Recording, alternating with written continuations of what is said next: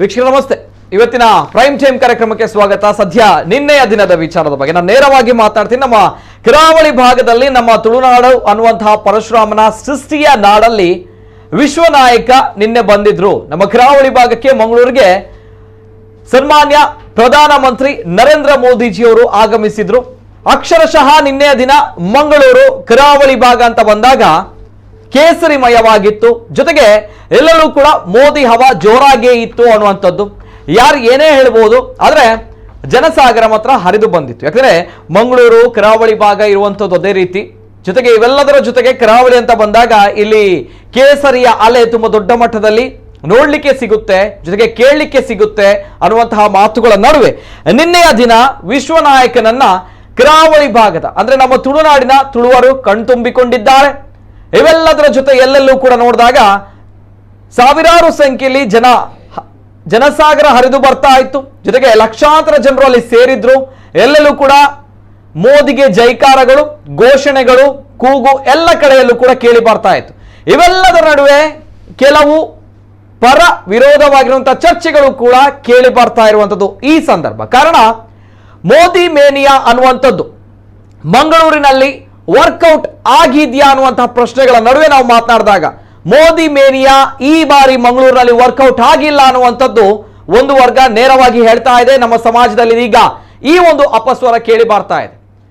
Pass or file ಅಂತ ಬಂದಾಗ Modi mania pass ಆಗಿದೆ, ಮೋದಿ ಮೇನಿಯಾ ಫೈಲ್ ಆಗಿದೆ ಅನ್ನುವಂತಹ ವಾದವು ಕೂಡ ನಮ್ಮ ಸಮಾಜದ ಮುಂದೆ ಇರುವಂತದ್ದು, ನಮ್ಮ ಮುಂದೆ ಇರುವಂತದ್ದು.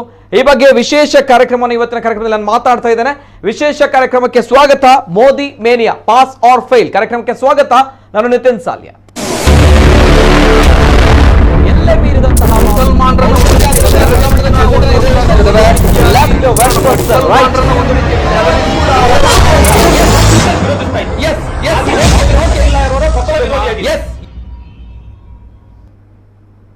ಮಂಗಳೂರಿನಲ್ಲಿ ಮೋದಿ ಮೇನಿಯಾ ವರ್ಕೌಟ್ ಆಯ್ತಾ, ಪಾಸ್ ಆರ್ ಫೇಲ್ ಅನ್ನುವಂತಹ ಪ್ರಶ್ನೆ ಯಾಕೆ ಬಂತು ಅಂತ ಬಂದಾಗ ನೇರವಾಗಿ ಪ್ರಧಾನಿ ಮೋದಿ ಅವರ ಭಾಷಣದಿಂದಲೇ ಪ್ರಾರಂಭವಾಗಿದೆ. ಯಾಕಂದ್ರೆ ಪ್ರಧಾನಿ ಮೋದಿ ಅವರ ಭಾಷಣ ಈ ಹಿಂದೆ ಇದ್ದಂತಹ ಚಾರ್ಮ್ ಈ ಬಾರಿ ಇರಲಿಲ್ಲ ಅನ್ನುವಂಥದ್ದು ಕೇಳಲಿಕ್ಕೆ ಸ್ವಲ್ಪ ಸಪ್ಪೆಯಾಗಿತ್ತು ಅನ್ನುವಂತಹ ಒಂದು ವಿಮರ್ಶೆ ಒಂದ್ ಕಡೆ. ಆದ್ರೆ ಈ ಹಿಂದೆ ಪ್ರಧಾನಿ ಮೋದಿ ಅವರು ಈ ಭಾಗಕ್ಕೆ ಬಂದಾಗ ಇಲ್ಲಿ ಹೇಳಿ ಕೇಳಿ ತುಳುವರು, ಜೊತೆಗೆ ದಕ್ಷಿಣ ಕನ್ನಡ ಜಿಲ್ಲೆ ಕರಾವಳಿ ಭಾಗ ಬಿಜೆಪಿಯ ಪ್ರಯೋಗ ಶಾಲೆ, ಇಲ್ಲಿ ಪ್ರಾದೇಶಿಕವಾಗಿರುವಂತಹ ಭಾಷೆ ತುಳು ಜೊತೆಗೆ ಕನ್ನಡವನ್ನ ಬಳಕೆ ಮಾಡ್ತಾ ಇದ್ರು. ಆದ್ರೆ ಈ ಬಾರಿ ಯಾವುದೇ ರೀತಿಯ ಕನ್ನಡ ಮತ್ತು ತುಳು ಭಾಷೆಯನ್ನ ಬಳಕೆ ಮಾಡದೆ ನರೇಂದ್ರ ಮೋದಿ ಅವರು ನೇರವಾಗಿ ವಿಚಾರವನ್ನ ಪ್ರಸ್ತಾಪ ಮಾಡ್ತಾರೆ. ಜೊತೆಗೆ ಸರ್ಕಾರದ ಬಗ್ಗೆ, ಜೊತೆಗೆ ಆಡಳಿತ ಪಕ್ಷದ ಬಗ್ಗೆ, ರಾಜಕೀಯವಾಗಿ ಅಥವಾ ಹಿಂದುತ್ವದ ವಿಚಾರವಾಗಿ ಯಾವುದೇ ರೀತಿಯ ಮಾತುಗಳನ್ನ ಆಡಲಿಲ್ಲ. ಬಟ್ ಇದನ್ನ ಈ ಭಾಗದ ಜನರು ಎಕ್ಸ್ಪೆಕ್ಟ್ ಮಾಡ್ತಾ ಇದ್ರು ಅನ್ನುವಂಥದ್ದು ಮತ್ತೊಂದು ವಿಮರ್ಶೆ.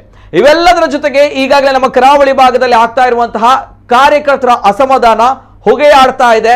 ಇದರ ಬಗ್ಗೆ ಏನಾದರೂ ಮಾತಾಡ್ತಾರಂತ ಬಂದಾಗ ನೋ ಡೌಟ್ ಇದರ ಬಗ್ಗೆ ಕೂಡ ಮಾತನಾಡಲಿಲ್ಲ ಅನ್ನುವಂಥದ್ದು ಮತ್ತೊಂದು ವಿಮರ್ಶೆ. ಜೊತೆಗೆ ಬಿಜೆಪಿಯ ನಾಯಕರು, ಪ್ರಬಲ ನಾಯಕರು ಏನಿದ್ದಾರೆ, ಜನಪ್ರತಿನಿಧಿಗಳು, ಅವರ ವಿರುದ್ಧವಾಗಿ ಕೇಳಿ ಬಂದಿರುವಂತಹ ಅಪಸ್ವರದ ಬಗ್ಗೆ ನರೇಂದ್ರ ಮೋದಿ ಅವರು ಮಾತಾಡ್ತಾರಂತ ಬಂದಾಗ ಮಾತನಾಡಲಿಲ್ಲ. ನೇರವಾಗಿ ನಮ್ಮ ಜಿಲ್ಲೆಯ ಸಂಸದರಾಗಿರ್ಬೋದು, ಈ ಹಿಂದಿನ ಮಾನ್ಯ ಮುಖ್ಯಮಂತ್ರಿಗಳು, ಮಾಜಿ ಮುಖ್ಯಮಂತ್ರಿಗಳು BSY ಅವರ ಹೆಸರನ್ನು ಕೂಡ ಪ್ರಸ್ತಾಪ ಮಾಡಲಿಲ್ಲ. ಇಂತಹ ಟೀಕೆ ಟಿಪ್ಪಣಿಗಳ ನಡುವೆ ನಾನು ಕಾರ್ಯಕ್ರಮವನ್ನು ಪ್ರಾರಂಭ ಮಾಡ್ತೀನಿ. ಜೊತೆಗೆ ನಿನ್ನೆಯ ದಿನ ನಡೆದಿರುವಂತಹ ಮೋದಿ ಮೇನೆಯ ಮೋದಿ ಅಲೆಯ ಬಗ್ಗೆ ಕಂಪ್ಲೀಟ್ ಡೀಟೇಲ್ಸ್ ಬರ್ತಾ ಇದೆ, ನೋಡ್ಕೊಂಬನ್ನಿ. ಮಂಗಳೂರಿನಲ್ಲಿ ಪ್ರಧಾನಿ ಮೋದಿ ಹವಾ. ವಿಶ್ವ ನಾಯಕನನ್ನ ಕಣ್ತುಂಬಿಕೊಂಡ ತುಳುವರು. ಪ್ರಧಾನಿ ನರೇಂದ್ರ ಮೋದಿ ಮಂಗಳೂರಿಗೆ ಭೇಟಿ ನೀಡಿದ್ದು ಹಲವು ಯೋಜನೆಗಳನ್ನ ಉದ್ಘಾಟನೆ ಮಾಡಿದ್ದಾರೆ. ಮೋದಿ ಸಮಾವೇಶದಲ್ಲಿ ಲಕ್ಷಾಂತರ ಸಂಖ್ಯೆಯಲ್ಲಿ ಜನರು ಸೇರಿದ್ರು.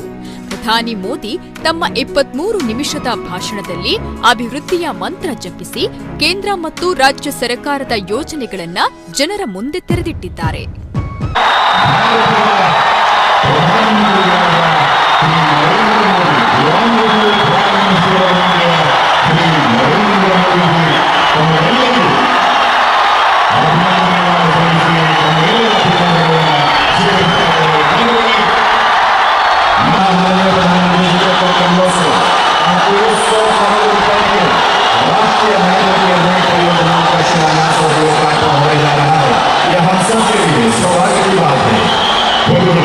भारत माता की, भारत माता की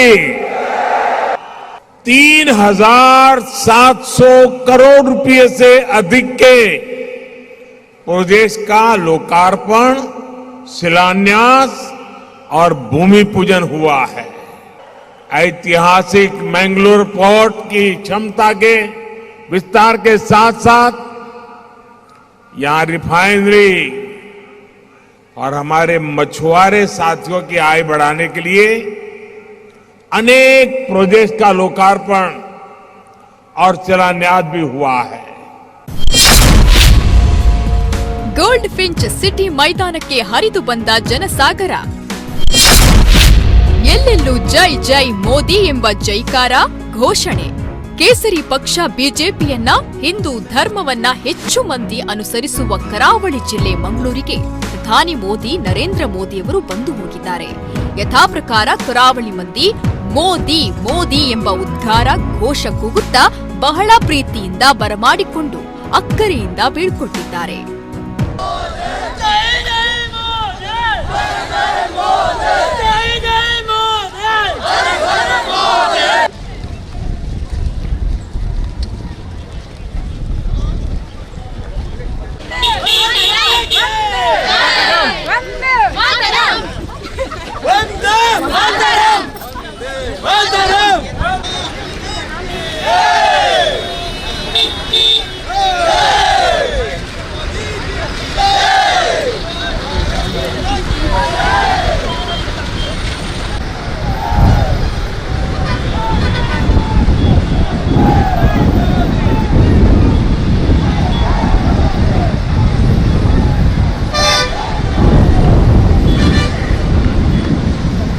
Modi, Modi, Modi, Modi, Modi, Modi, Modi, Modi, Modi, Modi, Modi, Modi, Modi, Modi, Modi,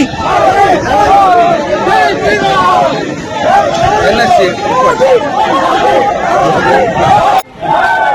Bharat Mata ki jai! Bharat Mata ki jai! Modi ji, Modi ji.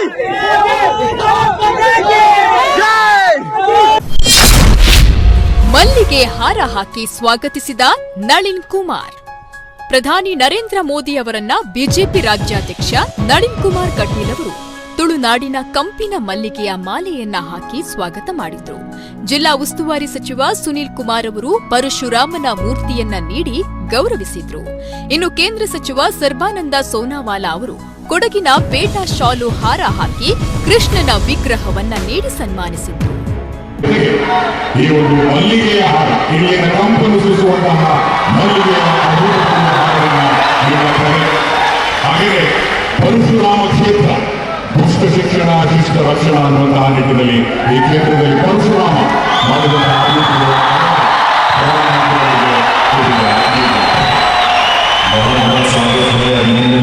प्रधानमंत्री महोदय का 3,800 ಕೋಟಿ ರೂಪಾಯಿ ಮೊತ್ತದ ಯೋಜನೆಗಳ ಲೋಕಾರ್ಪಣೆ.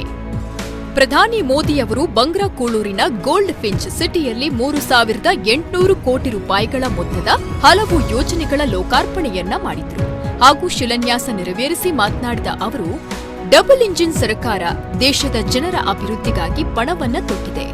ಸ್ವಾತಂತ್ರ್ಯದ ಅಮೃತ ಮಹೋತ್ಸವದ ಸಂದರ್ಭದಲ್ಲಿ ಅಭಿವೃದ್ಧಿಯತ್ತ ಮಹತ್ವದ ಗುರಿಯನ್ನ ಇಡಬೇಕಾಗಿದೆ. ದೇಶದ ಜನತೆಯ ಗೌರವಯುತ ಜೀವನಕ್ಕಾಗಿ ನೀರು, ವಿದ್ಯುತ್, ಟಾಯ್ಲೆಟ್ ಅಗತ್ಯವಾಗಿದೆ. ಆದ್ರಿಂದ 3 ಕೋಟಿ ಜನರಿಗೆ ವಸತಿಯನ್ನ ನೀಡಲಾಗಿದೆ. ಜಲಜೀವನ್ ಯೋಜನೆಯಡಿ ಪ್ರತಿ ಮನೆಗೆ ನೀರು ತಲುಪಲಿದೆ. ಆಯುಷ್ಮಾನ್ ಭಾರತ್ ಯೋಜನೆಯಡಿ 4 ಕೋಟಿ ಜನರಿಗೆ ಉಚಿತ ಆಸ್ಪತ್ರೆ ಸೌಲಭ್ಯ ಸಿಗುತ್ತೆ. ಕರ್ನಾಟಕದಲ್ಲಿ 30 ಲಕ್ಷ ಜನರು ಈ ಯೋಜನೆಯ ಲಾಭವನ್ನ ಪಡೆದುಕೊಂಡಿದ್ದಾರೆ ಅಂತ ಹೇಳಿದರು. ಇತರೆ ಸರಕು ನಿರ್ವಹಣೆಗಾಗಿ ಬಸ್ ಸಂಖ್ಯೆ 14ರ ಯಾಂತ್ರೀಕರಣ.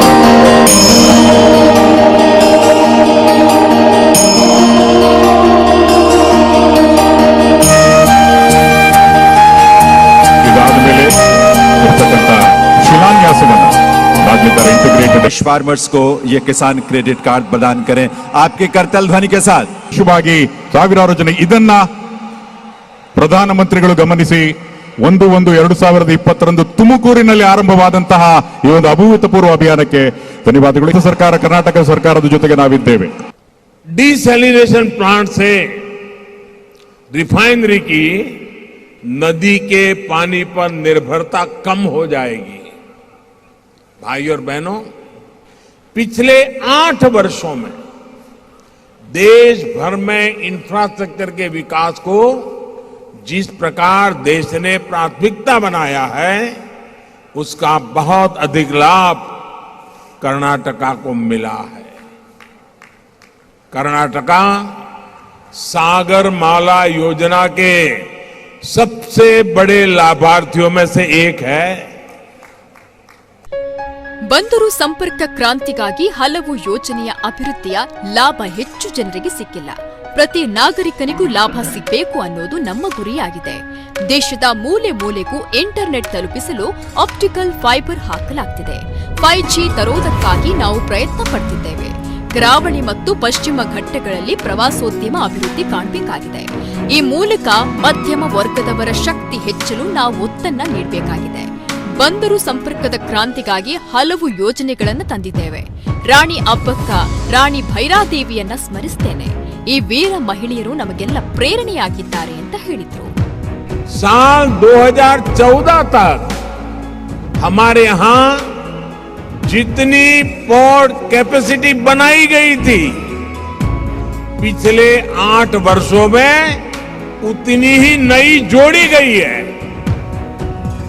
मैंगलोर पोर्ट में जो टेक्नोलॉजी से जुड़ी नई सुविधाएं जोड़ी गई है, इससे इसकी कैपेसिटी और एफिशिएंसी दोनों बढ़ने वाला है। ಬಂಗ್ರಾಕೂಳೂರಿನಲ್ಲಿ ಸರ್ಕಾರದ ಅಧಿಕೃತ ಕಾರ್ಯಕ್ರಮ ಮುಗಿಸಿ ತೆರಳುತ್ತಾ ಇದ್ದ ಪ್ರಧಾನಿ ಮೋದಿಯವರ ಕಾರಿನತ್ತ ಓಡಿದ ಬಿಜೆಪಿ ಕಾರ್ಯಕರ್ತನನ್ನ ಪೊಲೀಸರು ತಡೆದಿದ್ರು. ಕಾರ್ಯಕ್ರಮದ ಬಳಿಕ ಮೋದಿಯವರ ಎಸ್ಪಿಜಿ ವಾಹನ ತೊಡಕಾಗಿತ್ತು.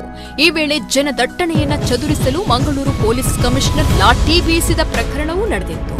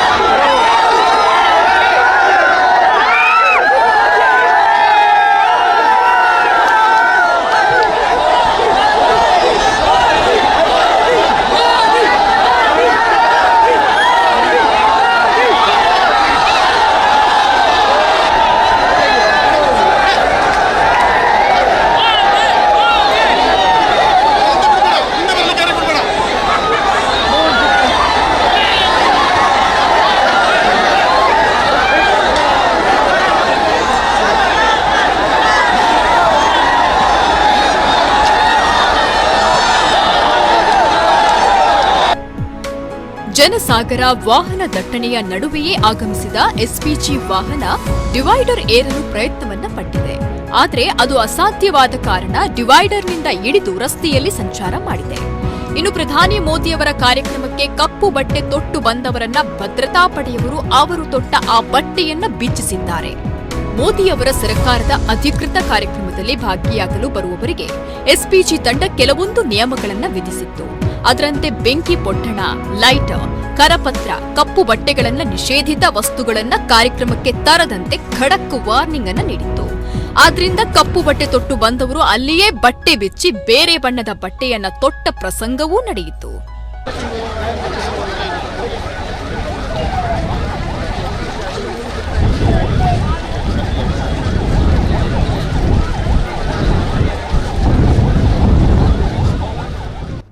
ಇದು ನಿನ್ನೆಯ ದಿನ ಪ್ರಧಾನಮಂತ್ರಿ ನರೇಂದ್ರ ಮೋದಿ ಅವರು ಕರಾವಳಿ ಭಾಗದ ಮಂಗಳೂರಿನ ಗೋಲ್ಡ್ ಫಿನ್ ಸಿಟಿ ಮೈದಾನದಲ್ಲಿ ಬೃಹತ್ ಸಮಾವೇಶವನ್ನ ಉದ್ದೇಶಿಸಿ ಮಾತನಾಡಿದರು. ಜೊತೆಗೆ ಆ ಸಂದರ್ಭ ಯಾವ ರೀತಿ ದೃಶ್ಯಾವಳಿಗಳು ನಮಗೆ ಕಾಣಲಿಕ್ಕೆ ಸಿಕ್ಕಿದೆ, ಈ ಬಗ್ಗೆ ಸಂಕ್ಷಿಪ್ತವಾಗಿರುವಂತಹ ವಿವರಣೆಯನ್ನ ನಾವು ನಮ್ಮ ಪ್ಯಾಕೇಜ್ ಮೂಲಕ ನೀಡಿದ್ದೇವೆ. ಜೊತೆಗೆ ನಾನು ಚರ್ಚೆನ ಪ್ರಾರಂಭ ಮಾಡಬೇಕು. ನಮ್ಮ ಜೊತೆ ಅತಿಥಿಗಳು ಜಾಯಿನ್ ಆಗಿದ್ದಾರೆ. ಯಾಕಂದ್ರೆ ಇದೇ ಒಂದು ಸುದ್ದಿ. ಯಾಕಂದ್ರೆ ಒಂದು ವಾರದ ಹಿಂದೆ ಈ ಮೋದಿ ಮೇನಿಯಾ ವರ್ಕೌಟ್ ಆಗುತ್ತಾ ಅನ್ನುವಂತಹ ಪ್ರಶ್ನೆ, ಈ ಬೃಹತ್ ಸಮಾವೇಶ ಸಕ್ಸಸ್ ಆಗುತ್ತಾ ಅನ್ನುವಂತಹ ಪ್ರಶ್ನೆ. ಯಾಕಂದ್ರೆ ಗಣೇಶ ಚತುರ್ಥಿ ಒಂದ್ ಕಡೆ ಆದ್ರೆ ಇನ್ನೊಂದ್ ಕಡೆ ನಮ್ಮ ಕರಾವಳಿ ಭಾಗದಲ್ಲಿ ಈಗಾಗಲೇ ಭುಗಿಲೆದ್ದಿರುವಂತಹ ಅಸಮಾಧಾನ, ಜೊತೆಗೆ ಇವೆಲ್ಲದರ ನಡುವೆ ಸಕ್ಸಸ್ ಆಗುತ್ತಾ ಅನ್ನುವಂತಹ ಪ್ರಶ್ನೆ. ಈಗ ಬೃಹತ್ ಸಮಾವೇಶ ಮುಗ್ದಿದೆ. ಕರಾವಳಿ ಭಾಗದ ಜನರು ತುಳುವರು ಮೋದಿಯವರನ್ನ ನೋಡಿ ಆಗಿದೆ, ಕಣ್ತುಂಬಿಕೊಂಡು ಆಗಿದೆ. ಈಗ ಬರುವಂತಹ ಪ್ರಶ್ನೆ, ಮೋದಿ ಮೇನಿಯಾ ಪ್ಲಸ್ ಆಯ್ತಾ ಮೈನಸ್ ಆಯ್ತಾ, ವರ್ಕೌಟ್ ಆಯ್ತಾ, ಈ ಪ್ರಶ್ನೆಯನ್ನ ಕೇಳ್ತಾ ಇದ್ದಾರೆ. ಮಾತನಾಡಬೇಕು ಕೆಲವು ವಿಚಾರದ ಬಗ್ಗೆ. ನಾನು ನೇರವಾಗಿ ನನ್ನ ಇವತ್ತಿನ ಕಾರ್ಯಕ್ರಮದಲ್ಲಿ ಅತಿಥಿಗಳು ಜಾಯಿನ್ ಆಗಿದ್ದಾರೆ. ಮೊದಲದಾಗಿ ಬಿಜೆಪಿ ವಕ್ತಾರರು RC ನಾರಾಯಣ ಅವರಿದ್ದಾರೆ. ಆತ್ಮೀಯವಾಗಿರುವಂತಹ ಸ್ವಾಗತ RC ನಾರಾಯಣ ಅವರಿಗೆ. ನಮಸ್ತೆ ಸರ್. ಅದೇ ರೀತಿ ನಮ್ಮ ಜೊತೆ ಮತ್ತೊಬ್ರು ಅತಿಥಿ ಇದ್ದಾರೆ, ಮೋದಿ ಅಭಿಮಾನಿ. ಬಹುಶಃ ಮೋದಿ ಅವರು ಕರಾವಳಿ ಭಾಗಕ್ಕೆ ಮಂಗಳೂರಿಗೆ ಬರ್ತಾರೆ ಅಂತ ಬಂದಾಗ ಈ ಸಂದರ್ಭ ಮತ್ತೊಬ್ಬ ವ್ಯಕ್ತಿ ಬಹಳಷ್ಟು ಮಟ್ಟದಲ್ಲಿ ಪ್ರಸಿದ್ಧಿಯನ್ನ ಪಡೆದುಕೊಳ್ತಾರೆ. ಅವರ ಹೆಸರು ಸಾಮಾಜಿಕ ಜಾಲತಾಣದಲ್ಲಿ ಹರಿದಾಡ್ತಾ ಇರುತ್ತೆ. ಜೊತೆಗೆ ಪರವಾಗಿರುವಂತಹ ವಿಚಾರಗಳು ಇವರ ಪರವಾಗಿ ಬಂದ್ರೆ ಕೆಲವರು ಇವರನ್ನ ವಿರೋಧ ಮಾಡಿದವರು ಕೂಡ ಇದ್ದಾರೆ. ಮೋದಿ ಅಭಿಮಾನಿ. It's another one. ನಮ್ಮ ಜೊತೆ ಇವತ್ತಿನ ಕಾರ್ಯಕ್ರಮದಲ್ಲಿ ಮೊಹಮ್ಮದ್ ಬಂಟ್ವಾಳ ಇದ್ದಾರೆ. ಆತ್ಮೀಯವಾಗಿರುವಂತಹ ಸ್ವಾಗತವನ್ನ ಮಾಡ್ತಾ ಇದ್ದೇನೆ ಬಂಟ್ವಾಳದ ಮೊಹಮ್ಮದ್ ಅವರಿಗೆ. ನಮಸ್ತೆ ಸರ್. ಓಕೆ, ಇಬ್ರು ಅತಿಥಿಗಳು ಕೂಡ ಇವತ್ತಿನ ಕಾರ್ಯಕ್ರಮದಲ್ಲಿ ಜಾಯಿನ್ ಆಗಿದ್ದಾರೆ. ಮೊಹಮ್ಮದ್ ಬಂಟ್ವಾಳ ಅಂತ ಬಂದಾಗ ತಮಗೆ ಗೊತ್ತಿದೆ, ಕಳೆದ ಬಾರಿ ನಾನು ಈ ಚರ್ಚೆಯಲ್ಲಿ ಪಾಲ್ಗೊಂಡಾಗ ನನ್ನ ಜೊತೆ ಬಿಜೆಪಿ ವಕ್ತಾರೊಬ್ಬರು ಇದ್ರು, ಜಗದೀಶ್ ಶೆಣವ್ ಅವರು. ಆ ಸಂದರ್ಭ ನನಗೆ ಮೋದಿ ಅವರನ್ನ ಹತ್ರದಿಂದ ನೋಡಬೇಕು ಅನ್ನುವಂಥದ್ದು, ಮೋದಿ ಅವರನ್ನ ಹತ್ರದಿಂದ ನೋಡ್ಬೇಕು, ನನಗೆ VVIP ಪಾಸ್ ಸಿಗ್ಬಹುದಾ ಅನ್ನುವಂಥದ್ದು. ಈ ಸಂದರ್ಭ VVIP ಪಾಸ್ ಸಿಕ್ಕಿದೆ ಮೊಹಮ್ಮದ್ ಬಂಟ್ವಾಳ ಅವರಿಗೆ. ಜೊತೆಗೆ ಹತ್ರದಿಂದ ಮೋದಿ ಅವರನ್ನು ನೋಡಿದ್ದಾರೆ, ಖುಷಿ ಇದೆ, ಸಂತೋಷ ಇದೆ. ಮಾಧ್ಯಮಗಳಲ್ಲಿ ಇವ್ರದೇ ಸುದ್ದಿ, ಮೋದಿ ಅವರು ಮಂಗಳೂರಿಗೆ ಬರ್ತಾ ಇದ್ದಾರೆ ಅಂತ ಬಂದಾಗ ಮೊಹಮ್ಮದ್ ಅವರು ಹೇಳಿರುವಂತಹ ಹೇಳಿಕೆ, ಜೊತೆಗೆ ನಾನು ಮೋದಿಯನ್ನ ಹತ್ರದಿಂದ ನೋಡಬೇಕು ಅನ್ನುವಂತಹ ಒಂದು ಆಸೆ, ಕೊನೆಗೂ ಕೂಡ ಆ ಆಸೆ ಈಡೇರಿದೆ. ಹಾಗಾಗಿ ಹೇಗಿತ್ತು ಅನುಭವ ಅನ್ನುವಂಥದ್ದು ನಾನು ಫಸ್ಟ್ ರಿಯಾಕ್ಷನ್ ತಮ್ಮಲ್ಲೇ ಬರ್ತೀನಿ, ತದನಂತರ ನಾನು ಬಿಜೆಪಿ ಅವ್ರ ಜೊತೆ ಹೋಗ್ತೀನಿ. ಹೇಗಿತ್ತು ಸರ್ ಫಸ್ಟ್ ರಿಯಾಕ್ಷನ್? ತಮ್ಮ ಒಂದು ಆಸೆ ಈಡೇರಿದೆ, ತಮ್ಮ ಒಂದು ಕನಸು ಈಡೇರಿದೆ, ಮೋದಿ ಅವರನ್ನ ಬಹಳ ಹತ್ರದಿಂದ ನೋಡಬೇಕು ಅನ್ನುವಂಥದ್ದು. ಹೇಗಾಯ್ತು, ಹೇಗಿತ್ತು ಆ ಎಕ್ಸ್ಪೀರಿಯನ್ಸ್, ಹೇಗಿತ್ತು ಅನುಭವ? Yes sir. ಅದೇ ಸರ್, 2 ತಾರೀಕಿಗೆ ಡೇಟ್ ಫಿಕ್ಸ್ ಆಗಿದೆ, ಅವ್ರು ಬರ್ತಾರೆ ಅಂತ. ಆವಾಗಲೇ ನನಗೆ ಒಂದಿತ್ತು, ಅವ್ರ ಹತ್ತಿರದಿಂದ ನೋಡಬೇಕು ಒಂದು ಆಸೆ ಇತ್ತು. ಆದರೆ ಅದು ಬಿಜೆಪಿ ಬಂಟ್ವಾಳ, ನಮ್ಮ ಕ್ಷೇತ್ರ ಬಂಟ್ವಾಳ, ಅಲ್ಲಿ ಹೋಗಿ ಒಂದು ಪಾಸ್ ಕೇಳಿದ್ರೆ ಕೊಡಬಹುದು ಇವರು? ಇಲ್ಲ, ಅದು ಕೊಡ್ಲಿಕ್ಕಿಲ್ಲ, ಎಲ್ಲ ಕಾರ್ಯಕರ್ತರಿಗೆ ಕೊಡ್ಬೇಕಲ್ಲ. ಹಾಗಾದರೆ ಆನಂತರ ಅದೇ ಒಂದು ಇದರಲ್ಲಿ ಇದೆ ಆಲೋಚನೆಯಲ್ಲಿ, ಹೇಗೆ ನೋಡುದು, ಹತ್ತಿರ ಹೋಗುದು, ಇವರ ಹತ್ರ ನೋಡ್ಬೇಕು ಅಲ್ವ ನಮ್ಮ ಪ್ರಧಾನಮಂತ್ರಿಯವರು ಹತ್ತಿರದಿಂದ. ಆವಾಗಲೇ ನಿಮ್ಮ ಟಿವಿಯಲ್ಲಿ ಒಂದು ಪ್ರೋಗ್ರಾಮ್ ಇತ್ತು ಲೈವ್ ಆಗಿ, ಅದಕ್ಕೆ ನಾನು ಕರೆ ಮಾಡುವಾಗ ನಮಗೆ ನಿಮ್ಮ ಲೈನ್ ಸಿಕ್ಕಿತ್ತು. ನಮ್ಮ ಅವರು ಜಗದೀಶ್ ಸರ್ ಕುತ್ಕೊಂಡಿದ್ರು ಇಲ್ಲಿ, ಅವರ ಹತ್ರ ಒಂದು ಅವಕಾಶ ಸರ್, ನನಗೆ ಸ್ವಲ್ಪ ಹತ್ತಿರದಿಂದ ನೋಡಬಹುದಾ ನಮ್ಮ ಪ್ರಧಾನಮಂತ್ರಿ ಅವರನ್ನು. ಅದಕ್ಕೆ ಅವರು ಹೇಳಿದ್ರು, ನೋಡುವ, ನಾನು ಟ್ರೈ ಮಾಡ್ತೀನಿ, ಹತ್ತಿರ ಅಲ್ಲ ಒಂದು 70 ಫೀಟ್ ಹಂತದಲ್ಲಿ ನೋಡುವ ಅಂತ. ಆವಾಗ ನನಗೆ ತುಂಬ ಖುಷಿ ಆಯಿತು. ಆಮೇಲೆ ನಾನು ಅವರ ಹತ್ರ ಹೋಗಿ, ಇದರಲ್ಲಿ ವೈರಲ್ ಆಯ್ತಲ್ಲ, ಇದರಲ್ಲೆಲ್ಲ ಕೇಳಿದ್ದಾರೆ ಅಂತ ಮಾಧ್ಯಮಗಳಲ್ಲಿ ವೈರಲ್ ಆಯ್ತು. ಆ ನಂತರ ಅವರು ನನ್ನ ಕರೆದು ಪಾಸ್ ಕೊಟ್ಟರು. ಆ ನಂತರ ಅಲ್ಲಿ ಹೋದೆ ನಾನು, ಆ ಟೈಮ್ ನಿನ್ನೆ ಬಂದಿದ್ರಲ್ಲ, ಹೋದೆ. ನೋಡುವಾಗ ಅಲ್ಲಿ ಹೋದೆ, ನಾನು ಹೋಗುವಾಗ ಸ್ವಲ್ಪ ಲೇಟ್ ಆಗಿತ್ತು. ಒಳಗೆ ಹೋಗಿ ನೋಡುವಾಗ ಮತ್ತೆ ಇನ್ನೂ ಹತ್ತಿರ ಹೋಗ್ಬೇಕು ಅಂತ ಕಾಣ್ತದೆ ನನಗೆ ಪೊಸಿಷನ್ ನೋಡುವಾಗ. ಅಲ್ಲಿ ಏನಂದ್ರೆ ಅಲ್ಲಿ ಸಾಧ್ಯ ಆಗಲಿಲ್ಲ, ಅಷ್ಟೊಂದು ಜನ ಇತ್ತು. ನೋಡುವಾಗ ಜನ ನೋಡಿಯೇ ಎದುರಿದ್ದೀನಿ ನಾನು, ಇಷ್ಟೊಂದು ಜನ ಬಂದಿದೆ ಅಲ್ವಾ ಅಂತ. ಅಂದ್ರೆ ಅವರ ನಿರೀಕ್ಷೆ ಏನಿತ್ತು ನನಗೆ ಗೊತ್ತಿಲ್ಲ, 2 ಲಕ್ಷ ಜನ ಇತ್ತು. ಆಗ ಅಲ್ಲಿ ಬಂದದ್ದು 2 ಲಕ್ಷ ಅಲ್ಲ, ಅಲ್ಲಿ ಒಂದು ಡಬಲ್ ಆಗಿದೆ, ಅದರನ್ನು ಡಬಲ್ ಆಗಿದೆ. 2 ಲಕ್ಷ ಅಲ್ಲಿ ಒಳಗಡೆ ಎಲ್ಲ ಫುಲ್ ಆಗಿದೆ. ಆನಂತರ ಅದರ ಇದರಲ್ಲಿ ರೋಡಲ್ಲಿ ಇದ್ದಾರೆ ಅಂತ ಅದು ಮತ್ತೆ ಗೊತ್ತಾಯ್ತು ನಮಗೆ. ಒಳಗಡೆ ನಾವು ಹೋಗಿ ನಮ್ಗೆ ಗೊತ್ತಿಲ್ಲ ಅಲ್ವಾ. ಹಾಗೆ ಅವರು ಅಲ್ಲಿ ಇದ್ದು, ಅವರು ಜಗದೀಶ್ ಅವರೊಟ್ಟು ಮತ್ತೆ ಕೇಳಿದ್ದೀನಿ, ಒಂದು ಮತ್ತೆ ಹತ್ತಿರ ಹೋಗ್ಲಿಕ್ಕೆ ಒಂದು ಪರ್ಮಿಷನ್ ಕೊಡಿ ಅಂತ. ಅವ್ರು ಸಾಕು ಅಂತ ಮಾತಾಡಿದ್ದೀನಿ, ಅವ್ರ ಹತ್ರ ಮಾತಾಡಿದ್ದೀನಿ. ಇನ್ನೂ ಸ್ವಲ್ಪ ಹತ್ತಿರ ಕರ್ಕೊಂಡು ಹೋಗಿ ಸರ್, ನಮ್ಮ ಪ್ರಧಾನಮಂತ್ರಿ ಹತ್ತಿರ ನೋಡ್ಬಹುದು ಅಂತ. ಅದಕ್ಕೆ ಅಲ್ಲಿ ಆ ಜನಸಾಗರ ಆಗಿ ಇತ್ತು, ಅದನ್ನು ನಮಗೆ ಅವಕಾಶ ಆಗ್ಲಿಲ್ಲ. ಆದ್ರೂ ನನಗೆ ತುಂಬಾ ಖುಷಿ ಉಂಟು, ಅಷ್ಟಾದ್ರೂ ನೋಡಿದ್ದೀನಿ ಅಲ್ವಾ. ನನ್ನ ಆಲೋಚನೆ ಹಾಗೆ ಇತ್ತು, ಈಗ ಬರ್ತಾರೆ 2 ತಾರೀಕಿಗೆ, ಇದರಲ್ಲಿಯೇ ನೋಡ್ಬೇಕು ಇವರನ್ನು, ಒಂದು ಸಂದರ್ಭ ಹೇಗಾದ್ರೂ ಮಾಡಿ ಹುಡುಕಬೇಕು ಅಂತ. ಆದ್ರೆ ಅದು ನನಗೆ ಆಯ್ತು, ಅದೇ ಖುಷಿ ನನಗೆ. ಖುಷಿ ಇದೆ ಈಗ ಮೋದಿ ಅವರು ತುಂಬಾ ಇದೆ ಸರ್, ತುಂಬಾ ಇದೆ, ತುಂಬಾ ಖುಷಿ ಇದೆ. ಅವತ್ತು ರಾತ್ರಿ ನನಗೆ ನಿದ್ರೆ ಬರ್ಲಿಲ್ಲ, ಬೆಳಿಗ್ಗೆ ನೋಡುದಲ್ವ ಮೋದಿ ಅವರದ್ದು ಅಂತ, ನಮ್ಮ ಪ್ರಧಾನಮಂತ್ರಿ ಅವರಲ್ಲ ಸರ್. ಅದಕ್ಕಾಗಿ ಒಂದು ನೋಡ್ಬೇಕು ಅಂತ ಇತ್ತು. ಆ ಆಸೆ ನನಗೆ ಕ್ಲಿಯರ್ ಆಗಿದೆ ಅಷ್ಟೇ. ಓಕೆ ಖುಷಿ ಇದೆ ಅಂತೂ ಅಲ್ವಾ? ಖುಷಿ ಇದೆ, ಖಂಡಿತ, ಮೋದಿ ಅವರನ್ನ ಹತ್ರದಿಂದ ನೋಡ್ಬೇಕು ಅನ್ನೋಂಥದ್ದು ವಿವಿಐಪಿ ಪಾಸ್ ಸಿಕ್ಕಿದೆ. ಸಿಕ್ಕಿದೆ. ಹಾಗಾಗಿ ತಾವು ಹತ್ರದಿಂದ ನೋಡಿದೀರಾ. ಬಹಳಷ್ಟು ಹತ್ರ ಅಂತ ಬಂದಾಗ ಅಲ್ಲಿ SPG ಪ್ರೋಟೋಕಾಲ್ ಆಗ್ಲಿಲ್ಲ, ಅಲ್ಲಿಂದ ವ್ಯವಸ್ಥೆ ಭದ್ರತೆ ಅಂತಿರುತ್ತೋ ಅದೇ ರೀತಿ ಇತ್ತು. ಅಲ್ಲಿ ಹೋಗ್ಲಿಕ್ಕೆ ಆಗ್ಲಿಲ್ಲ, ಜನವು ಜಾಸ್ತಿ ಇತ್ತಲ್ವಾ. ಅಷ್ಟೂ ಕೂಡ ಇದು ಸರ್ಕಾರಿ ಪ್ರಾಯೋಜಿತ ಕಾರ್ಯಕ್ರಮ. ಅದೇ ಸರ್ಕಾರಿ ಪಾರ್ಟಿಯಿಂದ ಅಥವಾ ಪಕ್ಷದ ಕಾರ್ಯಕ್ರಮ ಅಲ್ಲ. ಜೊತೆಗೆ ಆದ್ರೂ ಕೂಡ ಮೊಹಮ್ಮದ್ ಅವರಿಗೆ ಮೋದಿ ಅವರ ನೋಡ್ಬೇಕು ಅನ್ನೋ ಆಸೆ ಇತ್ತು. ಆಸೆ ಈಡೇರಿದೆ, ಖುಷಿ ಇದೆ, ಸಂತೋಷ ಇದೆ ಅನ್ನುವಂತಹ ವಿಚಾರ. ಹಾಗಾಗಿ ಕೆಲವು ಮೊಹಮ್ಮದ್ ಅವ್ರು ಹೇಗಿತ್ತು ಎಕ್ಸ್ಪೀರಿಯನ್ಸ್, ಯಾಕೆ ಮೋದಿ ಅಂದ್ರೆ ಇಷ್ಟ, ಯಾಕೆ ಇಷ್ಟು ತಾವು ಅವರನ್ನ ಅಭಿಮಾನಿಯಾಗಿದ್ದೀರಾ, ಎಲ್ಲ ವಿಚಾರದ ಬಗ್ಗೆ ನಾನು ಮಾತಾಡ್ತೇನೆ. ಬಿಫೋರ್ ದಟ್ ನಾನು ನೇರವಾಗಿ ಬಿಜೆಪಿ ವಕ್ತಾರರು ಜಾಸ್ತಿ ಕಾಯಿಸಲ್ಲ, RC ನಾರಾಯಣ ಅವರು ಹೇಗಿತ್ತು ಸರ್ ತಮ್ಮ ಒಂದು ಎಕ್ಸ್ಪೀರಿಯನ್ಸ್? ಮೋದಿ ಮೇನಿಯಾ ವರ್ಕೌಟ್ ಆಯ್ತು ಅನ್ನೋ ಪ್ರಶ್ನೆ ಇದನ್ನೇ ಕೇಳ್ತಾ ಇರೋದು. ಏನೋ ಮಾಡಿದ್ರಿ ತಾವುಗಳು ಸೇರ್ಕೊಂಡು, ಆದ್ರೆ ವರ್ಕೌಟ್ ಆಯ್ತು ಅಂದ್ರೆ ಇದು ಸರ್ಕಾರಿ ಪ್ರಾಯೋಜಿತ ಕಾರ್ಯಕ್ರಮ. ಆದ್ರೂ ಕೂಡ ನಮ್ಮ ಪಕ್ಷ ನಮ್ಮ ನಾಯಕ ಬರ್ತಾ ಇದೆ ಅನ್ನೋ ಲೆವೆಲ್ ಅಲ್ಲಿ ತಾವುಗಳು ಹೈಪ್ ತಗೊಂಡ್ರಿ. ಆದ್ರೆ ಎಷ್ಟು ವರ್ಕೌಟ್ ಆಯ್ತು, ಪಾಸ್ ಆಯ್ತಾ, ಫೈಲ್ ಆಯ್ತಾ ಈ ಪ್ರಶ್ನೆ ಕೇಳ್ತಾ ಇದ್ದಾರೆ. Yes sir, first reaction. ಒಂದು ವಿಶೇಷವಾಗಿ ಗಮನಿಸಬೇಕು, ನರೇಂದ್ರ ಮೋದಿ ಅನ್ನುವಂತ ಒಬ್ಬ ವಿಶ್ವ ನಾಯಕನ ಯಾವುದೇ ಕಾರ್ಯಕ್ರಮದಲ್ಲೂ ಕೂಡ ಫೇಲ್ ಅನ್ನೋ ಶಬ್ದಗಳು ಇತಿಹಾಸದಲ್ಲಿ ಇಲ್ಲ. ಇತಿಹಾಸ ನಿರ್ಮಾಣವನ್ನ ಮಾಡಬೇಕು ಅಂತ ಅಪೇಕ್ಷೆ ಪಟ್ಟಂತ ಮಂಗಳೂರು ಮತ್ತೊಮ್ಮೆ ದಕ್ಷಿಣ ಕನ್ನಡ ಜಿಲ್ಲೆಯಲ್ಲಿ ಇತಿಹಾಸವನ್ನ ನಿರ್ಮಾಣ ಮಾಡಿದೆ. ಯಾಕೆ ಇದನ್ನು ಉಲ್ಲೇಖ ಮಾಡ್ತೇನೆ ಅಂತ ಹೇಳಿದ್ರೆ, ಒಂದು ಸರ್ಕಾರಿ ಕಾರ್ಯಕ್ರಮವನ್ನ ಅದು ಕೂಡ ಕನಿಷ್ಠ ಸಮಯದಲ್ಲಿ ಒಂದು ವಾರದಲ್ಲಿ ಇಷ್ಟೊಂದು ಅದ್ದೂರಿಯಾಗಿ ಮತ್ತು ಜನ ಸೇರುವ ದೃಷ್ಟಿಯಲ್ಲಿ ಮಾಡುವಂತ ಆಲೋಚನೆಗಳನ್ನ ದಕ್ಷಿಣ ಕನ್ನಡ ಜಿಲ್ಲೆಯ ಪ್ರಮುಖರು, ಸರ್ಕಾರಿ ವ್ಯವಸ್ಥೆ ಇರಬಹುದು, ಬಿಜೆಪಿ ಇರಬಹುದು, ಎಲ್ಲರೂ ಕೂಡ ಸೇರಿಕೊಂಡು ಮಾಡಿದಂತ ಸಂದರ್ಭದಲ್ಲಿ ಆ ಒಂದು ಏನು ಹೈಪ್ ಕ್ರಿಯೇಟ್ ಆಯ್ತಾ ಅದು 100ಕ್ಕೆ 100 ಆಗಿದೆ. ದಕ್ಷಿಣ ಕನ್ನಡ ಜಿಲ್ಲೆಯ ಜನರ ಪ್ರೀತಿಯನ್ನ ಇವತ್ತು ನರೇಂದ್ರ ಮೋದಿ ಅವರು ಟ್ವೀಟ್ ಮುಖಾಂತರ ಹೇಳಿದ್ದಾರೆ. ನನ್ನ ಮಂಗಳೂರಿನ ಪ್ರೀತಿಯ ಒಂದು ವಿಶ್ವಾಸದ ಏನು ಜನರಿದ್ದಾರೆ ಅವರನ್ನು ಮತ್ತೊಮ್ಮೆ ನೆನಪು ಮಾಡ್ತೇನೆ ಅನ್ನೋಂಥ ಮಾತನ್ನ ಒಬ್ಬ ನರೇಂದ್ರ ಮೋದಿ ಹೇಳ್ತಾರಂತಾದ್ರೆ ಅದಕ್ಕಿಂತ ದೊಡ್ಡ ಖುಷಿ ದಕ್ಷಿಣ ಕನ್ನಡ ಜಿಲ್ಲೆಯವರಿಗಿಲ್ಲ.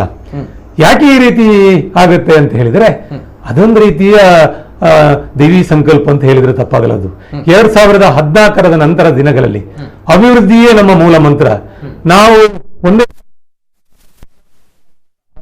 ಇಟ್ಟುಕೊಂಡು ಅಭಿವೃದ್ಧಿ ಮತ್ತು ಸಂಘಟನೆಯನ್ನ, ಈ ದೇಶದ ಬಲಿಷ್ಠತೆಯನ್ನ, ಈ ದೇಶವನ್ನ ಜಗದ್ಗುರುವಾಗಿ ನಿಲ್ಲಿಸಬೇಕು ಅಂತ ಹೊರಟಂತ ನಾಯಕನಿಗೆ ಆ ರೀತಿಯ ಪ್ರೀತಿಯನ್ನ ಒಂದು ತೋರ್ಪಡಿಸುವ ವ್ಯವಸ್ಥೆ ನಮ್ಮ ಜಿಲ್ಲೆಯಲ್ಲೇ ಆಗಿದೆ. ನಮ್ಮ ಜಿಲ್ಲೆ ಹೇಳಿಕೆಯಲ್ಲಿ ಬೇರೆ ಜಿಲ್ಲೆ ತರಹ ಅಲ್ಲ. ಯಾಕಂದ್ರೆ ಒಂದಷ್ಟು ಬುದ್ಧಿವಂತರ ಜಿಲ್ಲೆ, ಯಾರನ್ನೂ ಕೂಡ ಅಪ್ಪಿಕೊಳ್ಳುವ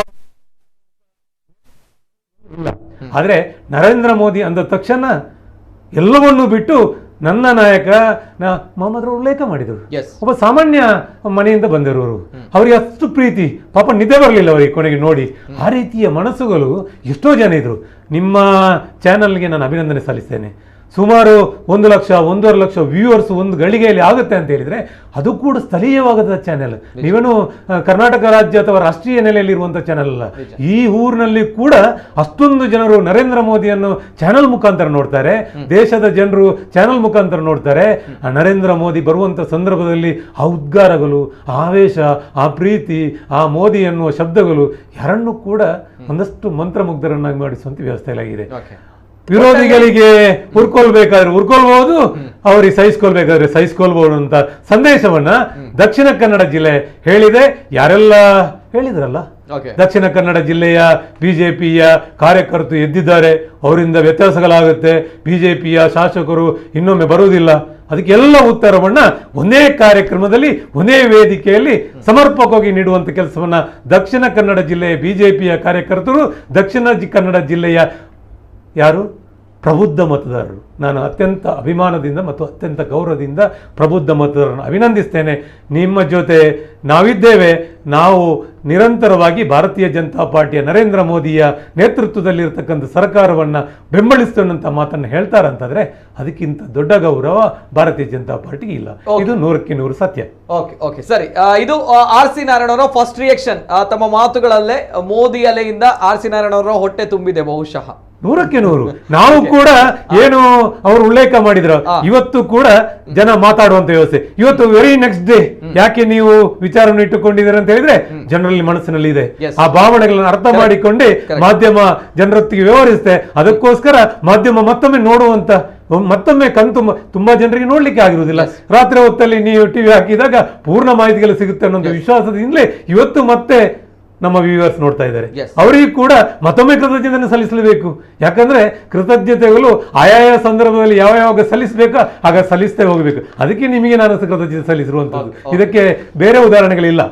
ಓಕೆ ಸರ್, ಥ್ಯಾಂಕ್ ಯು. ಇದು R C Narayana first reaction. ಯಾಕಂದ್ರೆ ಇದು ಬಿಜೆಪಿಗರಲ್ಲಿ ಸದ್ಯ ಇರುವಂತಹ ಒಂದು ಹೊಸ ಉಲ್ಲಾಸ, ಹೊಸ ಹುಮ್ಮಸ್ ಅನ್ನುವಂಥದ್ದು. ಯಾಕಂದ್ರೆ ಒಂದ್ ಕಡೆ ಕಾರ್ಯಕರ್ತರ ಅಸಮಾಧಾನ, ಏನೋ ಈ ಬಾರಿ ಆಗುತ್ತೆ, ಏನೋ ಒಂದು ಜೈಕಾರ ಘೋಷಣೆಗಳ ನಡುವೆ ಮತ್ತೊಂದು ಘೋಷಣೆಗಳು ಕೂಗುತ್ತೆ, ಎಲ್ಲೋ ಒಂದ್ ಕಡೆ ಮೋದಿಗೆ ಈ ವಿಚಾರ ತಲುಪುತ್ತೆ, ಎಲ್ಲೋ ಒಂದ್ ಕಡೆ ಬದಲಾವಣೆಗಳು ಆಗುತ್ತೆ, ಎಲ್ಲೋ ಒಂದ್ ಕಡೆ ಕಾರ್ಯಕರ್ತರ ಕೂಗು ಅಲ್ಲಿಗೆ ಕೇಳುತ್ತೆ, ಎಲ್ಲೋ ಒಂದ್ ಕಡೆ ಇಲ್ಲಿ ಆಗಿರುವಂತಹ ಕೆಲವು ಅನ್ಯಾಯಗಳು ಅಥವಾ ಇಲ್ಲಿ ಆಗಿರುವಂತಹ ಕೆಲವು ಕಾರ್ಯಕರ್ತರ ಹತ್ಯೆಗಳು ಅಥವಾ ಇಲ್ಲಿ ಆಗಿರುವಂತಹ ಕೆಲವು ಅಸಮಾಧಾನಗಳು ಭುಗಿಲೇಳುತ್ತೆ, ಜೊತೆಗೆ ಅಲ್ಲಿಗೆ ತಲುಪುತ್ತೆ. ಇಂತಹ ವಿಚಾರಗಳ ನಡುವೆ ಯಾವುದು ಕೂಡ ನಡೆಯದೆ ಸುಸೂತ್ರವಾಗಿ ನಡೆದಿದೆ ಅನ್ನುವಂಥದ್ದು ಕೂಡ ಅಷ್ಟೇ ಸತ್ಯದ ವಿಚಾರ. ಜೊತೆಗೆ ಕಾರ್ಯಕರ್ತರ ಸಂಖ್ಯೆ, ಜೊತೆಗೆ ಜನರು ಸೇರಿರುವಂತಹ ಸಂಖ್ಯೆ, ಇದೆಲ್ಲವೂ ಕೂಡ ಚರ್ಚೆಗೆ ಕಾರಣವಾಗ್ತಾ ಇದೆ. ಆರ್ ಸಿ ನಾರಾಯಣ ಅವರು ಹೇಳಿದಾಗ ಇವತ್ತಿನ ಚರ್ಚೆ ಏನಿದೆ, ಇದು ನೇರವಾಗಿ ಮೋದಿ ಮೇನಿಯಾ ಅನ್ನುವಂಥದ್ದು ಮಂಗಳೂರಲ್ಲಿ ನಿನ್ನೆಯ ದಿನ ವರ್ಕೌಟ್ ಆಯ್ತಾ, ಪ್ಲಸ್ ಆರ್ ಮೈನಸ್ ಅನ್ನುವಂಥದ್ದು ನೇರವಾಗಿ ಇದು ಕೇವಲ ಆರ್ ಸಿ ನಾರಾಯಣ ಅವರು ಬಿಜೆಪಿ ಅವರಿಗೆ ಸಂಬಂಧಪಟ್ಟಿರುವಂತಹ ಚರ್ಚೆ ಅಲ್ಲ, ಅಥವಾ ಮೋದಿ ಅಭಿಮಾನಿ ಮಹಮ್ಮದ್ ಬಂಟೋಳ್ ಅವರಿಗೆ ಸಂಬಂಧಪಟ್ಟಿರುವಂತಹ ಚರ್ಚೆ ಅಲ್ಲ, ಬದಲಾಗಿ ನಮ್ಮ ಜಿಲ್ಲೆಯ ಜನತೆ, ನಮ್ಮ ಕರಾವಳಿ ಭಾಗದ ಜನರು, ತುಳುವರಿಗೆ ಸಂಬಂಧಪಟ್ಟಿರುವಂತಹ ಚರ್ಚೆಯೂ ಕೂಡ ಹೌದು. ಹಾಗಾಗಿ ತಮ್ಮ ಕರೆಗಳು ಕೂಡ ಈಗಾಗಲೇ ಬರ್ತಾ ಇದೆ, ಅನೇಕ ಕರೆಗಳು ಬರ್ತಾ ಇದೆ. ನಾನು ಪ್ರಥಮ ಕರೆನ ಸ್ವೀಕಾರ ಮಾಡ್ತೀನಿ. ತಮ್ಮ ಅಭಿಪ್ರಾಯ, ತಮ್ಮ ಅಭಿವ್ಯಕ್ತಿ ಸ್ವಾತಂತ್ರ್ಯ, ಮೋದಿ ಮೇನಿಯಾದ ಬಗ್ಗೆ, ನಿನ್ನೆ ನಡೆದಿರುವಂತಹ ಬೃಹತ್ ಸಮಾವೇಶದ ಬಗ್ಗೆ ಪ್ರಥಮ ಕರೆ ಇದೆ. ಹಲೋ ಸರ್, ನಮಸ್ತೆ. ಹಲೋ, ನಾನು ಪ್ರಿಯಾಂಕ ಇಂದಿರಾ ಗಾಂಧಿ ರೈಟ್ ಹ್ಯಾಂಡ್ ಅನ್ನಪೂರ್ಣೇಶ್ವರಿ ಗಣಪ ಮಂಗಳೂರು ದಸರಾ ಮಹಾಗಣಾಧ್ಯಕ್ಷ ಸಚಿನ್ ಪಂಪೆಲ್ ಮಾತಾಡೋದು. ನಾನು ಏನು ಹೇಳುದಂದ್ರೆ, ನಾರಾಯಣ ಅವರು ಹೇಳಿದ್ರು, ತುಳು ಆಂಬೆಯ ಮಣ್ಣಲ್ಲಿ ಹುಟ್ಟಿದವರು ನಿಜವಾಗ್ಲೂ ಬುದ್ಧಿವಂತರು ಆಗಿರುವಾಗ ಇತಿಹಾಸವೇ ಸಾಕ್ಷಿ, ಒಂದು 100-150 ವರ್ಷದಿಂದ ನಾವೇ ಉದ್ಯೋಗ ಸೃಷ್ಟಿಸಿದ್ದೇವೆ ನಮ್ಮವರಿಗೆ. ಅದೇ ರೀತಿಯಲ್ಲಿ ನಮ್ಮ ತುಳು ಆಂಬೆಗೆ ಮಾತ್ರ ಅಲ್ಲ, ಕನ್ನಡ ಆಂಬೆಗೆ ಮಾತ್ರ ಅಲ್ಲ, ಇಡೀ ಭಾರತ ಆಂಬೆಗೆ ನಾವು ಉದ್ಯೋಗವನ್ನು ಕೊಟ್ಟಿದ್ದೇವೆ. ಅದು ಕಾರ್ಪೊರೇಷನ್ ಬ್ಯಾಂಕ್ ಆಗ್ಲಿ, ಅದು ಸಿಂಡಿಕೇಟ್ ಬ್ಯಾಂಕ್ ಆಗ್ಲಿ, ಅದು ವಿಜಯ ಬ್ಯಾಂಕ್ ಆಗ್ಲಿ, ಅದನ್ನು ಸಂಪೂರ್ಣವಾಗಿ ಸರ್ವನಾಶ ಮಾಡಿದ್ದಾರೆ ನರೇಂದ್ರ ಮೋದಿ ಅವರು. ನಮ್ಮ ವಿಶ್ವ ವಿಜ್ಞಾನಿ ಆಗಿರುವಂತಹ ವಿಶ್ವಗುರು, ವಿಶ್ವ ನಾಯಕ ಇವತ್ತು ನರೇಂದ್ರ ಮೋದಿ ಅಲ್ಲ, ವಿಶ್ವ ವಿಜ್ಞಾನಿ, ವಿಶ್ವಗುರು ನಮ್ಮ ವಿಶ್ವೇಶ್ವರಯ್ಯ ಅವರು ಮಾಡಿರುವ ಸ್ಟೇಟ್ ಬ್ಯಾಂಕ್ ಆಫ್ ಮೈಸೂರನ್ನು ಸಂಪೂರ್ಣವಾಗಿ ಸರ್ವನಾಶ ಮಾಡಿದ್ದಾರೆ. ನಮ್ಮ ಶ್ರೀನಿವಾಸ್ ಮಲ್ಯ ಅವರು ಮಾಡಿರುವಂತಹ ಅಂತಾರಾಷ್ಟ್ರೀಯ ವಿಮಾನ ನಿಲ್ದಾಣವನ್ನು ಬೇರೆಯವರಿಗೆ ಅದನ್ನು ಮಾರಿಬಿಟ್ಟಿದ್ದಾರೆ. ಈಗ MRP ಅಲ್ಲಿ ಏನು ಜನಾರ್ದನ್ ಪೂಜಾರಿ ಅವರು, ಇಂದಿರಾ ಗಾಂಧಿ ಅವರು ಇರುವಾಗ ಏನು ಶಂಕುಸ್ಥಾಪನೆ ಮಾಡಿದರು, ಮತ್ತೆ ರಾಜೀವ್ ಗಾಂಧಿ ಇರುವಾಗ ಏನು ಉದ್ಘಾಟನೆಯನ್ನು ಮಾಡಿದರು ಜನಾರ್ದನ್ ಪೂಜಾರಿ ಅವರು, ಈಗ ಅದಕ್ಕೆ ಕಣ್ಣಾಕ್ಲಿಕ್ಕೆ ಅವರು ನಮ್ಮ ನ್ಯೂ ಮ್ಯಾಂಗ್ಳೂರ್ ಪೋರ್ಟ್ ಟ್ರಸ್ಟ್ ಮತ್ತೆ ಆ ಭಾಗಕ್ಕೆ ಬಂದಿದ್ದಾರೆ. ಇವರಿಗೆ ಸಂಪೂರ್ಣವಾಗಿ ಆಡಳಿತವನ್ನು ಮಾಡುವಂತಹ ಅಧಿಕಾರ ಇಲ್ಲ. ಯಾಕೆಂದ್ರೆ ಕುದುರೆಮುಖ ಇವತ್ತು ಸಾಯ್ತಾ ಇದೆ. ಕಿಸ್ಕೋ ಎಂಬ ಒಂದು ಬೇರೆನೆ ಒಂದು ಕುದುರೆಮುಖ ಭಾಗವನ್ನು ಮಾಡಿದ್ದಾರೆ. ಈಗ ನಾವು ಪಣಂಬೂರು ಬೀಚ್ಗೆ ಹೋಗುವಾಗ ಬಲಬದಿಯಲ್ಲಿ ಕಿಸ್ಕೋ ಇದೆ, ಅದು ಸಂಪೂರ್ಣವಾಗಿ, ಅದು ಲಕ್ಷ ಕೋಟಿ ಕಟ್ಲೆ ಮಾಡಿರುವಂತಹ ಪ್ರಾಜೆಕ್ಟ್, ಅದು ಸಂಪೂರ್ಣವಾಗಿ ಸ್ಥಗಿತವಾಗಿದೆ. ಅದೇ ರೀತಿಯಲ್ಲಿ ಎಡಭಾಗದಲ್ಲಿ ಕುದುರೆಮುಖ ಇದೆ, ಅದು ಎರಡು ಕೂಡ ಕುದುರೆಮುಖದ್ದು ಒಂದು ಅವಿಭಾಜಿತ ಅಂಗ. ಕುದುರೆಮುಖ ಕೂಡ ಸಂಪೂರ್ಣವಾಗಿ ಸರ್ವನಾಶವಾಗಿದೆ. ಹೀಗಿರುವಾಗ ನಮ್ಮ ತುಳುನಾಡಿನವರಿಗೆ ಬೇರೆಯವರು ಉದ್ಯೋಗ ಸೃಷ್ಟಿಸುವಂತಹ ಅವಶ್ಯಕತೆ ಇಲ್ಲ, ನಾವೇ ಸೃಷ್ಟಿಸಿಕೊಂಡಿದ್ದೇವೆ. ಆದ್ರೆ ನರೇಂದ್ರ ಮೋದಿ, ಅಮಿತ್ ಶಾ ಅವರು ಏನ್ ಮಾಡಿದ್ದಾರೆ ಅಂದ್ರೆ, ನಮ್ಮ ತುಳು ಆಂಬೆಯಲ್ಲಿ ಹುಟ್ಟಿರುವಂತಹ, ಈ ಮಣ್ಣಲ್ಲಿ ಹುಟ್ಟಿರುವಂತಹ ಡಾಕ್ಟರ್ TMF ಆಗಲಿ ಅಥವಾ ಬಾಲಕೃಷ್ಣ ಶೆಟ್ಟಿ ಆಗಲಿ, ಅದೇ ರೀತಿಯಲ್ಲಿ ಬಹದ್ದೂರ್ ಖಾನ್ ಶಾ ಅವರಾಗ್ಲಿ, ಮತ್ತೆ ಎಲ್ಲ ನಾಯಕರು, ಶ್ರೀನಿವಾಸ್ ಮಲ್ಯ, ಜನಾರ್ದನ್ ಪೂಜಾರಿ ಅವರು ಮಾಡಿರುವಂತಹ ಎಲ್ಲ ಯೋಜನೆಗಳನ್ನು ಸರ್ವನಾಶ ಮಾಡಿದ್ದಾರೆ. ಇನ್ನು ಮುಂದಕ್ಕೆ ಏನ್ ಮಾಡ್ತಾರ ದೇವರೇ ಗತಿ. ಪುಲ್ವಾಮಾ ಅಟ್ಯಾಕ್ ಆಗಿರುವುದರಿಂದ ನರೇಂದ್ರ ಮೋದಿ ಅಲ್ಲಿ ಅವರು ಪುನರ್ ಆಯ್ಕೆ ಆಗಿದ್ದಾರೆ. ಆದ್ರೆ ಈ ಬಾರಿ ಜನರು ಮೋಸ ಹೋಗಲ್ಲ. ಅದೇ ರೀತಿಯಲ್ಲಿ ನಾನು ನರೇಂದ್ರ ಮೋದಿ, ಅಮಿತ್ ಶಾ ಅವರಿಗೆ ಹೇಳ್ತಾ ಇದ್ದೇನೆ, ಇನ್ನು ಮುಂದೆ ಬರುವ ಚುನಾವಣೆಯಲ್ಲಿ ಪುಲ್ವಾಮಾ ಅಟ್ಯಾಕ್ ಅಂತಹ ಯಾವುದೇ ಒಂದು ಸನ್ನಿವೇಶವನ್ನು ಸೃಷ್ಟಿಸಬೇಡಿ. ಜನರ ಮೇಲೆ ಗೂಬೆ ಕೂರಿಸುವಂತ ಕೆಲಸ ಮಾಡಬೇಡಿ, ಜನರ ದಿಕ್ಕನ್ನು ತಪ್ಪಿಸುವಂತ ಕೆಲಸ ಮಾಡಬೇಡಿ, ಜನರ ದಾರಿ ತಪ್ಪಿಸುವಂತ ಕೆಲಸ ಮಾಡಬೇಡಿ, ಜನರನ್ನು ಮೋಸ ಮಾಡುವಂತ ಕೆಲಸ ಮಾಡಬೇಡಿ ಅಂತ ನಾನು ನಮ್ಮ ಕುಳ್ಳ ವಾಹಿನಿ ಮುಖಾಂತರ ಇಡೀ ವಿಶ್ವಕ್ಕೆ ಈ ಸಂದೇಶವನ್ನು ರವಾನಿಸುತ್ತಿದ್ದೇನೆ. ಧನ್ಯವಾದ. ಸಚಿನ್ ಪಂಪೆಲೆ ಸಚಿನ್ ಪಂಪೆಲೆ ನಿನ್ನೆ ದಿನ ಅಲ್ಲಿ ಜನಸಾಗರ ಹರಿದು ಬಂದಿತ್ತು ಅನ್ನುವಂತಹ ವಾದ, ಏನೊಂದು ಕಡೆ ಜನ ಸೇರಿರಲಿಲ್ಲ ಅನ್ನುವಂತಹ ಒಂದು ವಾದ, ಏನ್ ಹೇಳ್ತಾರೆ, ಎಷ್ಟು ಜನರು ಸೇರಿದ್ರು ನಿನ್ನೆ ದಿನ? ನಾನು ನಿಜವಾಗ್ಲೂ ಹೇಳ್ತಾ ಇದ್ದೇನೆ, ಜನ ಅಲ್ಲಿ ಸೇರಿದ್ದಾರೆ. ಆದ್ರೆ ನರೇಂದ್ರ ಮೋದಿ, ಅಮಿತ್ ಶಾ ಅವರಿಗೆ ಅಲ್ಲ. ಅದು ಹಿಂದುತ್ವ ಅದು RSS ಯಾವಾಗಿಂದ ಹುಟ್ಟಿದ್ದು ಆವತ್ತಿಂದ ಇದೆ. ಆದ್ರೆ ಹಿಂದುತ್ವ ನಿಜವಾಗ್ಲೂ ಕಾರ್ಯ ನಿರತರಾಗಿದ್ದಾರಾ ಇಲ್ವಾ, ಅದು ಜನರು ನಿಜವಾಗ್ಲೂ ತಿಳ್ಕೋಬೇಕು. ಹಿಂದುತ್ವ ಅಂತ ಹೇಳಿ ಹಿಂದೂಗಳಿಗೆ ಅವರು ಮೋಸ ಮಾಡ್ತಾ ಇದ್ದಾರೆ. ಆದ್ರೂ ಕೂಡ ಜನರು ಹಿಂದುತ್ವ ಅಂತ ಹೇಳಿ RSS, ವಿಶ್ವ ಹಿಂದೂ ಪರಿಷತ್, ಬಜರಂಗದಳ, ಹಿಂದೂ ಜಾಗರಣ ವೇದಿಕೆ, ಹಿಂದೂ ಹಿತರಕ್ಷಣಾ ವೇದಿಕೆ, ಅದೇ ರೀತಿಯಲ್ಲಿ RSS ರಾಷ್ಟ್ರೀಯ ಸ್ವಯಂ ಸೇವಕ ಸಂಘ, ಈ 5ಕ್ಕೂ ಕೂಡ ಇವತ್ತು ಕೂಡ ಅವರು ಕೈ ಬಿಡ್ಲಿಲ್ಲ. ಇದು ನರೇಂದ್ರ ಮೋದಿ ಅಮಿತ್ ಶಾಗೋಸ್ಕರ ಅಲ್ಲ, ನಾಳೆ ಇನ್ನೊಬ್ಬರನ್ನು RSS ವಿಶ್ವ ಹಿಂದೂ ಪರಿಷತ್, ಬಜರಂಗ ದಳ, ಹಿಂದೂ ಜಾಗರಣ ವೇದಿಕೆ, ಹಿಂದೂ ಹಿತರಕ್ಷಣಾ ವೇದಿಕೆ ಇನ್ನೊಬ್ಬರನ್ನು ಹುಟ್ಟಿಸ್ತಾರೆ, ಜನರ ಮೇಲೆ ಗೂಬೆಯನ್ನು ಕೂರಿಸ್ತಾರೆ. ನಿಜವಾಗ್ಲೂ ಇವರು ಹಿಂದುತ್ವಕ್ಕೋಸ್ಕರ ಏನಾದ್ರು ಮಾಡ್ತಾ ಇದ್ದಾರಾ? ಮೀಸಲಾತಿ ಯಾವ್ದೊಂದು ಪರಿಶಿಷ್ಟ ಜಾತಿ ಪರಿಶಿಷ್ಟ ಪಂಗಡಿಗೆ ಸಚಿನ್ ಅವರು ಇಲ್ಲ ನಂಗೆ ಇಂಥ ವಿಚಾರಗಳು ಬೇಕು. ಈಗ ಇವತ್ತಿನ ಚರ್ಚೆಗೆ ನಾನು ಕೇವಲ RC ನಾರಾಯಣ ಅವ್ರ ಜೊತೆ, ಬಿಜೆಪಿ ವಕ್ತಾರರ ಜೊತೆ ಅಥವಾ ಮೋದಿ ಅಭಿಮಾನಿ ಮೊಹಮ್ಮದ್ ಬಂಟ್ವಾಳ ಅವ್ರ ಜೊತೆ ಮಾತಾಡುವಂತದ್ದಲ್ಲ, ತಮ್ಮಗಳ ಜೊತೆ ಮಾತಾಡ್ಬೇಕು. ಯಾಕಂದ್ರೆ ನಮ್ಮ ಮಂಗಳೂರಿನ ಕರಾವಳಿ ಭಾಗದ ಪ್ರಜ್ಞಾವಂತ ನಾಗರಿಕರು ತಾವು. ಏನೋ ನಿಜವಾಗ್ಲೂ ನಾನು ಹೇಳ್ತಾ ಇದ್ದೇನೆ, ಪ್ರಜ್ಞಾವಂತರು ನಾಗರಿಕರು ಏನಿದ್ದಾರೋ ಮಾತಾಡ್ಬೇಕು. ಎಸ್ ನಿಮ್ಮಲ್ಲಿ ನಾನು ರಿಯಾಕ್ಷನ್ ಗಳನ್ನು ತೆಗೆದುಕೊಳ್ತೇನೆ. ನಾನು ನೇರವಾಗಿ ಈ ಒಂದು ಚರ್ಚೆಯನ್ನು ಬೇರೆ ವಿಚಾರ ಕರೆದುಕೊಂಡು ಹೋಗೋಣ. ಈಗ ನಿನ್ನೆ ದಿನ ಅಲ್ಲಿ ಲಕ್ಷಾಂತರ ಜನ ಸೇರಿದ್ರು. ಒಪ್ಕೊಳ್ತೀರಾ? ನಾನು ಒಪ್ತೇನೆ. ಒಪ್ಕೊಳ್ತೀರಾ? ಯಾಕೆ ಸೇರಿದ್ದಾರೆ ಅದು ನಾವು ಒಪ್ಕೋಬೇಕು. 2004ರಲ್ಲಿ ಪ್ರವೀಣ್ ಭಾಯ್ ತೊಗಾಡಿ ಅವರು ಬಂದಿದ್ರು. ಆವಾಗ Narendra Modi, Amit Shah just chief minister of Gujarat. He was nothing else. That too it was because of LK Advani. ಅಲ್ಲಿ ಪ್ರವೀಣ್ ಭಾಯ್ ತೊಗಾಡಿ ಅವರು ಕೂಡ ಬರುವಾಗ ನಮ್ಮ ಮನೆ ಪಂಪೆಲಲ್ಲಿ ಇದೆ. ನಮ್ಮ ಏನು ಅಂದ್ರೆ ನಾವು ಪಕ್ಕ ಕಾಂಗ್ರೆಸ್ಸಿಗರು ಆದ್ರೂ ಕೂಡ ಹಿಂದುತ್ವಕ್ಕೋಸ್ಕರ ಕೆಲವರು ನಮ್ಮ ಮನೆ ಏನು ನಮ್ಮ ಮನೆ ಅಂಗನದಲ್ಲಿ ತೋಟ ಎಲ್ಲ ಇದೆ, ಅಲ್ಲಿ ಗಾಡಿ ನಿಲ್ಲಿಸಬಹುದಾ ಅಂತ ಕೇಳಿದ್ರು. ನಾವು ಮಾನವೀಯತೆ ದೃಷ್ಟಿಯಿಂದ ಪಂಪೆಲಲ್ಲಿ ಗಾಡಿ ನಿಲ್ಲಿಸಿದ್ದೇವೆ, ಬೇರೆಯವರಿಗೆ ಕೊಟ್ಟಿದ್ದೇವೆ ಜಾಗ. ಆಗ ನೀವು ಅನ್ಕೊಳ್ಳಿ, ಆಗ ನರೇಂದ್ರ ಮೋದಿ ಅಮಿತ್ ಶಾ ಅವರು ಇದ್ದೇ ಇಲ್ಲ, ಪ್ರವೀಣ್ ಭಾಯ್ ತೊಗಾಡಿ ಅವರು ಬರ್ತಾರೆ. ಸಚಿನ್ ಅವರೇ, ಈಗ ಅಲ್ಲಿ ನಿನ್ನೆ ದಿನ ಒಂದು ಎಷ್ಟು ಲಕ್ಷ ಜನ ಸೇರಿದ್ರು? ಬಹುಶಃ ಅದು ಖಂಡಿತವಾಗ್ಲೂ 3-4 ಲಕ್ಷ ಇರಬಹುದು. 3-4 ಲಕ್ಷ ಜನ ಸೇರಿದ್ದಾರೆ. ಅದು ಹಿಂದುತ್ವ. ನಾನು ಹೇಳಿದಲ್ಲ, ಪ್ರವೀಣ್ ಭಾಯ್ ತೊಗಾಡಿ ಅವರು ಬಂದ್ರು ಕೂಡ ಬರ್ತದೆ. ಓಕೆ, ಅಲ್ಲಿ ಹಾಗಾದ್ರೆ ಹಿಂದುತ್ವದಿಂದ ಜನ ಸೇರಿರುವಂತದ್ದು ಅಲ್ಲಿ 2004ರಲ್ಲಿ ಮಾರ್ಚ್ ಏಪ್ರಿಲ್ ಅಲ್ಲಿ ಪಂಪೆಲಲ್ಲಿ ನಿಲ್ಲಿಸಿ ನೆಹರು ಮೈದಾನಿಗೆ ಹೋಗಿದ್ದಾರೆ. ಹಾಗಾದ್ರೆ ನೀವು ಅಲ್ಪ ಅನ್ಕೊಳ್ಳಿ. ಓಕೆ, ಮೋದಿಗಾಗಿ ಹಾಗಾದ್ರೆ ಜನ ಸೇರಿರುವ ಸರ್, ಮೋದಿಗಾಗಿ ಹಾಗಾದ್ರೆ ಜನ ಸೇರಿರುವಂತದಲ್ಲ ಹಾಗಾದ್ರೆ ನಿನ್ನೆ ನಿಜವಾಗ್ಲೂ ಅಲ್ಲ. ನಾನು ನಿಜವಾಗ್ಲೂ ಒಂದು ನಾನು ಹೃದಯದಿಂದ ಏನ್ ಹೇಳ್ತಾ ಇದ್ದೇನೆ ಅಂದ್ರೆ, RSS ನಾಯಕರಲ್ಲ, RSS ಕಾರ್ಯಕರ್ತರು, ವಿಶ್ವ ಹಿಂದೂ ಪರಿಷತ್ ನಾಯಕರಲ್ಲ, ವಿಶ್ವ ಹಿಂದೂ ಪರಿಷತ್ ಕಾರ್ಯಕರ್ತರು, ಬಜರಂಗ ದಳ ನಾಯಕರಲ್ಲ, ಬಜರಂಗ ದಳ ಕಾರ್ಯಕರ್ತರು, ಹಿಂದೂ ಜಾಗರಣ ವೇದಿಕೆ ನಾಯಕರಲ್ಲ, ಹಿಂದೂ ಜಾಗರಣ ವೇದಿಕೆ ಕಾರ್ಯಕರ್ತರು, ಹಿಂದೂ ಹಿತರಕ್ಷಣಾ ವೇದಿಕೆ ನಾಯಕರಲ್ಲ, ಹಿಂದೂ ಹಿತರಕ್ಷಣಾ ವೇದಿಕೆ ಕಾರ್ಯಕರ್ತರು. ಈ ಕಾರ್ಯಕರ್ತರು ಏನಿದ್ದಾರೋ ಅವರು ನಿಜವಾಗ್ಲೂ ರಕ್ತಪಟ್ಟಿದ್ದಾರೆ ಹಿಂದುತ್ವಗೆ. ಆದ್ರೆ ಈ ಕಾರ್ಯಕರ್ತರು ಅವರನ್ನು ಒಂದು RSS ಯಾವಾಗಿಂದ ಆಗಿದೆಯೋ ಸಚಿನ್ ಅವರ ಅಲ್ಲಿ ಘೋಷಣೆಗಳು ಕೂಗಿ ಬರ್ತಾ ಇರುವಂತದ್ದು ನೇರವಾಗಿ ಮೋದಿ ಅನ್ನುವಂಥದ್ದು, ಜೈ ಜೈ ಖಂಡಿತವಾಗ್ಲು. ಆವಾಗ ಪ್ರವೀಣ್ ಭಾಯ್ ತೊಗಾಡಿಯಾ ಅಂದ್ರೆ ಪಾಯಿಂಟ್ ಆಫ್ ಅಟ್ರಾಕ್ಷನ್ ಯಾರು? ಓಕೆ, ಆ ರೀತಿ ಮೋದಿಗಾಗಿ ಜನ ಸೇರ್ಲಿಲ್ಲ. ಮೋದಿಗಾಗಿ ಅಲ್ಲ, ನಾನು ಕೂಡ ನನ್ಗೆ ಓವರ್ ನೈಟ್ ಹಿಂದೂ ಲೀಡರ್ ಆಗಬಹುದು. ಯಾಕಂದ್ರೆ ನಾನು ಬಿಲ್ಲವ ಪೂಜಾರಿ ಕಮ್ಯುನಿಟಿ, ಕಾಸರಗೋಡು ಆಗ್ಲಿ, ಮಂಗಳೂರು ಆಗ್ಲಿ, ಕಾರವಾರ ಆಗ್ಲಿ, ಉಡುಪಿ ಆಗ್ಲಿ, ಅರ್ಧವಾಸಿ ಕರ್ನಾಟಕದಲ್ಲಿ ನಾವೇ ಇರುದು. ನಾನು ಓವರ್ ನೈಟ್ ಹಿಂದುತ್ವ ಲೀಡರ್ ಆಗಿ ಇಂಟರ್ನ್ಯಾಷನಲ್ ಲೀಡರ್ ಆಗಬಹುದು. ನಾಳೆ ನನ್ಗೆ ಸಚಿನ್ ಪಂಪೆಲ್ ಜೈ ಅಂತ ಹೇಳ್ತಾರೆ. ಓಕೆ, ಹಾಗಾದ್ರೆ ನಿನ್ನೆ ದಿನ ಅಲ್ಲಿ ಜನ ಸೇರಿರುವಂತ Modi that was only because of these 5 organization ಕಾರ್ಯಕರ್ತರು. ಓಕೆ, ಜೊತೆಗೆ ನೀವು ಉದ್ಯೋಗಗಳ ಬಗ್ಗೆ ತಾವು ಮಾತಾಡಿದ್ರೆ ಸಚಿನ್ ಪಂಪೆಲ್ ಅವರೇ, ನಿನ್ನೆ ಜೊತೆಗೆ ಸರ್ ಸಚಿನ್ ಪಂಪೆಲ್ ನಿನ್ನೆ ದಿನ ಕಾರ್ಯಕ್ರಮ ಏನಿತ್ತು ಅದು ಹಿಂದುತ್ವದ ಕಾರ್ಯಕ್ರಮ ಅಲ್ಲ, ಅದು ಪಾರ್ಟಿಯ ಕಾರ್ಯಕ್ರಮ ಕೂಡ ಅಲ್ಲ. ನಿನ್ನೆ ಕಾರ್ಯಕ್ರಮ ಒಂದು ಮಾತು ನೀವು ನಿನ್ನೆ ಕಾರ್ಯಕ್ರಮ ಏನಿತ್ತು ಅದು ಪ್ಯೂರ್ಲಿ ಸರ್ಕಾರಿ ಪ್ರಾಯೋಜಿತ ಕಾರ್ಯಕ್ರಮ, ಅಧಿಕೃತವಾಗಿ ಸರ್ಕಾರಿ ಕಾರ್ಯಕ್ರಮಗಳ ಶಿಲಾನ್ಯಾಸ ಉದ್ಘಾಟನೆ ಅಲ್ವಾ ಸರ್? ಹಾಗಿದ್ದಾಗ ಅದು ಹಿಂದುತ್ವದ ಕಾರ್ಯಕ್ರಮ ಅಲ್ಲ, RSS ನ ಕಾರ್ಯಕ್ರಮ ಅಲ್ಲ, ಬಿಜೆಪಿಯ ಕಾರ್ಯಕ್ರಮ ಅಲ್ಲ, ಆದ್ರೂ ಕೂಡ ಜನ ಸೇರಿದ್ರು ಅನ್ನುವಂಥದ್ದು ಬಂದಾಗ ಎಸ್ ಸರ್ ನಿತಿನ್ ಸಾಲಿಯನ್ ಅವರೇ, ನೀವು ಅಲ್ಲಿ ಹೋಗಿ ಕೇಳಿ ನರೇಂದ್ರ ಮೋದಿ ಅವರು ಯಾಕೆ ಬಂದದ್ದು ಯಾವುದು ಜನರಿಗೆ ಗೊತ್ತಿಲ್ಲ. ಎಲ್ಲ ಪ್ರಚಾರ ಮಾಡುದು ನಾವು ಹಿಂದುತ್ವವನ್ನು ಉಳಿಸ್ಕೋಬೇಕು, ಭಾರತಾಂಬೆಯನ್ನು ಉಳಿಸ್ಕೋಬೇಕು, ಅಲ್ಲಿ ಪಾಕಿಸ್ತಾನ ಇದೆ, ಚೈನಾ ಇದೆ, ಬಾಂಗ್ಲಾದೇಶ ಇದೆ, ಆ ರೀತಿ ಜನರನ್ನು ಅಲ್ಲಿ ಕರ್ಸಿರುವಂತದ್ದು. ಅಲ್ಲಿ ಪ್ರಾಜೆಕ್ಟ್ ಯಾವ್ದು ಆಗ್ತಾ ಇದೆ, ಪ್ರಾಜೆಕ್ಟ್ ಆಗ್ತದೋ ಇಲ್ವ ಅಂತ ಗೊತ್ತಿಲ್ಲ, ಯಾವುದಕ್ಕೆ ಶಂಕುಸ್ಥಾಪನೆ ಮಾಡ್ತಾರೆ ಅಂತ ಗೊತ್ತಿಲ್ಲ ಜನರಿಗೆ. ಸಚಿನ್ ಪಂಪೆಲ್ ಅವರೇ, ಇಲ್ಲ ಈ ವಿಚಾರ ಏನಿದೆ ವಿಮರ್ಶೆ ಆಗ್ಲಿ, ಚರ್ಚೆ ಆಗ್ಲಿ, ಅದಕ್ಕೋಸ್ಕರ ನಾನು ನಿಮ್ಮ ಹತ್ರ ಮಾತನಾಡ್ತಿದ್ದೀನಿ, ಇಷ್ಟು ಸಮಯವನ್ನು ಕೊಡ್ತಾ ಇದ್ದೀನಿ. ಜೊತೆಗೆ ಸಚಿನ್ ಪಂಪೆಲ್ ಅವರೇ, ಈ ಒಂದು ವಿಚಾರದ ಬಗ್ಗೆ ಅನೇಕ ಉದ್ಯೋಗ ಸೃಷ್ಟಿ, ಈ ಒಂದು ಶಿಲಾನ್ಯಾಸದಲ್ಲಿ ಅನೇಕ ಉದ್ಯೋಗ ಸೃಷ್ಟಿ ಆಗುತ್ತೆ. ಬಹುಶಃ 2200ರಿಂದ ಹಿಡಿದು ಒಂದೊಂದು ಉದ್ಯೋಗಗಳಲ್ಲಿ 2200, 1000 ಹೀಗೆ ಸಾವಿರಾರು ಉದ್ಯೋಗಗಳು ಸೃಷ್ಟಿಯಾಗಿದೆ ಈ ಒಂದು ಶಿಲಾನ್ಯಾಸದಿಂದ. ಇದನ್ನೆಲ್ಲ ಸ್ವಲ್ಪ ಬದಿಗಿಟ್ಟು ಮೋದಿಯವರ ಅಭಿಮಾನಿ ಒಬ್ರು ಇದ್ದಾರೆ, ಮಹಮ್ಮದ್ ಬಂಟ್ವಾಳ ಅವರು. ಈ ಬಾರಿ ಬಹಳಷ್ಟು ಚರ್ಚೆಗೆ ಕಾರಣವಾಗಿರುವಂತಹ ವ್ಯಕ್ತಿಯೂ ಕೂಡ ಹೌದು ಮೋದಿಯವರ ಭೇಟಿಯ ವೇಳೆ. ಏನ್ ಹೇಳ್ತೀರಾ ಅವರೊಂದು ಅಭಿಮಾನಕ್ಕೆ? ಅವರೊಂದು ಅಭಿಮಾನಕ್ಕೆ ಏನ್ ಹೇಳ್ತೀರಾ ಸರ್?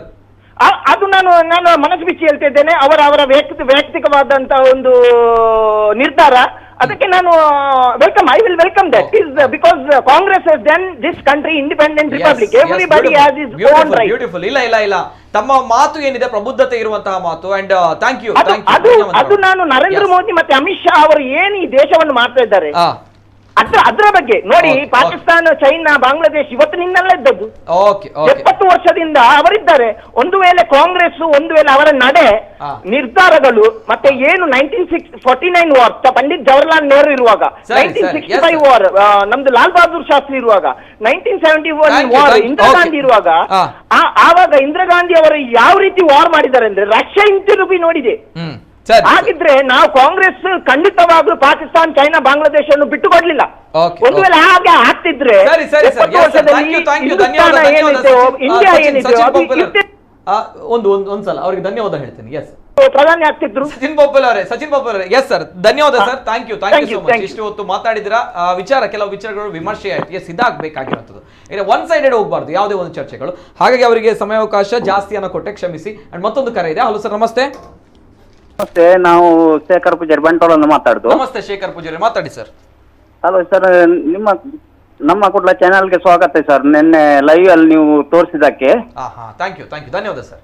ಹಲೋ ಸರ್, ಹಲೋ ನೋಡಿ, ಅವರು ಪಕ್ಷದ ಬಗ್ಗೆ ಬರ್ಲಿಲ್ಲ ನರೇಂದ್ರ ಮೋದಿ. ಅವ್ರು ಯಾವ ಪಾರ್ಟಿ ಇಟ್ಕೊಂಡು ಬರ್ಲಿಲ್ಲ. ಖಾಲಿ 130 ಕೋಟಿ ಪ್ರಜನ್ ರಾಜ ಆಗಿ ಬಂದಿದ್ದಾರೆ ನಮ್ಮ ದಕ್ಷಿಣ ಕನ್ನಡ ಜಿಲ್ಲೆಗೆ.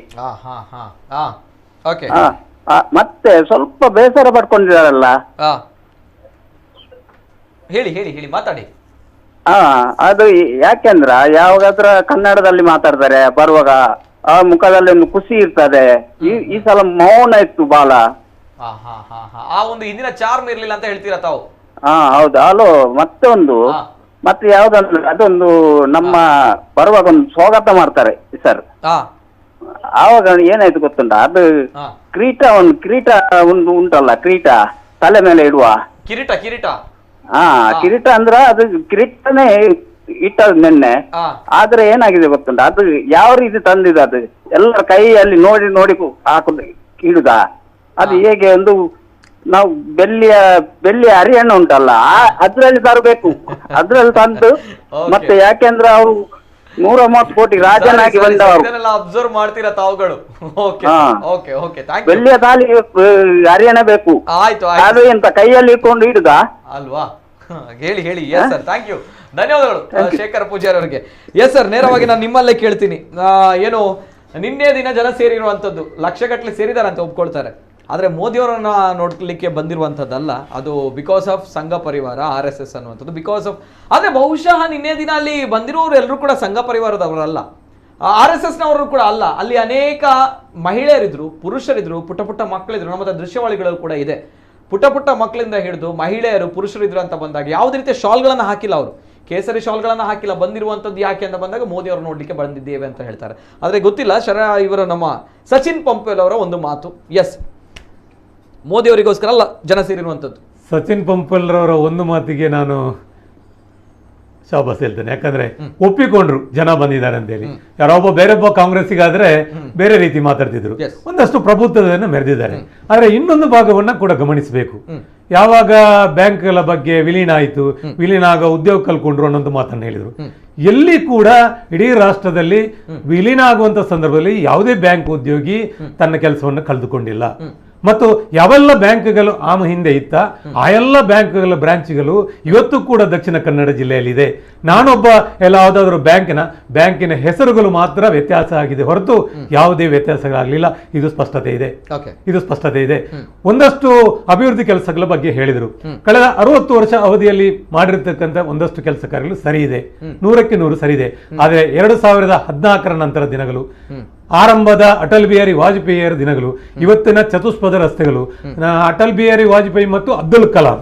ನಾನು ಯಾಕೆ ಇಬ್ಬರ ಹೆಸರನ್ನು ಉಲ್ಲೇಖ ಮಾಡ್ತೇನೆ ಅಂತ ಹೇಳಿದ್ರೆ, ಒಂದಷ್ಟು ಕನಸುಗಳಿತ್ತು ಆ 2004 ನಂತರ ದಿನಗಳಲ್ಲಿ.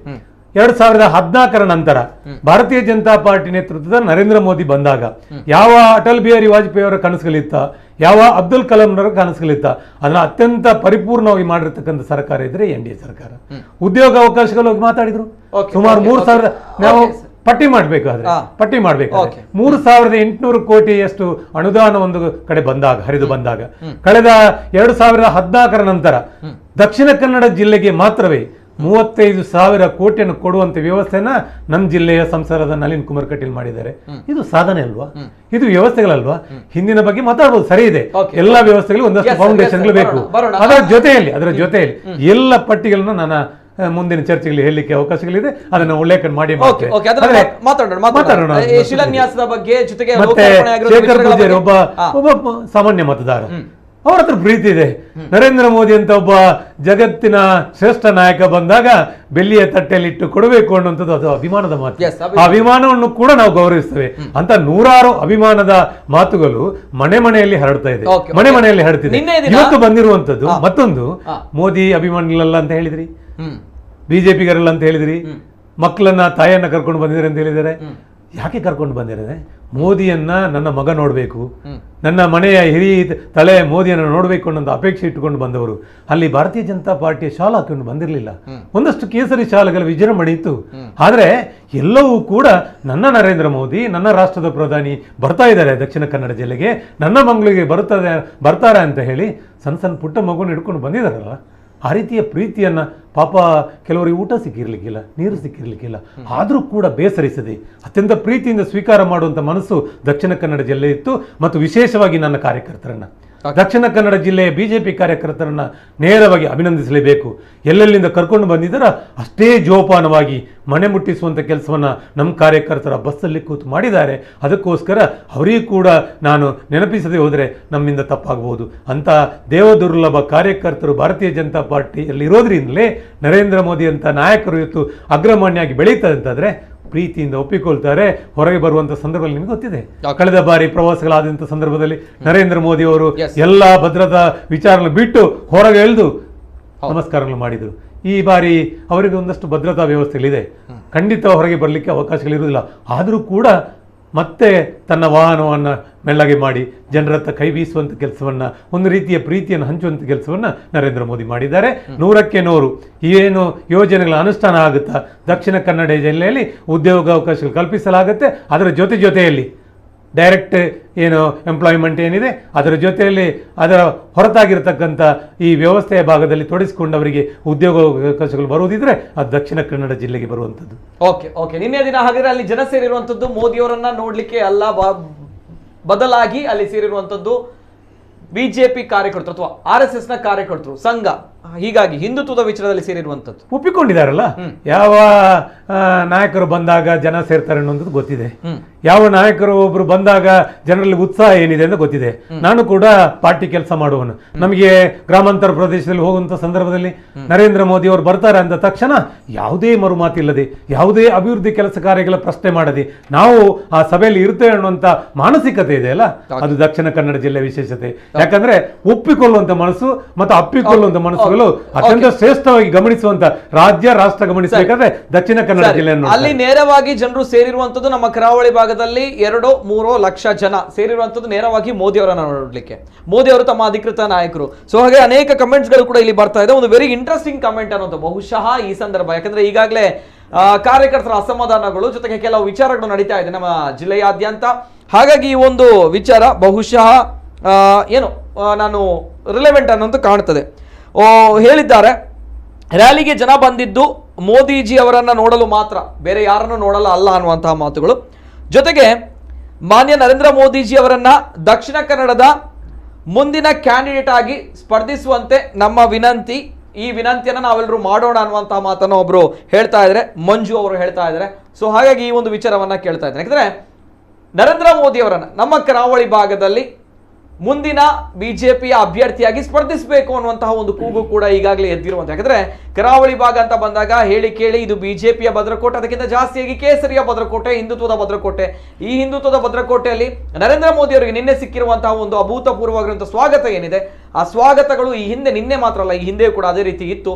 ಈಗಾಗಲೇ RC ನಾರಾಯಣ ಅವರು ಹೇಳಿದಾಗ ಒಂದು ರಾಷ್ಟ್ರೀಯ ಮಾಧ್ಯಮದಲ್ಲೂ ಕೂಡ ನರೇಂದ್ರ ಮೋದಿ ಅವರು ಈ ಭಾಗದ ಜನರ ಅಭಿಮಾನವನ್ನ, ಗೌರವವನ್ನ, ಪ್ರೀತಿಯನ್ನ ಹೇಳಿದ್ದಾರೆ, ಹೆಮ್ಮೆಯನ್ನ ಪಡ್ಕೊಂಡಿದ್ದಾರೆ. ಹಾಗಾಗಿ ಈ ಬಾರಿ ನರೇಂದ್ರ ಮೋದಿ ಅವರನ್ನ ಈ ರೀತಿ ವಿನಂತಿ ಮಾಡ್ಕೊಳ್ಬೇಕು ಅನ್ನುವಂತ ಒಂದು ವಾದವು ಕೂಡ ಎದ್ದಿದೆ. ಏನ್ ಹೇಳ್ತೀರಾ RC ನಾರಾಯಣ ಅವರು?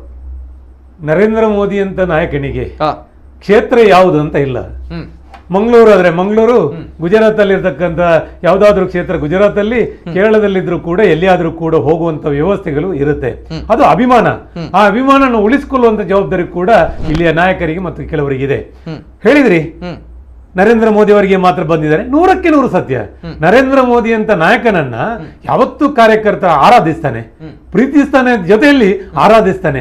ಯಾರೋ ಆ ದೊಡ್ಡ ಹೃದಯ ಶ್ರೀಮಂತಿಕೆಯನ್ನು ತೋರ್ಪಡಿಸುವಂತ ವ್ಯವಸ್ಥೆ ನಾಯಕರು ಮಾಡ್ತಾರ, ಅವರನ್ನು ಆರಾಧಿಸುವಂತ ಕೆಲಸವನ್ನ ಈ ಹಿಂದಿನ ದಿನಮಾನಗಳಲ್ಲಿ ಕೂಡ ನಾವು ನೋಡಿದ್ದೇವೆ. ಇದು ನರೇಂದ್ರ ಮೋದಿ ಅವರ ಯುಗ, ಇದು ಯೋಗಿ ಅವರ, ಅಮಿತ್ ಶಾ ಅವರ ಯುಗ. ಈಗ ಮತ್ತೊಂದು ಕೂಗು ಎದ್ದಿರುವಂತದ್ದು ಸಾಮಾಜಿಕ ಜಾಲತಾಣದಲ್ಲಿ, ನರೇಂದ್ರ ಮೋದಿ ಅವರು ಮುಂದಿನ ಬಿಜೆಪಿ ಅಭ್ಯರ್ಥಿ ಆಗ್ಬೇಕು ನಮ್ಮ ಜಿಲ್ಲೆಯಿಂದ ಅನ್ನುವಂಥದ್ದು. ಏನ್ ಹೇಳ್ತೀರಾ? ಸಹಜವಾಗಿ ಆ ರೀತಿಯ ಅಭಿಮಾನವನ್ನು ವ್ಯಕ್ತಪಡಿಸುವುದು ಕಾರ್ಯಕರ್ತನ ಧರ್ಮ. ನಾನು ಕೂಡ ಒಪ್ಪಿಕೊಳ್ತೇನೆ, ಅದು ಸರಿ ಇದೆ. ಒಬ್ಬ ಶ್ರೇಷ್ಠ ನಾಯಕನನ್ನ ನಮ್ಮ ಊರಿಂದ ಕಲಿಸ್ಕೊಡ್ಬೇಕು ಅಂತ ಹೇಳಿದ್ರೆ ಮನಸ್ಸು ಮಾಡುವಂಥದ್ದು ಎಲ್ಲರೂ ಕೂಡ ಒಪ್ಪಿಕೊಳ್ಳುವಂಥದ್ದು. ಯಾವ ನಾಯಕರು ಕೂಡ ಅದನ್ನು ಬೇಡ ಅಂತ ಹೇಳಲಿಕ್ಕೆ ಇಲ್ಲ.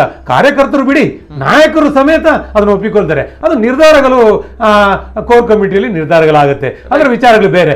ಆದರೆ ಆ ಪ್ರೀತಿಯನ್ನ ತೋರಿಸುವಂತ ಕೆಲಸವನ್ನ ನಮ್ಮ ಜಿಲ್ಲೆಯ ಎಲ್ಲ ಸಾರ್ವಜನಿಕರು ಮಾಡಿದ್ದಾರೆ ಅಂತ ಇದ್ರೆ ಅದಕ್ಕೆ ಒಂದು ಸ್ಪಂದನೆ ಇದೆ ಅಂತ ಹೇಳಿದ್ರೆ, ನೀವು ಉಲ್ಲೇಖ ಮಾಡಿದ್ರಿ ಸೇರಿರುವ ಸಂಖ್ಯೆ 3-4 ಲಕ್ಷ ಅಂತ ಹೇಳಿ. ನನ್ನ ಲೆಕ್ಕಾಚಾರದಲ್ಲಿ ಈ ಜಿಲ್ಲೆಯ 18 ಲಕ್ಷಕ್ಕಿಂತ ಹೆಚ್ಚು ಮತದಾರರಿದ್ದಾರೆ. ಅವರನ್ನು ಸೇರಿಕೊಂಡು ಯುವ ಮನಸ್ಸುಗಳಿದೆ. ಎಲ್ಲರೂ ಕೂಡ ನರೇಂದ್ರ ಮೋದಿಯ ಕಾರ್ಯಕ್ರಮ ನೋಡಿದ್ದಾರೆ. ನಿಮ್ಮಂತ ಚಾನೆಲ್, ರಾಷ್ಟ್ರೀಯ ಚಾನೆಲ್ ಇರ್ಬೋದು ಅಥವಾ ರಾಜ್ಯದ ಚಾನೆಲ್ ಇರ್ಬೋದು, ಎಲ್ಲವನ್ನು ಕೂಡ ತನ್ನ ಮೊಬೈಲ್ ಅಲ್ಲಿ ಕೂಡ ನರೇಂದ್ರ ಮೋದಿ ಬರ್ತಾರೆ ಅಂತ ಹೇಳುವಾಗ ನೋಡಿಕೊಳ್ಳುವಂತ ವ್ಯವಸ್ಥೆ ಮಾಡಿದ್ದಾರೆ. ಅದರಿಂದ ಎಲ್ಲರಿಗೂ ಕೂಡ ಏನು ಸಂದೇಶ ಹೋಗ್ಬೇಕಾ, ಏನು ವಿಚಾರಧಾರೆಗಳು ಹೋಗ್ಬೇಕಾ, ಏನು ವ್ಯವಸ್ಥೆಗಳು ಹೋಗ್ಬೇಕಾ, ಅಭಿವೃದ್ಧಿ ಪರವಾದ ಒಂದು ಆಲೋಚನೆ, ಚಿಂತನೆಗಳನ್ನ ದಕ್ಷಿಣ ಕನ್ನಡದಲ್ಲಿ ಬಿತ್ತಿ ಹೋಗಿದ್ದಾರೆ. ಅದು ಅವರಿಗೆ ಮುಟ್ಟುತ್ತೆ. ಮುಂದಿನ ದಿನಗಳು ಕೂಡ ಮತ್ತೊಮ್ಮೆ ಭಾರತೀಯ ಜನತಾ ಪಾರ್ಟಿಯ ದಿನಗಳು ಅದು ಸರ್ವಸಮ್ಮತವಾದ ದಿನಗಳಾಗುತ್ತೆ. ಓಕೆ ಸರ್, ಬರ್ತೇನೆ. ಜೊತೆಗೆ ಮತ್ತಷ್ಟು ಕರೆಗಳು ಬರ್ತಾ ಇದೆ. ಹಲೋ ಸರ್, ನಮಸ್ತೆ. ನಮಸ್ತೆ ಸರ್, ತಮ್ಮ ಹೆಸರಲ್ಲಿಂದ ಸರ್? ಸರ್ ನಮಸ್ತೆ, ಸಿರಾಜ್ ಬಜ್ಪೆ ಅವರು. ನಮಸ್ತೆ ಸರ್, ನಮಸ್ತೆ, ಮಾತಾಡಿ ಸರ್. ನಿತಿನ್ ಸಾಹೇಬ್ರೆ ನಮಸ್ತೆ ಸರ್. ನಮ್ಮ ಬಿಜೆಪಿ ವಕ್ತಾರರು ನಾರಾಯಣರವರು ಬಹಳ ಚೆನ್ನಾಗಿ ಮಾರ್ಕೆಟಿಂಗ್ ಮಾಡ್ತಾ ಇದ್ದಾರೆ. ಓಕೆ, ನೋಡಿ ಸರ್, ಇವರು ಏನ್ ಇವತ್ತು ಮಾರ್ಕೆಟಿಂಗ್ ಮಾಡ್ತಾ ಇದ್ದಾರೆ, ನಿನ್ನೆ ಪ್ರಧಾನಿಯವರು ಬಂದದ್ದು ಕೂಡ ಒಂದು ಪ್ರೈವೇಟ್ ಲಿಮಿಟೆಡ್ ಕಂಪನಿ ಮಾರ್ಕೆಟಿಂಗ್ ಬಂದಾಗೆ ಆಗಿದೆ.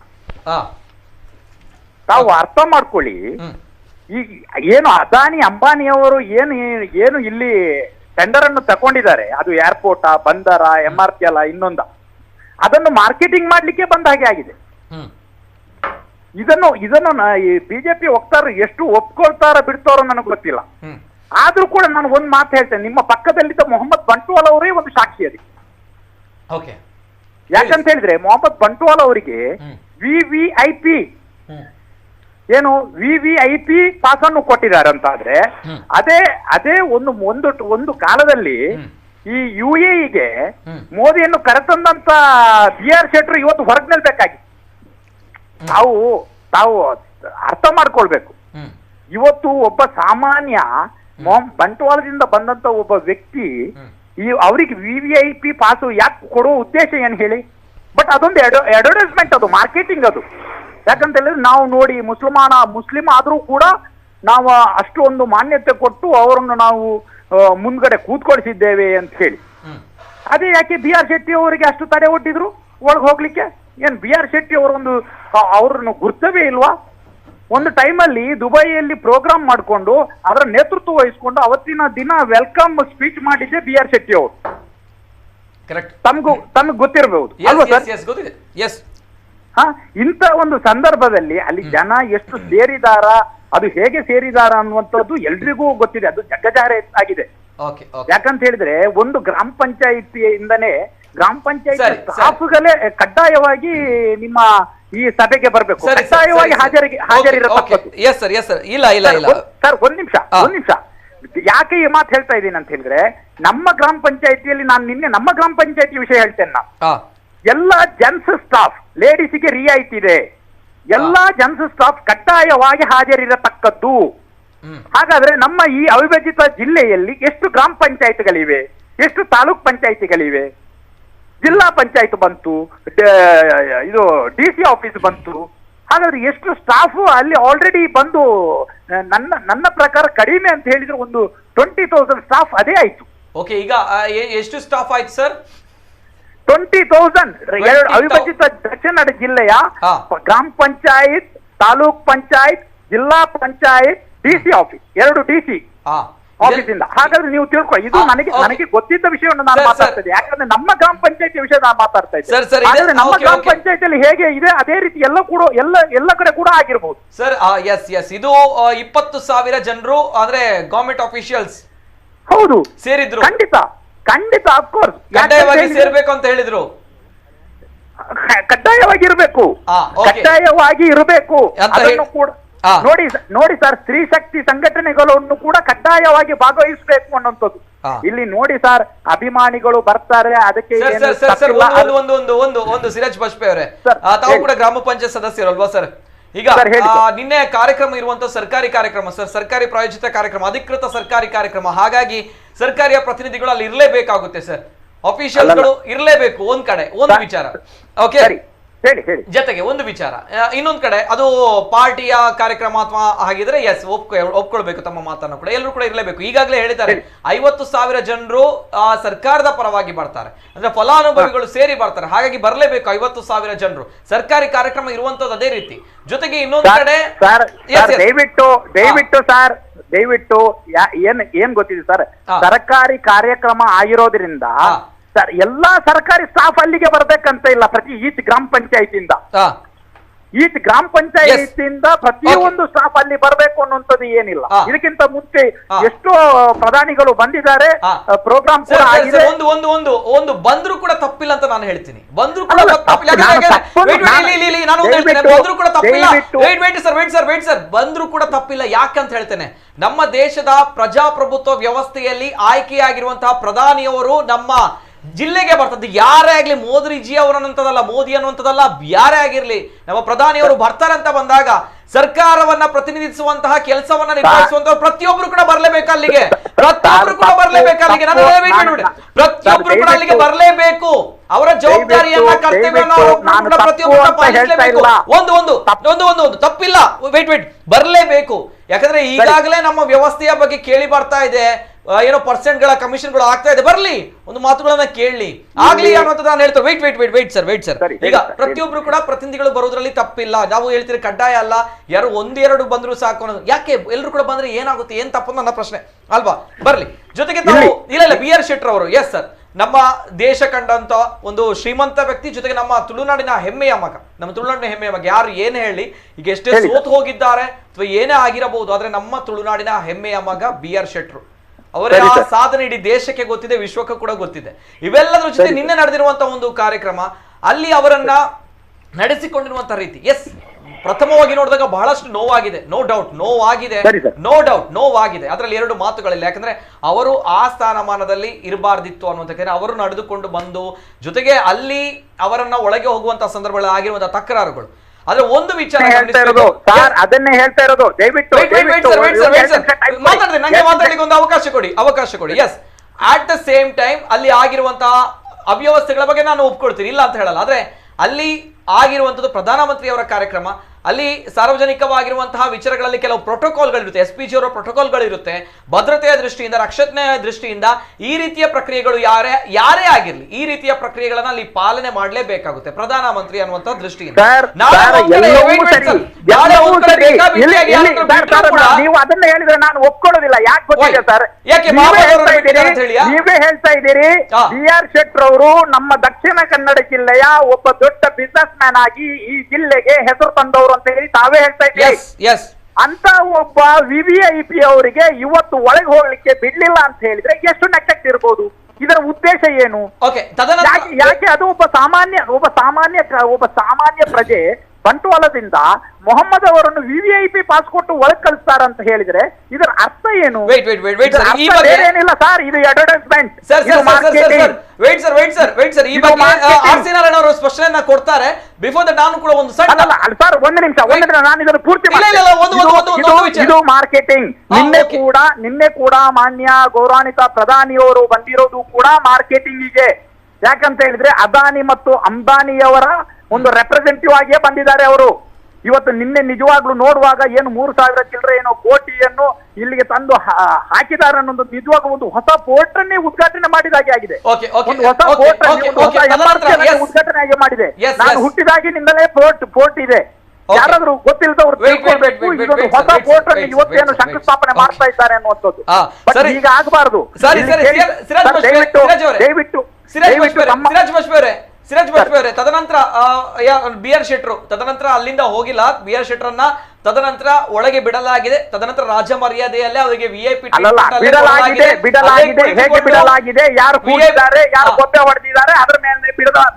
VIP ಟ್ರೀಟ್ಮೆಂಟ್ ಅಲ್ಲಿ ಕೂತ್ಕೊಂಡಿದ್ದಾರೆ. ಈ ಬಗ್ಗೆ ಆಸಿನಾರಾಯಣ ಅವರು ಏನ್ ಹೇಳ್ತೀರಾ? ಸಿರಾಜ್ ಸ್ಪಷ್ಟನೆ ಕೊಡ್ತಾರೆ. ಎಸ್ ಆಸಿನಾರಾಯಣ ಅವರು ಸಿರಾಜ್ ಕಂಡಿಲ್ಲ. ಯಾಕಂದ್ರೆ ನಾನು BR ಶೆಟ್ರ್ ಹತ್ರ ಇದೆ ಒಳಗಡೆ ಬರಬೇಕಾದ್ರೆ ಅಲ್ಲಿ ಭದ್ರತಾ ವಿಚಾರದ ಬಗ್ಗೆ ನಾನು ಉಲ್ಲೇಖ ಮಾಡಿದ್ದೀನಿ. 100ಕ್ಕೆ 100 ಸತ್ಯ ಇದೆ. ಯಾರನ್ನು ಕೂಡ ಅಧಿಕೃತವಾದ ಪಾಸ್ ಹೊಂದಿರದೇ ಇರುವವರನ್ನ ಒಳಗಡೆ ಬಿಡ್ಲಿಕ್ಕೆ ಆಗುದಿಲ್ಲ. ತುಂಬಾ ಜನ ಭದ್ರತೆಗೆ ಬಂದಿರತಕ್ಕಂಥ ಪೊಲೀಸರು ಇರ್ತಾರೆ. ಅವರು ಯಾರದು ಕೂಡ ವೈಯಕ್ತಿಕ ಪರಿಚಯಗಳು ಇರುವುದಿಲ್ಲ. ನನ್ನನ್ನು ಸೇರಿದಂತೆ 100 ಜನರು ಸೇರಿದಂತೆ ಪ್ರಮುಖ ನಾಯಕರದ್ದು ಕೂಡ ಇರುವುದಿಲ್ಲ. ಯಾರೊಬ್ಬರು ಶಾಸಕರು ಬರ್ತಾರೆ ಆದ್ರೂ ಕೂಡ ಅನೇಕರಿಗೆ ಅವರ ಪರಿಚಯಗಳು ಇರುವುದಿಲ್ಲ. ಯಾವುದೋ ಜಿಲ್ಲೆಯಿಂದ ಬಂದಿರ್ತಾರೆ, ಅವರಿಗೆ ಸ್ಥಳೀಯ ಶಾಸಕರದ್ದು ಪರಿಚಯಗಳು ಇರುವುದಿಲ್ಲ. ಆ ರೀತಿಯ ವ್ಯವಸ್ಥೆಗಳು ಆಗಿರುವುದಂತೂ ಸಹಜ. ಆದರೆ ಎಲ್ಲಿ ವ್ಯತ್ಯಾಸ ಆಗಿತ್ತ, ವ್ಯತ್ಯಾಸ ಆದ ತಕ್ಷಣ ನಮ್ಮ ಕಾರ್ಯಕರ್ತರು ಬಂದು ಅವರನ್ನ ಸಮಾಧಾನ ಪಡಿಸಿ BR ಶೆಟ್ರು ಬಂದಿದ್ದಾರೆ, ಅವರನ್ನು ಗೌರವಯುತ ನಡೆಸ್ಕೊಳ್ಬೇಕು ಅನ್ನೋಂಥ ಕಾರಣಕ್ಕೋಸ್ಕರ ಮತ್ತು ಅವರನ್ನು VVIPಯಲ್ಲಿ ಎದುರಿನ ಚಾರಳಿ ಕೂತ್ಕೊಳ್ಳಿಸುವಂತ ವ್ಯವಸ್ಥೆಯನ್ನ ಅವರ ಕುಟುಂಬದವರು ಕೂಡ ಜೋಡಿಸಿಕೊಂಡಂತ ಕೆಲಸವನ್ನ ಭಾರತೀಯ ಜನತಾ ಪಾರ್ಟಿ ಕಾರ್ಯಕರ್ತರು ಮಾಡಿದ್ದಾರೆ. ಇವರಿಗೆ ಉರ್ಕೊಳ್ಳುವಂತ ವ್ಯವಸ್ಥೆ. ಪಾಪ BR ಶೆಟ್ರು ಒಂದು ಕಾರಣ ಸಿಕ್ಕಿದ್ದಾರೆ, ಬೇರೆ ಏನೋ ಕಾರಣ ಸಿಕ್ತಿದ್ರೆ ಅದನ್ನು ಮಾತಾಡ್ತಿದ್ರು. ಪುಣ್ಯಕ್ಕೆ ಬೇರೆ ಯಾವುದೂ ಸಿಗಲಿಲ್ಲ ಅನ್ನೋಂಥ ಕಾರಣಕ್ಕೋಸ್ಕರ BR ಶೆಟ್ರನ್ನ ಮುಂದಿಟ್ಟುಕೊಂಡು ಮಾತಾಡುವಂತದ್ದು ಸರಿಯಲ್ಲ. ಆದ್ರೆ ಇವರಿಗೆ ಇನ್ನೇನು ಮಾತಾಡ್ಲಿಕ್ಕೆ ಸಿಗದೇ ಹೋಗಿರುವುದರಿಂದ ಮತ್ತೆ ಈ ರೀತಿಯ ಸಣ್ಣ ಸಣ್ಣ ವಿಚಾರಗಳನ್ನ ಮಾರ್ಕೆಟಿಂಗ್ ಹೇಳುವಂತ ವಿಚಾರಣೆ ಹೇಳಿದ್ರು. ಭಾರತೀಯ ಜನತಾ ಪಾರ್ಟಿ ಮತ್ತು ನರೇಂದ್ರ ಮೋದಿ ಸರ್ಕಾರಕ್ಕೆ ಮಾರ್ಕೆಟಿಂಗ್ ಮಾಡುವಂತ ಕೆಲಸಗಳ ಅನಿವಾರ್ಯತೆಗಳಿಲ್ಲ.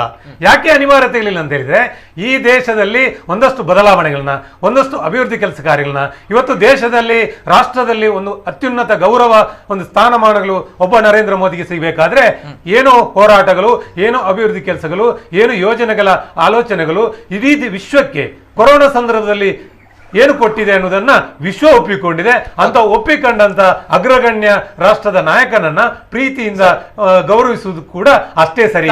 ಆದ್ರೆ ಇವರ ವಾದಗಳು ವಿತಂಡವಾದ. ಇವರಿಗೆ ಉರ್ಕೊಳ್ಳೋರಿಗೆ ಉರ್ಕೊಳ್ಳಿ ಅಂತ ನಾನು ಮೊದಲೇ ಹೇಳಿದೆ. ಇವರು ಹೇಳಿದ್ರಲ್ಲ ಮಾರ್ಕೆಟಿಂಗ್ ಮಾಡುವಂತ ಅನಿವಾರ್ಯತೆ ಬಿಜೆಪಿಗೆ ಇಲ್ಲ. ಸರ್ ಇವತ್ತು ಸಣ್ಣದಾಗಿ ಒಂದು ರಿಯಾಕ್ಷನ್ ಕೊಡಿ ಸರ್. Thank you. ಲಾಸ್ಟ್ ಸರ್ ಇಲ್ಲಿ ಕೇಳಿ ಸರ್, ಇವತ್ತು ಇವರು ಏನು ಮಾರ್ಕೆಟಿಂಗ್ ಮಾಡ್ತಾರ, ಇನ್ನೊಂದು ಅಥವಾ ಅಂಬಾನಿಯ ಅದಾನಿಯವರಿಗೆ ಬಿಸ್ನೆಸ್ ಮಾಡಿ ಕೊಡ್ತಾರ, ಮಾಡಿಕೊಡ್ಲಿ. ದಯವಿಟ್ಟು ಇಲ್ಲಿ ಎಲ್ಲವನ್ನು ಏನು ಬೇಕಾದ್ರೆ ಮಾಡ್ಕೊಳ್ಳಿ. ಇವತ್ತು ಗುಜರಾತ್ ನ CM ಆಗಿದ್ದಾಗ ಮೋದಿ ಅವರು ಇದೇ ಅದಾನಿಯವರು ಕ್ಲಾಸ್ 1 ಕಾಂಟ್ರಾಕ್ಟರ್ ಆಗಿದ್ರು. ಅದೇ ಅದಾನಿಯವರು ಇವತ್ತು ನಮ್ಮ ವಿಶ್ವದ 3ನೇ ಒಬ್ಬ ಶ್ರೀಮಂತರಾಗಿದ್ದಾರೆ. ಮೂರನೇ ಶ್ರೀಮಂತರಾಗಿದ್ದಾರೆ. ಹಾಗಾದ್ರೆ ನೀವು ತಿಳ್ಕೊಳ್ಳಿ. ನಮಗೆ ಹೋಗ್ಲಿ ದಯವಿಟ್ಟು ಆಸ್ತಿ ಎಷ್ಟಿದೆ ಸರ್? ಮೋದಿ ಅವರ ಆಸ್ತಿ ಎಷ್ಟಿದೆ? ಪ್ರಧಾನಿ ಅವರ ಅಂಬಾನಿ ಅದಾನಿ ಪ್ರತಿ ಬಾರಿ ಕೂಡ ಇದೇ ಆಯ್ತು ಸರ್.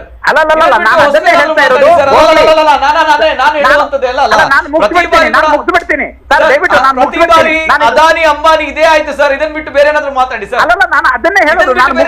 ಮೋದಿ ಅವರ ಆಸ್ತಿ ಎಷ್ಟಾಗಿದೆ ಇದರ ಬಗ್ಗೆ ಮುಗಿಸ್ಬಿಡ್ತೀನಿ. ಯಾವ ಯೋಜನೆಗಳು ಸರಿ ಇಲ್ಲ ಅನ್ನೋದು ಹೇಳಿ ಸರ್. ಯಾವ ಯೋಜನೆಗಳಲ್ಲಿ ತಪ್ಪಿದೆ, ಅದರಲ್ಲಿ ಆಗಲ್ಲ ಅನ್ನೋದು ಹೇಳಿ ಸರ್. ಅದನ್ನ ಮೆನ್ಷನ್ ಮಾಡಿ ಸರ್. ಅದಾನಿ ಅಂಬಾನಿ ಬೇಡ ಸರ್. ಅದನ್ನ ಬಿಟ್ಟು ಯಾವ ಯೋಜನೆ ಸರಿ ಇಲ್ಲ, ಇದರಿಂದ ಎಷ್ಟು ಹಾನಿ ಆಗುತ್ತೆ ಇದರ ಬಗ್ಗೆ ಯೋಜನೆ ಗೊತ್ತಿದೆ. ಯೋಜನೆ ಇಷ್ಟೇ, ಜನಸಾಮಾನ್ಯರಿಗೆ ಗೊತ್ತಿದೆ. ಇವತ್ತು ಜನಸಾಮಾನ್ಯರು ತನ್ನ ದಿನ ದುಡ್ತಿರುವಂತದ್ದು, ದಿನದ 2 ಹೊತ್ತು ಊಟ ಇದೆಯಲ್ಲ, 2 ಹೊತ್ತು ಊಟ, ಒಂದು ತಿಂಗಳಿಗೆ 1,000 ರೇಷನ್, ನಾನು ಎಕ್ಸಾಂಪಲ್ ಹೇಳ್ತಾ ಇದ್ದೇನೆ, 1,000 ರೇಷನ್ ಬೇಕಿದ್ರೆ ಇವತ್ತು ಅದೇ ರೇಷನ್ಗೆ 2,500 ತನಕ ತೆತ್ತಬೇಕಾಗಿದೆ. ಇದನ್ನೇ ನಾನು ಹೇಳ್ತಾ ಇರೋದು. ಯಾವುದು ಲೋಪ ಅಂತ ಇದನ್ನೇ ನಾನು ಬೇಸಾಗಿ ಹೇಳ್ತಾ ಇರೋದು ಇದನ್ನೇ. ಹಾಗಾದ್ರೆ ನೀವು ತಿಳ್ಕೊಳ್ಳಿ ಮುಂದೆ ಹೆಂಗಿರ್ಬೋದು ಅಂತ ಹೇಳಿ. ಜನಸಾಮಾನ್ಯರು ಇವತ್ತು ಬದುಕುದು ಕಷ್ಟ ಆಗಿದೆ ಅಂತ ನಾನು ತಮ್ಗೆ ಹೇಳ್ತಾ ಇದ್ದೇನೆ. ಒಂದು ಮತ್ತೆ ಸರ್ ಇಲ್ಲಿ ಒಂದೇ ಲೈನ್ ಅಲ್ಲಿ ಮುಗಿಸ್ಬೇಕು. ದಯವಿಟ್ಟು ಯಾರು ಏನೇ ಹಣ ಮಾಡ್ಲಿ, ಏನೇ ಮಾಡ್ಲಿ, ಅಥವಾ ಅಡ್ವರ್ಟೈಸ್ಮೆಂಟ್ ಮಾಡ್ಲಿ, ಇನ್ನೊಂದು ಮಾಡ್ಲಿ, ದಯವಿಟ್ಟು ಇಲ್ಲಿ ಏನು ಜನಸಾಮಾನ್ಯರು ಒಂದು ಸಹಬಾಳ್ವೆಯಿಂದ ಏನ್ ಬಾಳ್ತಿದ್ದಾರೆ, ಆ ಬಾಳ್ವೆಗೆ ಒಂದು ಅವಕಾಶ ಮಾಡಿಕೊಡಿ. ದಯವಿಟ್ಟು ಹಿಂದೂ ಮುಸ್ಲಿಂ ಅಂತ ಹೇಳಿ ಗಲಾಟೆ ಮಾಡಿ ಇಲ್ಲಿನ ಸಾಮರಸ್ಯವನ್ನು ಹಾಳು ಮಾಡೋದಾಗೆ ಮಾಡಿ. ನೀವೇ ಬೇಕಾದ್ರೆ ಅಲ್ಲಿ ಅಧಿಕಾರದಲ್ಲಿ ಕೂತ್ಕೊಳ್ಳಿ, ಬಟ್ ಹಿಂದೂ ಮುಸ್ಲಿಂ ಅನ್ನುವಂಥದ್ದು ನಾವು ಬೆಳಿಗ್ಗೆ ಎದ್ದು ಒಬ್ಬರನ್ನೊಬ್ಬ ಮುಖ ನೋಡ್ಕೊಂಡು ಬದುಕಬೇಕಾಗ್ತದೆ. ಅದಕ್ಕೆ ಅವಕಾಶ ಮಾಡಿಕೊಡಿ ಅಷ್ಟೇ. ಸಿರಾಜ್ ಅವರ ಒಂದು ವಿಚಾರ ಖುಷಿ ಆಯ್ತಲ್ಲ, ಕೊನೆಯದಾಗಿ ಹೇಳಿದ್ರು ಯಾರು ಏನೇ ಮಾಡ್ಕೊಳ್ಳಿ, ಎಷ್ಟೇ ಆಸ್ತಿ ಮಾಡ್ಕೊಳ್ಳಿ, ಆದ್ರೆ ಎಲ್ಲರೂ ಕೂಡ ಒಂದಾಗಿರ್ಬೇಕು ಅನ್ನೋ ಮಾತನ್ನ ಹೇಳಿದ್ರಿ. ಅಂಡ್ ಧನ್ಯವಾದಗಳು ಸರ್. ಅಂಡ್ ಒಂದು ಮಾತು ನಾನು ಹೇಳ್ತೀನಿ ಸರ್, ಅದಾನಿ ಆಗ್ಲಿ, ಅಂಬಾನಿ ಆಗ್ಲಿ, ಟಾಟಾ ಆಗ್ಲಿ, ಬಿರ್ಲಾ ಆಗ್ಲಿ, ಅಥವಾ ಯಾರೇ ಆಗ್ಲಿ, ಆದ್ರೆ ಯಾವುದೇ ಉದ್ಯಮವನ್ನ ಪ್ರಾರಂಭ ಮಾಡಲಿ ಅಥವಾ ಎಷ್ಟೇ ಆಸ್ತಿ ಮಾಡ್ಲಿ, ಆ ಒಂದು ಕಂಪನಿಗಳಲ್ಲಿ ಕೆಲಸವನ್ನ ನಿರ್ವಹಿಸಿರೋ ನಮ್ಮ ಭಾರತೀಯರು. ಅನೇಕ ಉದ್ಯೋಗ ಅಲ್ಲಿ ಸೃಷ್ಟಿಯಾಗುತ್ತೆ. ಉದ್ಯೋಗ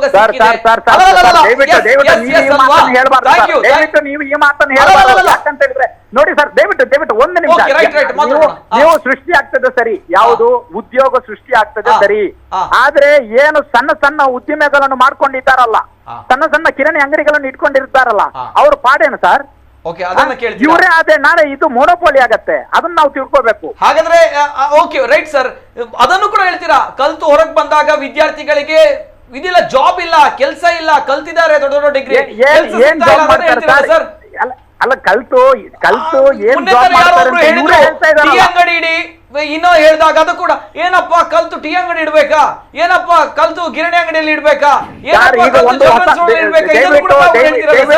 ದಯವಿಟ್ಟು ತಮ್ಮ ಗಮನಕ್ಕೆ ಬಂದಿರಬಹುದು. ಬಂದಿದೆ. Thank you. ಯಾಕಂದ್ರೆ ಇಲ್ಲಿ ಕರೆಗಳು ಸರದಿ ಸಾಲಿನಲ್ಲಿ ನಿಂತಿದ್ದಾರೆ. ನಿಮ್ಗಳ ಜೊತೆ ನಾನು ಮಾತಾಡಿದ್ರೆ ನಮ್ಮ ವೀಕ್ಷಕರಿಗೆ ಬಹಳಷ್ಟು ನನ್ನ ಮೇಲೆ ಇದಾಗುತ್ತೆ, ದಯಮಾಡಿ ಕ್ಷಮಿಸಿ. And thank you sir. Siraj Bajpai, ಒಂದು ಆರೋಗ್ಯಕರವಾಗಿರುವಂತಹ ಚರ್ಚೆ, ಖುಷಿ ಆಯ್ತು. ಧನ್ಯವಾದ. ಒಂದೇ ಸೈಡ್ ಅಲ್ಲಿ ಯಾವತ್ತೂ ಕೂಡ ಹೋಗ್ಬಾರ್ದು, ಕೆಲವು ವಿಚಾರಗಳು ವಿಮರ್ಶೆ ಆಗಬೇಕು. ಧನ್ಯವಾದ ಸಿರಾಜ್ ಬಾಜ್ಪೇಯಿ ಅವರಿಗೆ. ಮತ್ತೊಂದು ಕರೆ ಇದೆ. ಹಲೋ ಸರ್, ನಮಸ್ತೆ ಸರ್. ನಮಸ್ತೆ, ಧ್ವನಿ ಕೇಳ್ತಾ ಇದೆಯಾ? ಓಕೆ, ಕರೆ ಮಾಡಿದಾಗ ದಯಮಾಡಿ ಟಿವಿಯಲ್ಲಿ ಮ್ಯೂಟ್ ಮಾಡಿ ಕರೆ ಮಾಡಿ, ಇಲ್ಲದೆ ಕರೆ ಕಟ್ಟಾಗುತ್ತೆ. ಎಸ್ ಸರ್, ನಾನು ನೇರವಾಗಿ ಮಹಮ್ಮದ್ ಬಂಟ್ವಾಳ ಅವ್ರ ಜೊತೆ ಹೋಗ್ತೀನಿ. ಮಹಮ್ಮದ್ ಬಂಟ್ವಾಳ ಅವರು ನಿನ್ನೆ ದಿನ ಮೋದಿ ಅವರನ್ನ ಹತ್ರದಿಂದ ನೋಡಿದ್ದೀರಾ, ಖುಷಿ ಆಯ್ತು. ಜೊತೆಗೆ ವೈ ಮೋದಿ ಯಾಕೆ ಇಷ್ಟು ಇಷ್ಟ ತಮಗೆ, ನಾನು ನೇರವಾಗಿ ಕೇಳ್ತೀನಿ. ಯಾಕಂದ್ರೆ ಸಿರಾಜ್ ಬಾಜ್ಪೇಯಿ ಅವರು ಇಷ್ಟು ವಿರುದ್ಧವಾದಂತಹ ವಿಚಾರವನ್ನ ಹೇಳಿದ್ರು. ಜೊತೆಗೆ ಈಗಾಗಲೇ ಕರೆ ಮಾಡಿದ ಸಚಿನ್ ಪಂಪೆಲ್ ಅವರು ಹೇಳಿದ್ರು, ಇನ್ನಿತರ ಕರೆಗಳು ಹೇಳ್ತಾ ಇದ್ದಾರೆ ಮೋದಿ ಅವರು ಏನು ಅಭಿವೃದ್ಧಿ ಮಾಡಿಲ್ಲ, ಮೋದಿ ಅವರಿಂದ ಏನಾಗಿಲ್ಲ, ಸುಮ್ಮನೆ ಡೋಂಗಿ ಬಿಡ್ತಾ ಇದ್ದಾರೆ ಅನ್ನೋದು. ನಿಮ್ಮಲ್ಲೇ ನಾನು ಕೇಳ್ತೀನಿ. Yes Mohammad Bantwal, why Modi? ಇಲ್ಲ ಸರ್, ನಮ್ಮ ಸಮುದಾಯಕ್ಕೆ ಹೆಲ್ಪ್ ಆಗಿದೆ, ಬದಲಾವಣೆ ಆಗಿದೆ. ಯಾಕೆಂದ್ರೆ ನೋಡಿ, ನಮ್ಮ ಕುಟುಂಬಕ್ಕೆ ಎಷ್ಟೋ ಫ್ರೀ ಗ್ಯಾಸ್ಗಳು ಸಿಕ್ಕಿದೆ, ಎಷ್ಟೋಗಳ ರೇಷನ್ ಸಿಕ್ಕಿದೆ, ಎಷ್ಟೋ ಜನರಿಗೆ ಅದು ಅವರದೊಂದು ಮುದ್ರಾ ಯೋಜನೆ ಉಂಟು, ಅದು ತೆಕ್ಕೊಂಡು ಬಿಸ್ನೆಸ್ ಮಾಡ್ತಾ ಇದ್ದಾರೆ. ನನಗೆ ಗೊತ್ತು, ನನ್ನ ಕುಟುಂಬದಲ್ಲಿ ಸಿಕ್ಕಿದೆ, ಎಷ್ಟೋ ಜನಕ್ಕೆ ನಮ್ಮ ಊರಲ್ಲಿ ಸಿಕ್ಕಿದೆ. ಈಗ ನೋಡಿ, ಉದಾಹರಣೆಗೆ ದೇಶದ ವಿಷಯ ಬೇಡ, ಇದೇ ಬಂಟ್ವಾಳ ಕ್ಷೇತ್ರದಲ್ಲಿ ನಮ್ಮ ರಾಜೇಶ್ ನಾಯ್ಕ್ ಅವರು ಈ ಟರ್ಮಲ್ಲಿ 5 ವರ್ಷ ಗೆದ್ದಿದ್ದಾರೆ. ಅದರಲ್ಲಿ 2 ವರ್ಷ ಕೊರೋನಾಗೆ ಹೋಯ್ತು, ನಿಮಗೆ ಗೊತ್ತುಂಟು. ಈ 3 ವರ್ಷ ಅವಧಿ ಇನ್ನೂ ಮುಗಲಿಲ್ಲ, ಇನ್ನೂ ಇದಾಗಲಿಲ್ಲ. ಆದರೆ ಎಷ್ಟೊಂದು ಕೆಲಸಗಳು ಮಾಡಿದ್ದಾರೆ ಅಲ್ಲಿ. ಯಾವ ಕ್ಷೇತ್ರಕ್ಕೆ ಈಗ ಬಂಟ್ವಾಳದಲ್ಲಿ ನೋಡಿ, ಮೊದಲು 4 ಬಾರಿ ರಾಮನಾಥ್ ರೈ ಅವರು ಇದ್ದರು, ಏನು ಮಾಡಿದ್ದಾರೆ ಸರ್? ಅದಕ್ಕಿಂತ ಡಬಲ್ ಕೆಲಸ ನಮ್ಮ ಕ್ಷೇತ್ರದಲ್ಲಿ ಆಗಿದೆ, ಮಾಡಿದ್ದಾರೆ. ಯಾವ ಏರಿಯಾ ನೋಡಲಿಲ್ಲ, ಮುಸಲ್ಮಾನ್ ನಮ್ಮದು ಊರಿಗೆ ನಂದವರ, ಅಲ್ಲಿ ಒಂದೇ ಒಂದು BJPಗೆ ಓಟಿಲ್ಲ, ಅಲ್ಲಿ ಎಷ್ಟು ಕೆಲಸ ಮಾಡಿದ್ದಾರೆ ಅವರು. ಈಗ ಇವರು ಹೇಳಿದ್ರಲ್ವಾ, ಯಾವುದು ಮಾಡಲಿಲ್ಲ ಅಂತ. ನಮ್ಮ ಸಮುದಾಯಕ್ಕೆ ಇಷ್ಟೆಲ್ಲ ಲಾಭ ಮಾಡಿದ್ದಾರೆ ಅಲ್ವಾ, ಕೆಲಸ ಮಾಡಿದ್ದಾರೆ. ಎಷ್ಟು ಮಾಡಿದ್ದಾರೆ, ಎಷ್ಟು ಬೇಕು ಇವರಿಗೆ? ಬಂಟ್ವಾಳ ಕ್ಷೇತ್ರಕ್ಕೆ ಬರಲಿ, ಅವರು ನಮ್ಮ ನಂದಾವರಕ್ಕೆ ಬರಲಿ. ಮೊನ್ನೆ ಸಹ ಏನು 10 ಕೋಟಿದೊಂದು ಯೋಜನೆ ಮಾಡಿದ್ದಾರೆ, ಉದ್ಘಾಟನೆ ಮಾಡಿದ್ದಾರೆ. ಅಲ್ಲಿ ಇರುವುದು ಫುಲ್ ಮುಸ್ಲಿಮ್ಸ್. ಅಲ್ಲಿ ರೋಡ್ ಮಾಡಿದ್ದಾರೆ, ಎಷ್ಟೇ ರೋಡ್ ಮಾಡಿ ಅಲ್ಲಿ ರೋಡ್ ಇರಲಿಲ್ಲ, ಕಾಂಕ್ರೀಟ್ ಹಾಕಿ ಕೊಟ್ಟಿದ್ದಾರೆ. ಎಷ್ಟು ಇದೆಲ್ಲ ಯಾರು ಮಾಡಿದ್ದಾರೆ? ಈ ಮೊದಲು ಇಷ್ಟು ಕೆಲಸ ಆಗಲಿಲ್ಲ. ಎಷ್ಟು 4 ಟರ್ಮ್ ರಾಮನಾಥ್ ರೈ ಇದ್ದರು. ಏನಾಗಿದೆ ನಮ್ಮ ಇದರಲ್ಲಿ ಊರಲ್ಲಿ? ಏನು ಆಗಲಿಲ್ಲ. ಇಷ್ಟೊಂದು ಕೆಲಸ ಮಾಡಿಕೊಟ್ಟಿದ್ದಾರೆ. ಇನ್ನೂ ಇವರು ಇಂಥವರಿಂದ ಒಂದು ಹಳದಿ ಕಾಯಿಲೆ ಉಂಟು ನೋಡಿ ಸರ್, ಅದರಲ್ಲಿ ನೋಡಿದ್ರೆ ಹಳದಿಯೇ ಕಾಣ್ತದೆ ಅವರಿಗೆ. ಅದಕ್ಕೆ ಏನು ಮಾಡೋಕ್ಕೆ ಆಗ್ತದೆ? ವೈ ಮೋದಿ? ಯಾಕೆ ಮೋದಿ ಅಂದ್ರೆ ಇಷ್ಟ ತಮಗೆ? ಮೋದಿಯಿಂದ ಏನಾಗಿದೆ? ಮೋದಿಯಿಂದ ದೇಶಕ್ಕೇನು ಲಾಭ ಆಗಿಲ್ಲ ಅಂತ ಹೇಳ್ತಾರೆ. ದೇಶಕ್ಕೆ ಲಾಭ ಆಗಿದೆ, ನಮ್ಮ ಸಮುದಾಯಕ್ಕೂ ಲಾಭ ಆಗಿದೆ. ಈಗ ನೋಡಿ, ಒಂದು ತ್ರಿಬಲ್ ತಲಾಕ್ ತಂದಿದ್ದಾರೆ. ಯಾಕೆ ಇರೋದು ತಂದಿದ್ದಾರೆ? ನಮಗೆ ಅದರಲ್ಲಿ ನಮ್ಮ ಸಮುದಾಯಕ್ಕೆ ಲಾಭ ಉಂಟು. ಲಾಭ ಆಗಿದೆ ಅಂತ ಹೇಳ್ತೀರಿ? ಒಂದೇ ನೋಡಿ, ನಮ್ಮ ಇಸ್ಲಾಂನಲ್ಲಿ ಹೇಳೋದು ಒಂದೇ ಇದರಲ್ಲಿ ಇದು ಹೇಳಲಿಕ್ಕಿಲ್ಲ ತಲಾಕ್ ಅಂತ. ಅದನ್ನೇ ವಿರೋಧ ಮಾಡಿದ್ದಾರೆ ಮೋದಿಯವರು. ಅಂತಂತಾಗಿ ಒಂದು ಸ್ಟೆಪ್, ಒಂದು ತಲಾಖಿ ಒಂದು ಸ್ಟೆಪ್, 3 ತಲಾಖಿ 3 ಸ್ಟೆಪ್, ಅದನ್ನೇ ಹೇಳಿದಾರಲ್ವಾ? ಅದು ಲಾಭ ಅಲ್ವಾ ಸರ್ ಈಗ ನಮಗೆ ಅದು? ಓಕೆ, ತಲಾಕ್ ಬ್ಯಾನ್ ಆಗಿರೋದ್ರಿಂದ, ಬ್ಯಾನ್ ಮಾಡಿದ್ರಿಂದ ತಮ್ಗಳಿಗೆ ಲಾಭ ಉಂಟು, ಖಂಡಿತವಾಗಿ ಉಂಟು. ಈಗ ನಾವು ಇಲ್ಲಿ ಬರೋಕ್ಕಿಂತ ಮೊದಲು ನಮ್ಮೊಂದು ಗುರುಗಳಿದ್ದಾರೆ, ಅವ್ರ ಹತ್ರ ಕೇಳಿದ್ದೀನಿ. ಅವ್ರು ಹೇಳಿದ್ದಾರೆ ಅದೇ ತರ, ಒಂದೇ ಬಾಯಿಯಲ್ಲಿ ಒಂದು ತಲಾಕ್, 3 ತಲಾಕ್ ತಲಾಕ್ ತಲಾಕ್ ಅಂತ ಹೇಳಲಿಕ್ಕಿಲ್ಲ. ಅದು ಒಂದೊಂದು ಸ್ಟೆಪ್ ಇದೆ. ಅದನ್ನೇ ಪ್ರಧಾನಮಂತ್ರಿ ಅವರು ಹೇಳಿದ್ದಾರೆ. ಅದೀಗ ನಮಗೆ ಲಾಭ ತಂದು ಕೊಡುವಂತದ್ದು. ಈಗ ಕಡಿಮೆ ಆಗಿದೆಯಾ ಅಂತಹ ಪ್ರಕ್ರಿಯೆಗಳು? ಕಡಿಮೆ ಆಗಿದೆ ಅಂತ ಹೇಳ್ತಾರಲ್ಲ? ಅಲ್ಲ, ಕಡಿಮೆ ಆಗಿದೆ. ಯಾಕೆಂದ್ರೆ ನೋಡಿ, ಮೋದಿ ಅವರು ಏನೇ ತಂದ್ರು ಕೂಡ ಆಗಿಲ್ಲ, ಬದಲಾವಣೆ ಆಗಿಲ್ಲ ಅಂತ ಹೇಳ್ತಾರೆ. ಎಲ್ಲವರು ಹೇಳ್ತಾರೆ. ಎಷ್ಟೇ ಜನ ಪ್ರೀತಿ ಮಾಡ್ತಾರೆ ಮೋದಿ ಅವರು. ಈಗ ನಾವು ನೋಡಿ, ನನ್ನಂತ ಎಷ್ಟೇ ಜನ ಇದ್ದಾರೆ, ಎದುರುಗಳಿಗೆ ಬಂದು ಹೇಳಲಿಕ್ಕೆ ಆಗುದಿಲ್ಲ ಅವರಿಗೆ. ಹೇಳಿದ್ರೆ ಈ ತರ ಟ್ರೋಲ್ ಮಾಡ್ತಾರೆ.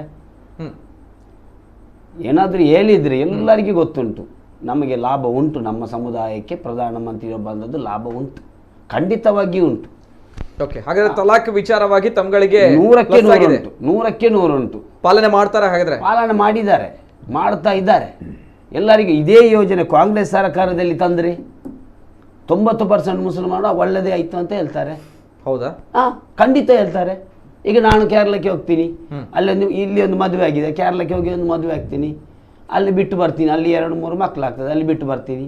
ಈಗ ನನಗೆ ಕೇರಳಕ್ಕೆ ಹೋಗಿ ಮದುವೆ ಆಗಲಿಕ್ಕೆ ಆಗೋದಿಲ್ಲ. ಯಾಕೆಂದರೆ ಅವಳು ಕೋರ್ಟಿಗೆ ಹೋದರೆ ನನಗೆ ಶಿಕ್ಷೆ ಆಗ್ತದೆ. ಅವಳಿಗೆ ಮಕ್ಕಳಾದರೆ ಅವಳಿಗೆ ಖರ್ಚು ಅದು ಕೊಡಬೇಕು ನಮ್ಮದರಲ್ಲಿ. ಹಿಂದೆ ಆ ರೀತಿ ಇರಲಿಲ್ಲ?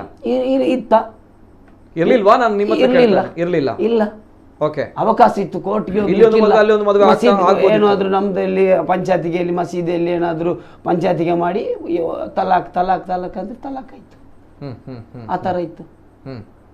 ಈಗ ಅಲರ್ಟ್ ಆಗಿದ್ದಾರೆ, ಕಷ್ಟ ಆಗುತ್ತೆ ಅನ್ನುವಂತ ಖಂಡಿತವಾಗಿಯೂ ಆಗಿದೆ. ನಮಗೆ ಲಾಭ ಆಗಿದೆ, ಅದರಿಂದ ಮುಸ್ಲಿಂ ಹೆಣ್ಮಕ್ಕಳಿಗೆ ಲಾಭ ಆಗಿದೆ. ಈಗ UP ಯಲ್ಲಿ, ಗುಜರಾತಲ್ಲಿ ನೋಡ್ಲಿಲ್ವ ನೀವು? ಟಿವಿಯಲ್ಲಿ ಬರ್ತಾ ಇತ್ತು. ಎಷ್ಟು ಜನ ಅಭಿಮಾನಿಯರಿದ್ದಾರೆ ಅವರಿಗೆ. ಓಕೆ, ಎಲ್ಲ ತರದಲ್ಲಿ ಲಾಭ ಉಂಟು. ಮತ್ತೆ ಹೇಳುವವರಿಗೆ ಏನು ಹೇಳ್ತಾರೆ, ನಮಗೆ ಏನು ಮಾಡಲಿಕ್ಕೆ ಆಗ್ತದೆ? ಎದುರಿಗೆ ಬಂದು ಹೇಳಲಿಕ್ಕೆ ಅವರಿಗೆ ಅವಕಾಶ ಇಲ್ಲ ಅಷ್ಟೇ. ಅದೇ ನಾನು ಹೇಳೋದು. ಅದಕ್ಕೋಸ್ಕರ ನರೇಂದ್ರ ಮೋದಿಜಿ ಅಂತ ಬಂದ್ರೆ ತಮಗೆ ಬಹಳ ಇಷ್ಟ? ಬಹಳ ಇಷ್ಟ. ಕೆಲವು ಜನ ಬರ್ತಿದ್ರು, ಆದ್ರೆ ಶುಕ್ರವಾರ ಐತಲ್ವಾ, ಅದಕ್ಕಾಗಿ ಕೆಲವರು ಬರಲಿಲ್ಲ. ಮಸೀದಿ 4 ಗಂಟೆ ಅಂತ ಇತ್ತು ನೋಡಿ. ಈಗ ನಾವು ಹೋಗಿದ್ದೀವಿ, ಅದು ಟೈಮ್ ಚೇಂಜ್ ಆಯ್ತಲ್ವಾ, ಅದರಿಂದ ಕೆಲವರು ಬರಲಿಲ್ಲ ಅಷ್ಟೇ. ಇಲ್ಲಾಂದ್ರೆ ಖಂಡಿತವಾಗಿಯೂ 50% ಮುಸಲ್ಮಾನರು ಅಲ್ಲಿ ಬಂದೇ ಬರ್ತಾರೆ ಮೋದಿ ಅವರು ನೋಡ್ಲಿಕ್ಕೆ, ಖಂಡಿತವಾಗಿ ಬರ್ತಾರೆ. ಯಾಕೆ ದ್ವೇಷ ಮಾಡ್ತಾರೆ? ದ್ವೇಷ ಇದೆಯಾ ಮುಸಲ್ಮಾನರಿಗೆ ಮೋದಿ ಅಂತ ಹೇಳಿದ್ರೆ? BJP ಸರ್ಕಾರ ಅಂತ ದ್ವೇಷ ಮಾಡ್ತಾರೆ, ಬೇರೆ ಏನು? ಅಷ್ಟೇ. ಓಕೆ, ಅದು BJP. ಎಲ್ಲೂ ನೋಡಿದ್ರು BJPಯನ್ನು ನಮಗೆ ತೋರಿಸಿ ಎದುರಿಸುವುದು.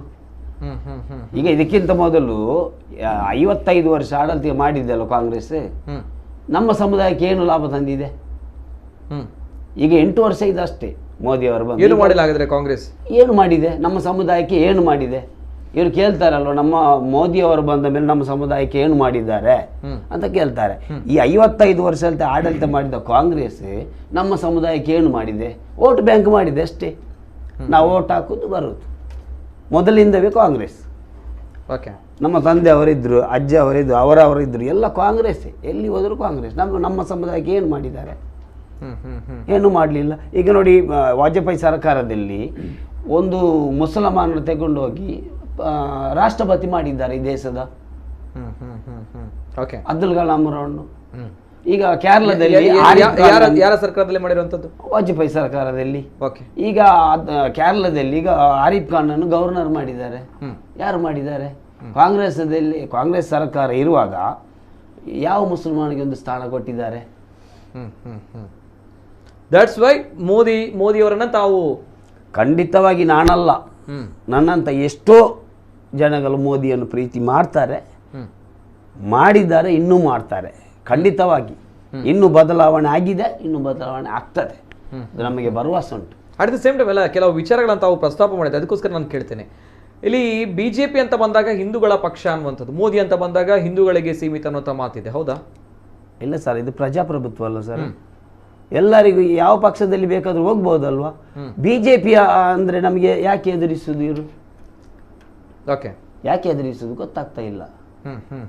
ಬಿಜೆಪಿ ಅಂದ ಕೂಡಲೇ ವಿರೋಧ ಮಾಡ್ತಾರೆ. ಬಿಜೆಪಿ ಅಂದ್ರೆ ಮೋದಿ, ಬಿಜೆಪಿ ಅಂತ ಏನು ಮಾಡಿದೆ ನಮಗೆ? Okay, yes sir. ನಾರಾಯಣ ಈ ಬಗ್ಗೆ ಅತ್ಯಂತ ಅಭಿಮಾನದಿಂದ ಹೇಳಿದ್ದಾರೆ.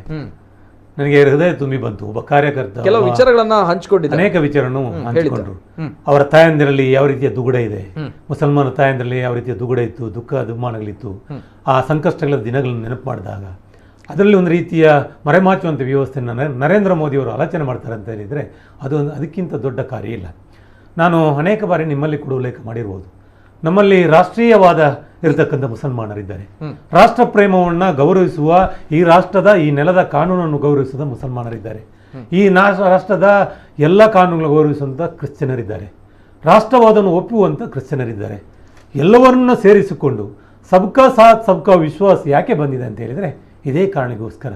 ಇಂಥ 100 ಮನಸ್ಸುಗಳು ಇವತ್ತು ಈ ರಾಷ್ಟ್ರದಲ್ಲಿ ಇದೆ. ನಾವು ಒಪ್ಪಿಕೊಳ್ಳುವಂಥದ್ದು. ಯಾವಾಗ ಒಳ್ಳೆಯ ಕೆಲಸಗಳಾಗುತ್ತಾ, ಚೆನ್ನಾಗಿ ಒಂದು ಸರ್ಕಾರ ನಡೀತಾ, ನಾನು ಒಪ್ಪಿಕೊಳ್ಳುವಂಥ ಮನಸ್ಸುಗಳು ಕೂಡ ಹತ್ತಾರುಗಳಿರುತ್ತೆ. ಮತಾಂಧ ಶಕ್ತಿಗಳು ಒಂದು ಕಡೆ ವಿಜೃಂಭಣೆ ಆಗುತ್ತೆ, ಆಗೋದಿಲ್ಲ ಅಂತ ನಾನು ಹೇಳೋದಿಲ್ಲ.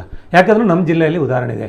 ಆದರೆ ಆ ಮತಾಂಧ ಶಕ್ತಿಗಳ ವಿರುದ್ಧವಾಗಿ ಸೆಟೆದು ನಿಲ್ಲುವಂಥ ಮನಸ್ಸುಗಳು ಕೂಡ ಅದೇ ಸಮುದಾಯದಲ್ಲಿ ಇದೆ ಅಂತ ಹೇಳಿದರೆ ನಾವು ಅಭಿಮಾನ ಪಟ್ಟುಕೊಳ್ಬೇಕು. ಅಂಥ ಅಭಿಮಾನವನ್ನು ಒಬ್ಬ ವ್ಯಕ್ತಿ ಪ್ರಕಟಪಡಿಸುವಂಥ ಸಂದರ್ಭದಲ್ಲಿ ಅನೇಕರ ಮನಸ್ಸುಗಳು ಒಂದು ರೀತಿ ಅಲ್ಲೋಲ ಕಲ್ಲೋಲ ಆಗಿರ್ಬೋದು. ಯಾರು ಕಾಂಗ್ರೆಸ್ಸಿಗರಿದ್ದಾರೆ ಅವರಿಂದ ಬದಲಾವಣೆ ಸಾಧ್ಯ ಇಲ್ಲ. ಅವನು ಒಂದೇ ಕಡೆ ನೋಡ್ತಾನೆ. ಹಾಗಂತೇಳಿ ಒಂದು ವಿಸ್ತಾರವಾದ ಚಿಂತನೆ ಒಂದಷ್ಟು ಉಲ್ಲೇಖ ಮಾಡಿದರು. ನಮ್ಮಲ್ಲಿ ಒಂದು ಸೌಹಾರ್ದಯುತದ ಜೀವನ ಆಗಬೇಕು. ದಕ್ಷಿಣ ಕನ್ನಡ ಜಿಲ್ಲೆ ಅದಕ್ಕೆ ಹೆಸರುವನ್ನು ಪಡೆದಿದೆ. 100ಕ್ಕೆ 100 ಸತ್ಯ ಇದೆ. ಇಲ್ಲಿ ಏನು ಗಳವೆಗಳಾದರೂ ಕೂಡ ಆ ತಕ್ಷಣಕ್ಕೆ ಒಂದಷ್ಟು ಉದ್ವೇಗ, ಒಂದಷ್ಟು ರೋಷ ಇರುತ್ತೆ. ಆದರೆ ಆ ರೋಷವನ್ನು ಮೆಟ್ಟಿ ನಿಲ್ಲುವಂಥ ಕೆಲಸವನ್ನು ಎಲ್ಲ ಸಮುದಾಯದವರು ಮಾಡಿದ್ದಾರೆ. ಅಲ್ಲಿ ಹಿಂದೂಗಳಿರ್ಬೋದು, ಮುಸಲ್ಮಾನರಿರ್ಬೋದು, ಕ್ರಿಶ್ಚಿಯನ್ ಇರ್ಬೋದು, ಎಲ್ಲರೂ ಕೂಡ ಆ ರೀತಿಯ ಸಹಬಾಳ್ವೆಯನ್ನು ನಡೆಸಿಕೊಂಡು ಹೋಗಿದ್ದಾರೆ. ಅದಕ್ಕೆ ದಕ್ಷಿಣ ಕನ್ನಡ ಜಿಲ್ಲೆ ಸಾಕ್ಷಿಯಾಗಿದೆ. ನರೇಂದ್ರ ಮೋದಿ ಬಂದಾಗ ಎಲ್ಲರೂ ಸೇರ್ತಾರೆ. ಎಲ್ಲರೂ ಸೇರುವಾಗ ತುಂಬ ಜನ ಹೇಳಿದರು ಒಂದಷ್ಟು ಭಾಷಣಗಳ ಬಗ್ಗೆ. ಒಂದು ಅಧಿಕಾರಯುತ ಪಾರ್ಟಿಯ ರಾಜಕಾರಣದ ಇವೆಲ್ಲವೂ ಕೂಡ ಸಹಜ ಅಂತ. ಅದರಿಂದ ಆ ಒಪ್ಪಿಕೊಳ್ಳುವಂತ ಮನಸ್ಸುಗಳನ್ನು ಗೌರವಿಸುವಂತ ಕೆಲಸವನ್ನ ಭಾರತೀಯ ಜನತಾ ಪಾರ್ಟಿ ಮಾಡುತ್ತೆ. ಮುಂದಿನ ದಿನಗಳು ಭಾರತೀಯ ಜನತಾ ಪಾರ್ಟಿ ದಿನಗಳಾಗುತ್ತೆ ಅನ್ನೋದಕ್ಕೆ ಬೇರೆ ಉದಾಹರಣೆಗಳು ಬೇಕಾಗಿಲ್ಲ. ಇದೇ ಸ್ಪಷ್ಟ ಉದಾಹರಣೆ. ಎಸ್ ಸರ್, ಬರ್ತೇನೆ. ಮತ್ತೊಂದು ಕರೆ ಇದೆ. ಹಲೋ ಸರ್, ನಮಸ್ತೆ. ಸರ್ ನಮಸ್ತೆ, ಧ್ವನಿ ಕೇಳ್ತಾ ಇದೆಯಾ ಸರ್? ಮತ್ತೊಂದು ಕನೆಕ್ಟ್ ಮಾಡಿ. ಹಲೋ ಸರ್, ನಮಸ್ತೆ, ಧ್ವನಿ ಕೇಳ್ತಾ ಇದೆಯಾ ಸರ್? ಮುಜ್ಜನಕಲ ನಮಸ್ಕಾರ. ನಮಸ್ಕಾರ ಸರ್. ನಮಸ್ಕಾರ. ಪಾತ್ರಲೆ ಸರ್. मेरे ನಾರಾಯಣ್ ಪಂಡರಿ ದಕ್ಷಿಣ ಕನ್ನಡ ಜಿಲ್ಲೆದ ಬುದ್ಧಿವಂತರು ಒಂಜಿಲೆ ಕೊಡಿಂಕ ತೋಜುಂಡು ಬುದ್ಧಿವಂತರಾಗ್ತಿರು ದಾಯಪಂಡ ವಿಜಯ ಬ್ಯಾಂಕ್ ಬರೋಡಾ ಬ್ಯಾಂಕ್ ಅಂತ ಮಲ್ಲಜ್ಜಿ ಬರೋಡಾ ಬ್ಯಾಂಕ್ ಅವರು ಮೋದಿ ಒಂದಿನ ಮಲ್ಪಡ ಅವು ಪ್ರಶ್ನೆ ಬೇತೆ ಅನ್ನ ಲಾಸ್ ಇತ್ತ ಉದಾಹರಣೆ ಗುಜರಾತ್ ಉದಾಹರಣೆ ಬರೋಡಾ ಬಂದಿಯ ತಾಯಿ ವಿಜಯ ಬ್ಯಾಂಕ್ ಇತ್ತ ಮೂಲ ಆರು ಸೆಟಲ್ ಮಾಡ್ತೀನಿ ಒಂದು ಉಳಿದ ಈತಗೂ ವರ್ಷರು ಕರ್ಮ ಬರ್ತದೆ ಹೋಯ್ತಿನ ಈ ಬ್ಯಾಂಕ್ ಕಾರ್ಪೊರೇಷನ್ ಯೂನಿಯನ್ ಮಾಡ್ತೀರಿ ఆయన కార్పొరేషన్ ತೊಳತ್ತೆ ಯೂನಿಯನ್ ಬ್ಯಾಂಕ್ ಮಾತಾಡ್ದ ಉದಾಹರಣೆ ಈತ ಲಾಭೋಡಿತ್ತಿನ ಬ್ಯಾಂಕ್ ಮಾತಾಡ ಅಪ್ಪದೇ ಬುದ್ಧಿವಂತರು ಓಡಿ ಹೋಗಿತ್ತೇರಿ ದಕ್ಷಿಣ ಜಿಲ್ಲೆದ ಏಲ ಮಂತ್ರಿಜೀರು ಒಂಜಿ ನರಮನೆ ನಾವು ತರಜ್ಜಿ ರಡ್ಡನೆ ಮೇರೆಗೆ ಮೊಹಮ್ಮದ್ ಬಂತು ಅಳಗು ಆರು ಪಂಡೇರಿ ಎಂಕ್ಳಿಗೆ ಕಾಂಗ್ರೆಸ್ ಈ ಸೂರ್ಸು ದಾದ ಕೊಡ್ತು ಮಕ್ಕಳಿಗೆ ಕೊಡ್ದೇ ಬಿಜೆಪಿ ಬರ್ರೆ ಕಾರಣ ಮಕ್ಕಳಿಗೆ ಸಪೋರ್ಟ್ ಕೊಡ್ದೆ ಈತ ಪೊರ್ತು ಇನಿ ಬಿಜೆಪಿ ಬರ್ರೆ ಕಾರಣ ಇಂದು ಎದುರು ಉಂಟುದೇರಿ ಮಕ್ಕಳು ಈ ನಮ್ಮನೆ ಕೊಡ್ನೆಟ್ಟ ಕಾಂಗ್ರೆಸ್ ತಗೊಳ್ಳು ಮಕ್ಕಳಿಗೆ ಸಪೋರ್ಟ್ ಪ್ರತಿ ಒಂದೇ ಕಡೆ ಸಪೋರ್ಟ್ ಕೊಡ್ತೇರಿ ಕೊಡ್ತಿದ್ದೆ ಮಾಡಿ ನಮ್ದಾರ್ಗೆ ರೈಕುಳು ಏತ್ತು ಸಿಕ್ತಿದ್ದೇರಿ ನನ್ನ ಕೊಡ್ಪಿ ನಿಂಚು ನಾವು ಕೊಡ್ತಿದ್ದೇವೆ ಒಂಜರ ಸಾವಿರ ಕೋಟಿ ಒಂದು ಸಿಗ್ತದೆ ಎಮ್ಮೆಲ್ಲೆ ಪುನಗ ನಂದರ ರೈಕಲ್ ಎಲ್ಲರೂ ಹೊರಂತೀನಿ ಪೂರ ಜಿತ್ತಿದ್ದೇವೆ ಬಂದು ಬನ್ನಿ పోయి బీజేపీ కాంగ్రెస్ పోయి అక్కడ సపోర్ట్ కొడుతు కొరందట్టు దాదా కొట్టేందుకు ఎన్న వచ్చి ఐదే బట్టిని మూడు ఇందులోకి పగే పుట్టింది నేను సురుదేరనాడు ఎంచ బత్తినింది దాదా కొట్టు చేయరు మేరట పనందులు లేరు పండగకి ప్లాషాలి ಎಂತ ಬೈದಿನಿಂದ ಐಕೆ ಇಂದುలో ವಿರುದ್ಧం చేరి మొక్కులు సపోర్ట్ ಮಾಡ್ತೀನಿ మొక్కులకి ప్రతి ಒಂದ್ ಎಕ್ಲಾಂಬಿ okay okay thank you Gangadhar ಪೂಜಾರ್ಲೆ ಧನ್ಯವಾದ. ಸುಲ್ಮೇಲು ಕುಡಂಜಿ ಕೊಲರುಲೇರು. ಹಲೋ ಸರ್, ನಮಸ್ತೆ. ಓಕೆ, ಕರೆ ಮಾಡಿದಾಗ ದಯಮಾಡಿ ಟಿವಿಯಲ್ಲಿ ಮ್ಯೂಟ್ ಮಾಡಿ ಕರೆ ಮಾಡಿ, ಇಲ್ಲದೆ ಕರೆ ಕಟ್ ಆಗುತ್ತೆ. ಜೊತೆಗೆ ಎಸ್ ಸರ್, ಆರ್.ಸಿ. ನಾರಾಯಣ ಅವರು ಮೊನ್ನೆ ದಿನ ನಾನು ನೇರವಾಗಿ ವಿಚಾರಕ್ಕೆ ಬರ್ತೀನಿ. ತಾವು ಮಾತಾಡ್ತಿದ್ರಿ, ಇಂಟರಪ್ಟ್ ಮಾಡಿದೆ ನಾನು, ಸಾರಿ ಫಾರ್ ದಟ್. ಅಂಡ್ ನಿನ್ನೆ ದಿನ ಏನು ಮೋದಿಯವರನ್ನು ನೋಡ್ಲಿಕ್ಕೆ ಜನ ಬಂದಿರುವಂಥದ್ದಲ್ಲಿ, ಜೊತೆಗೆ ಮೋದಿಯವರ ಭಾಷಣವನ್ನ ಕೇಳಲಿಕ್ಕೆ ಜನ ಬಂದಿರುವಂಥದ್ದಲ್ಲಿ, ಆದರೆ ಮೋದಿಯವರನ್ನ ಈ ಹಿಂದೆ ನೋಡಿದಂತ ಅನುಭವ ಆಗಿಲ್ಲ. ಯಾಕೆ ಅಂತ ಬಂದಾಗ ಮೋದಿಯವರು ಈ ಹಿಂದೆ ತುಳುವಲ್ಲಿ ಮಾತಾಡ್ತಾ ಇದ್ರು ಅಥವಾ ಕನ್ನಡದಲ್ಲಿ ಮಾತಾಡ್ತಾ ಇದ್ರು, ಸ್ವಲ್ಪವಾದ್ರೂ ಕೂಡ ಅದು ಮಾತಾಡಲಿಲ್ಲ ಅನ್ನುವಂಥದ್ದು. ಜೊತೆಗೆ ಮೋದಿಯವರ ಆ ಹಿಂದಿನ ಚಾರ್ಮ್ ಈ ಬಾರಿ ಇರಲಿಲ್ಲ ಅನ್ನುವಂತಹ ಪ್ರಶ್ನೆ ಒಂದ್ ಕಡೆ ಆದ್ರೆ, ಇನ್ನೊಂದ್ ಕಡೆ ಆ ಭಾಷಣಗಳಲ್ಲೂ ಕೂಡ ಅಷ್ಟು ಈ ಹಿಂದೆ ಇದ್ದಂತಹ ಸ್ವಾರಸ್ಯಕರವಾದಂತಹ ಭಾಷಣ ಅಲ್ಲ, ಸಪ್ಪೆಯಾಗಿತ್ತು, ಚಪ್ಪೆ ಆದಿತ್ತು. ಬಂದ್ಬಿಡಂಚಿನ ಪಾತ್ರ ತುಳುನಾಡು ಕೂಡ ಮಾತಾಡ್ತೀನಿ, ಮೋದಿ ಬೈದಿತ್ತೇರು ಅರ್ರನ್ ತುಗಿಯರಪ್ಪಯ್ಯ ಅವ್ರ ಪುರ್ಲು ತೋಜಂತೀರ ಅರ್ನ ಭಾಷಣದಾಲ ಚಪ್ಪೆ ಆದಿತ್ತು ಈ ಸಲ. ಏನ್ ಹೇಳ್ತೀರಾ ಸರ್? ಇದೊಂದು ರೀತಿಯ ಅಭಿಪ್ರಾಯಗಳಿರಬಹುದು, ಆದರೆ ಒಂದು ಸರ್ಕಾರಿ ಕಾರ್ಯಕ್ರಮದಲ್ಲಿ ಒಬ್ಬ ಪ್ರಧಾನಿ ಹೇಗೆ ಮಾತನಾಡಬೇಕು ಮತ್ತು ಸರ್ಕಾರಿ ಕಾರ್ಯಕ್ರಮದಲ್ಲಿ ಯಾವುದನ್ನ ಪ್ರಸ್ತುತಪಡಿಸಬೇಕು ಅನ್ನುವಂಥದ್ದು ಕೂಡ ಒಂದು ಆಲೋಚನೆಗಳಿರುತ್ತೆ. ಆಗಸ್ಟ್ 15ರ ದಿನ ಕೆಂಪುಕೋಟೆಯಲ್ಲಿ ಭಾಷಣ ಮಾಡುವಂಥ ಸಂದರ್ಭದಲ್ಲಿ ಯಾವುದೋ ಒಂದು ಭಾಷೆಯಲ್ಲಿ ಮಾತಾಡ್ಲಿಕ್ಕೆ ಆಗುದಿಲ್ಲ, 10 ಜನರ ಹೆಸರನ್ನ ಉಲ್ಲೇಖ ಮಾಡ್ಲಿಕ್ಕೆ ಆಗುದಿಲ್ಲ. ಯಾರು ಸಾಧನೆ ಮಾಡಿರ್ತಾರ ಆ ಸಾಧಕರನ್ನ ಮತ್ತು ನನ್ನ ಸರ್ಕಾರದ ಯೋಜನೆಗಳು ಮತ್ತು ಮುಂದಿನ ಕಾರ್ಯ ಯೋಜನೆಗಳಿಗೆ ಪ್ರಸ್ತುತ ಮಾಡ್ತಾರೆ. ಅದು ಆಗಿರುವಂಥದ್ದು ಈ ಸರ್ಕಾರಿ ಕಾರ್ಯಕ್ರಮದಲ್ಲಿ. ಒಬ್ಬ ಜವಾಬ್ದಾರಿಯುತ ಪ್ರಧಾನಿ ಒಂದು ಸರ್ಕಾರಿ ಕಾರ್ಯಕ್ರಮದಲ್ಲಿ ಒಂದು ಪಾರ್ಟಿಯ ಪರವಾಗಿ ಮಾತನಾಡಲಿಕ್ಕೆ ಆಗುದಿಲ್ಲ, ಕಾರ್ಯಕರ್ತರ ಆವೇಶಗಳಿಗೆ ಉತ್ತರ ಕೊಡ್ಲಿಕ್ಕೆ ಆಗುದಿಲ್ಲ, ಆದರೆ ಪ್ರೀತಿಯನ್ನು ಹಂಚಿಕೊಳ್ಳುವಂತ ವ್ಯವಸ್ಥೆ ಮಾಡಿದ್ದಾರೆ. ನರೇಂದ್ರ ಮೋದಿ ಕೆಳಗಿನ ಆ ವೆಲ್ಕಮ್ ಗ್ರೌಂಡ್ಗೆ ಬರಬೇಕಾದ್ರೆ ಆ ಟಿವಿಯಲ್ಲಿ ನೀವು ನೋಡಿರ್ಬೋದು, ಆ ಚಾನೆಲ್ನಲ್ಲಿ ಬಂದಾಗ ಅದನ್ನ ಸ್ವೀಕಾರ ಮಾಡುವಂತ ಮನಸ್ಸು ಹೇಗಿತ್ತು ಅಂತ ಹೇಳಿದ್ರೆ, ಒಮ್ಮೆ ನರೇಂದ್ರ ಮೋದಿ ಆ ವೇದಿಕೆ ಬರಲಿ ಅಂತ ಇತ್ತು. ಆ ಉದ್ಗಾರಗಳು, ಒಂದು ರೀತಿಯ ಪ್ರೀತಿಯನ್ನು ಕಾಣಿಸುವಂತ ವ್ಯವಸ್ಥೆಗಳು ನಿನ್ನೆ ಕಾರ್ಯಕ್ರಮಗಳಿತ್ತು, ಹಿಂದಿನ ಕಾರ್ಯಕ್ರಮಗಳಿತ್ತು, ಯಾವುದೇ ರೀತಿಯ ವ್ಯತ್ಯಾಸಗಳಾಗಲಿಲ್ಲ. ನರೇಂದ್ರ ಮೋದಿ ಅವರ ನಿರರ್ಗಳವಾದ ವಿಚಾರಧಾರೆಗಳು ಯಾಕೆ ನಾನು ಉಲ್ಲೇಖ ಮಾಡಿದೆ ಅಂತ ಹೇಳಿದರೆ, ಒಂದು ಸರ್ಕಾರದ ಕಾರ್ಯಕ್ರಮ ಇದ್ದಾಗ ನಮ್ಮ ಸರ್ಕಾರ ಏನು ಮಾಡಿದೆ ಅನ್ನೋದನ್ನ ನಾವು ಉಲ್ಲೇಖ ಮಾಡಬೇಕಾಗುತ್ತೆ. ಬೊಮ್ಮಾಯಿಯವರು ಮಾತಾಡಬೇಕಾದ್ರೆ ಇಬ್ಬರಿಗೆ ಯಾಕೆ ಅವಕಾಶ ಕೊಟ್ಟರು ಅಂತ ಕೇಳಿರ್ಬೋದು ನೀವು, ಯಾಕೆ ಯಡಿಯೂರಪ್ಪ ಕೊಡಲಿಲ್ಲ ಅಂತ ಕೂಡ ಉಲ್ಲೇಖ ಮಾಡ್ತಾರೆ. ಯಾಕೆ ಕೊಡಲಿಲ್ಲ ಅಂತ ಹೇಳಿದ್ರೆ, ದೇಶದ ಒಬ್ಬ ಪ್ರಧಾನಿ ಬಂದಾಗ ದೇಶದ ಪ್ರಧಾನಿ ಮಾತಾಡೋ ಮೊದಲು ಆ ಸಂಬಂಧಪಟ್ಟಂತ ಯಾವ ಸಚಿವರು ಇದ್ದಾರೆ ಅವ್ರು ಮಾತಾಡ್ತಾರೆ, ಅದೊಂದು ರೀತಿಯ ವೆಲ್ಕಮ್ ಸ್ಪೀಚ್. ಅದರಿಂದ ನಂತರ ಇರುವಂತದ್ದು ರಾಜ್ಯದ ಮುಖ್ಯಮಂತ್ರಿ ಉಲ್ಲೇಖ ಮಾಡ್ತಾ ಏನ್ ಹೇಳಿದ್ರು ಅಂತ ಹೇಳಿದ್ರೆ, ನಮ್ಮ ಸರ್ಕಾರ ಮಾಡಿರೋದಂತ ಸಾಧನೆಗಳು. ಡಬಲ್ ಇಂಜಿನ್ ಸರ್ಕಾರ ಬಂದಾಗ ಏನ್ ರೀತಿಯ ಅಭಿವೃದ್ಧಿ ಕೆಲಸ ಕಾರ್ಯಗಳಾಗುತ್ತೆ ಈ ಜಿಲ್ಲೆಯಲ್ಲಿ, ಮೀನುಗಾರರಿಗಿರ್ಬೋದು, ಕೃಷಿಕರಿಗಿರ್ಬೋದು, ವಿದ್ಯಾರ್ಥಿಗಳಿರ್ಬೋದು, ಶಿಕ್ಷಕರಿಗಿರ್ಬೋದು ಅಥವಾ ಉದ್ಯೋಗಿಗಳಿರ್ಬೋದು, ಎಲ್ಲರನ್ನೂ ಕೂಡ ಪ್ರಸ್ತುತಪಡಿಸುವಂಥ ಕೆಲಸವನ್ನ, ಆ ವಿಚಾರಧಾರೆಗಳನ್ನ ಜನರಿಗೆ ಮುಟ್ಟಿಸುವಂಥ ಕೆಲಸವನ್ನ ಒಬ್ಬ ನಾಯಕ ಮಾಡ್ತಾರೆ. ಅದಕ್ಕಿಂತ ಮೆಚ್ಯೂರ್ಡ್ ನಾಯಕ ನರೇಂದ್ರ ಮೋದಿ. ಯಾಕೆ ಮೆಚ್ಯೂರ್ಡ್ ನಾಯಕ ಅಂದ್ರೆ ಅದೇ ಕಾರಣಗಳಿಗೋಸ್ಕರ. ಒಂದು ಸರ್ಕಾರಿ ಕಾರ್ಯಕ್ರಮದಲ್ಲಿ ಏನನ್ನು ಮಾತನಾಡಬೇಕೋ ಅದನ್ನೇ ಮಾತನಾಡಿದ್ದಾರೆ. ಎಲ್ಲಿ ಕೂಡ ಒಂದು ಚೌಕಟ್ಟುಗಳಿರುತ್ತೆ, ಆ ಚೌಕಟ್ಟನ್ನು ಮೀರಿ ಮಾತಾಡುವಂಥ ವ್ಯವಸ್ಥೆಯನ್ನು ನರೇಂದ್ರ ಮೋದಿ ಮಾತಾಡಲಿಲ್ಲ. ಯಾಕೆ ತುಳುವಲ್ಲಿ ಮಾತಾಡಲಿಲ್ಲ ಅಂತ ಆಗ್ಬೋದು. ಒಂದು ರೀತಿ ಸರ್ಕಾರಿ ಕಾರ್ಯಕ್ರಮದ ಗೌರವವನ್ನು ಉಳಿಸಿಕೊಳ್ಳುವಂಥ ಜವಾಬ್ದಾರಿ ಕೂಡ ಒಬ್ಬ ಗೌರವಿತ ಪ್ರಧಾನಿಗೆ ಇರುತ್ತೆ. ಪ್ರಧಾನಿಗಳ ಒಂದು ವ್ಯವಸ್ಥೆ ಅಡಿಯಲ್ಲಿ ಪ್ರಧಾನಿ ಹೊರಗಡೆ ದೇಶಕ್ಕೆ ಹೋಗಬೇಕಾದ್ರೆ ಯಾವ ರೀತಿ ಆ ರಾಷ್ಟ್ರೀಯ ಗೌರವಗಳನ್ನು ಇಟ್ಟುಕೊಳ್ತಾರ, ಆ ರೀತಿಯಾಗಿ ರಾಷ್ಟ್ರೀಯ ಕಾರ್ಯಕ್ರಮಗಳು ಮತ್ತು ಫಲಾನುಭವಿಗಳ ಸಮಾವೇಶಗಳಲ್ಲಿ ಏನು ಮಾತಾಡಬೇಕೋ ಅದನ್ನು ಪ್ರಸ್ತುತ ಮಾಡಿದ್ದಾರೆ. ಮತ್ತು ಅದು ಎಷ್ಟು ಸೀಮಿತ ಇರಬೇಕು. ರಾಜಕೀಯ ಭಾಷಣ ಅಂದರೆ ಬೇರೆ, ಅದರಲ್ಲಿ ಒಂದು ರೀತಿಯ ಉತ್ಸಾಹವನ್ನು ಎಬ್ಬಿಸಬೇಕು. ಒಂದು ರೀತಿಯ ಇವರು ಹೇಳಿದಲ್ಲ ಮಾರ್ಕೆಟಿಂಗ್ ಅವಶ್ಯಕತೆ ಇಲ್ಲ. ನಾವು ಮಾಡಿದಂಥ ಕೆಲಸ ಕಾರ್ಯಗಳು ಮತ್ತು ಮುಂದಿನ ಕಾರ್ಯ ಯೋಜನೆಗಳನ್ನ ಜನರಿಗೆ ಪ್ರಸ್ತುತಪಡಿಸುವಂಥ ಕೆಲಸವನ್ನ ನರೇಂದ್ರ ಮೋದಿ ಮಾಡಿದ್ದಾರೆ. ಅದಕ್ಕೆ ಸಪ್ಪೆ ಅಂತ ಕಾಣಿಸಿರಬಹುದು, ಅದು ಸಪ್ಪೆ ಅಲ್ಲ. ಆದರೆ ಆ ಆಂಗಿಕ, ಆ ರೀತಿಯ ಭಾವನೆಗಳು, ಕೈ ಬೀಸಿ ಹೋದಾಗ ಪ್ರೀತಿಯಲ್ಲಿ ನಡೆಸಿಕೊಂಡದ್ದು, ಆ ನಂತರ NMPಟಿಯಿಂದ ಬರಬೇಕಾದ್ರೆ ರಸ್ತೆ ಬದಲಲ್ಲಿ ಇರತಕ್ಕಂಥ ಪ್ರೀತಿಯನ್ನು ತೋರಿಸುವಂಥದ್ದು, ಇದು ನರೇಂದ್ರ ಮೋದಿ ಅವರಿಗೆ ಅತ್ಯಂತ ಪ್ರೀತಿ ಕೊಡುವ ಕೆಲಸವನ್ನ ಮಂಗಳೂರಿಗರು ಮಾಡಿದ್ದಾರೆ. ಆ ಮಂಗಳೂರಿನ ಎಲ್ಲ ಮನಸ್ಸುಗಳಿಗೆ ಬಿಜೆಪಿ ಪರವಾಗಿ ನಾನು ಕೃತಜ್ಞತೆ ಮತ್ತು ಅಭಿನಂದನೆ ಸಲ್ಲಿಸಲೇಬೇಕು. ಯಾಕಂದ್ರೆ ಎಲ್ಲವನ್ನೂ ಕೂಡ ನರೇಂದ್ರ ಮೋದಿಯನ್ನು ಮುಖ ನೋಡಿದ ಕೂಡ ಮರೀತಾರೆ. ಯಾರೋ ಒಬ್ಬ, ನಾನು ಹೇಳಿದಲ್ಲ, ಮಾತಾಡುವವರಿಗೆ ಒಂದು ಕಾರಣ ಬೇಕು. ಆ ಕಾರಣಕ್ಕೋಸ್ಕರ ಮಾತಾಡೋದನ್ನು ಮಾತಾಡಿದ್ದಾರೆ.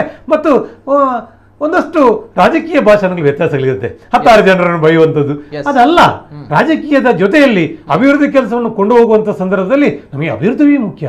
ಒಬ್ಬ ಶಾಸಕನಾಗಿರಲಿ, ಸಂಸದನಾಗಿರಲಿ, ಅಥವಾ ಸಚಿವನಾಗಿರಲಿ, ಅಥವಾ ಉನ್ನತ ಹುದ್ದೆಯಲ್ಲಿರ್ತಕ್ಕಂಥ ಪ್ರಧಾನಿ ಆಗಿರಲಿ, ರಾಜಕಾರಣ ಮಾಡಬಾರದು. ರಾಜಕಾರಣ ಮಾಡದೆ ಅಭಿವೃದ್ಧಿಯನ್ನ ಈ ಜಿಲ್ಲೆಗೆ ಪರಿಚಯ ಮಾಡುವಂಥ ಕೆಲಸವನ್ನು ಮಾಡಿದ್ದಾರೆ. ಮತ್ತೆ ನನ್ನ ಸರ್ಕಾರ ಅಭಿವೃದ್ಧಿ ಪರ ಸರ್ಕಾರ ಅನ್ನೋದನ್ನ ಇವತ್ತು ಈ ಜಿಲ್ಲೆಗೆ ತೋರ್ಪಡಿಸುವಂಥ ಕೆಲಸವನ್ನ ಪ್ರಧಾನಿಗಳು ಮಾಡಿದ್ದಾರೆ. ಸರಿ, ಇದು ಪ್ರಧಾನಿಯವರ ಭಾಷಣ ಯಾಕೆ ಸಪ್ಪೆಯಾಗಿತ್ತು ಅಂತ ಬಂದಾಗ, ಇದು ಸರ್ಕಾರಿ ಪ್ರಾಯೋಜಿತ ಕಾರ್ಯಕ್ರಮ, ಅಧಿಕೃತವಾಗಿ ಸರ್ಕಾರದ ಕಾರ್ಯಕ್ರಮ ಅಂತ ಬಂದಾಗ ಅಲ್ಲಿ ಸರ್ಕಾರದ ಪ್ರೋಟೋಕಾಲ್ಗಳಿರುತ್ತೆ. ಅದನ್ನ ಮೀರಿ ಪ್ರಧಾನಮಂತ್ರಿ, ಪ್ರಜಾಪ್ರಭುತ್ವ ವ್ಯವಸ್ಥೆಯಲ್ಲಿ ಬರುವಂತಹ ಅತ್ಯದ್ಭುತವಾಗಿರುವಂತಹ ಹುದ್ದೆ ಪ್ರಧಾನಮಂತ್ರಿ ಹುದ್ದೆ. ಆ ಹುದ್ದೆಯನ್ನು ಅಲಂಕರಿಸಿರೋರು ನರೇಂದ್ರ ಮೋದಿ ಅವರು ಅಂತ ಬಂದಾಗ ಅವರುಗಳು ಕೂಡ ಆ ಒಂದು ಪ್ರೋಟೋಕಾಲ್ಗಳನ್ನ, ಆ ಒಂದು ರೀತಿ ನಿಯಮಗಳನ್ನ ಮೀರಿ ಮಾತನಾಡುವಂಥದ್ದಿಲ್ಲ. ಅಲ್ಲಿ ರಾಜಕೀಯವಾಗಿ ಭಾಷಣಗಳನ್ನ ಮಾಡುವಂಥದ್ದಿಲ್ಲ, ರಾಜಕೀಯವಾಗಿ ಕಾರ್ಯಕರ್ತನ ಹುರಿದುಂಬಿಸುವ ಮಾತುಗಳು ಇಲ್ವೇ ಇಲ್ಲ. ಹಾಗಾಗಿ ನೇರವಾಗಿ ನಿನ್ನೆ ದಿನ ಕೂಡ ಹೇಳ್ತಾ ಇದ್ದಾರೆ ಯಡಿಯೂರಪ್ಪನವರಿಗೆ ಅವಕಾಶ ಕೊಡಬೇಕಾಗುತ್ತೆ. ಆ ರೀತಿ ಇರಲ್ಲ. ಅಲ್ಲಿ ಸೆಂಟ್ರಲ್ ಮಿನಿಸ್ಟರ್, ಆ ಒಂದು ಪ್ರಾಜೆಕ್ಟ್ಗೆ ಸಂಬಂಧಪಟ್ಟ ಮಿನಿಸ್ಟರ್, ತದನಂತರ ಅಲ್ಲಿ ರಾಜ್ಯದ ಮುಖ್ಯಮಂತ್ರಿ, ತದನಂತರ ನರೇಂದ್ರ ಮೋದಿ ಅವರು ಮಾತನಾಡಿರುವಂಥದ್ದು. ಜೊತೆಗೆ ಇದು ಟೀಕೆ ಟಿಪ್ಪಣಿಗಳು ಸಪ್ಪೆಯಾಗಿತ್ತು ಅನ್ನುವಂಥ ಭಾಷಣ, ಜೊತೆಗೆ ಕರೆಗಳು ಇದೆ. ಅದರ ಜೊತೆಲಿ ಒಂದನ್ನು ಉಲ್ಲೇಖ ಮಾಡಬೇಕು. ಯಡಿಯೂರಪ್ಪರು ಭಾಷಣ ಮಾಡಲಿಲ್ಲ ಅಂತ ಇಲ್ಲದಿದ್ರು ಕೂಡ ಯಡಿಯೂರಪ್ಪರು ವೇದಿಕೆ ಬರಬೇಕಾದ್ರೆ ನರೇಂದ್ರ ಮೋದಿಗೆ ಅಂತ ಎರಡನೇ ಹಂತದಲ್ಲಿ ಗೌರವಗಳು ಸಿಕ್ಕಿದ್ರೆ ಅದು ಸನ್ಮಾನ್ಯ ಯಡಿಯೂರಪ್ಪ. ಅದಕ್ಕೆ ಜನ ಪ್ರೀತಿಸುವಂತ ಯಡಿಯೂರಪ್ಪರು. ಅದೇ ಕಾರಣಕ್ಕೋಸ್ಕರ ಮುಖ್ಯಮಂತ್ರಿಗಳು ಯಾರೆಲ್ಲ ಬರ್ತಾರೆ ಆ ಹಂತದಲ್ಲಿ ಸಿಗುವಂತ ಗೌರವಗಳು ಸಿಗ್ತಾ ಹೋಗ್ತದೆ.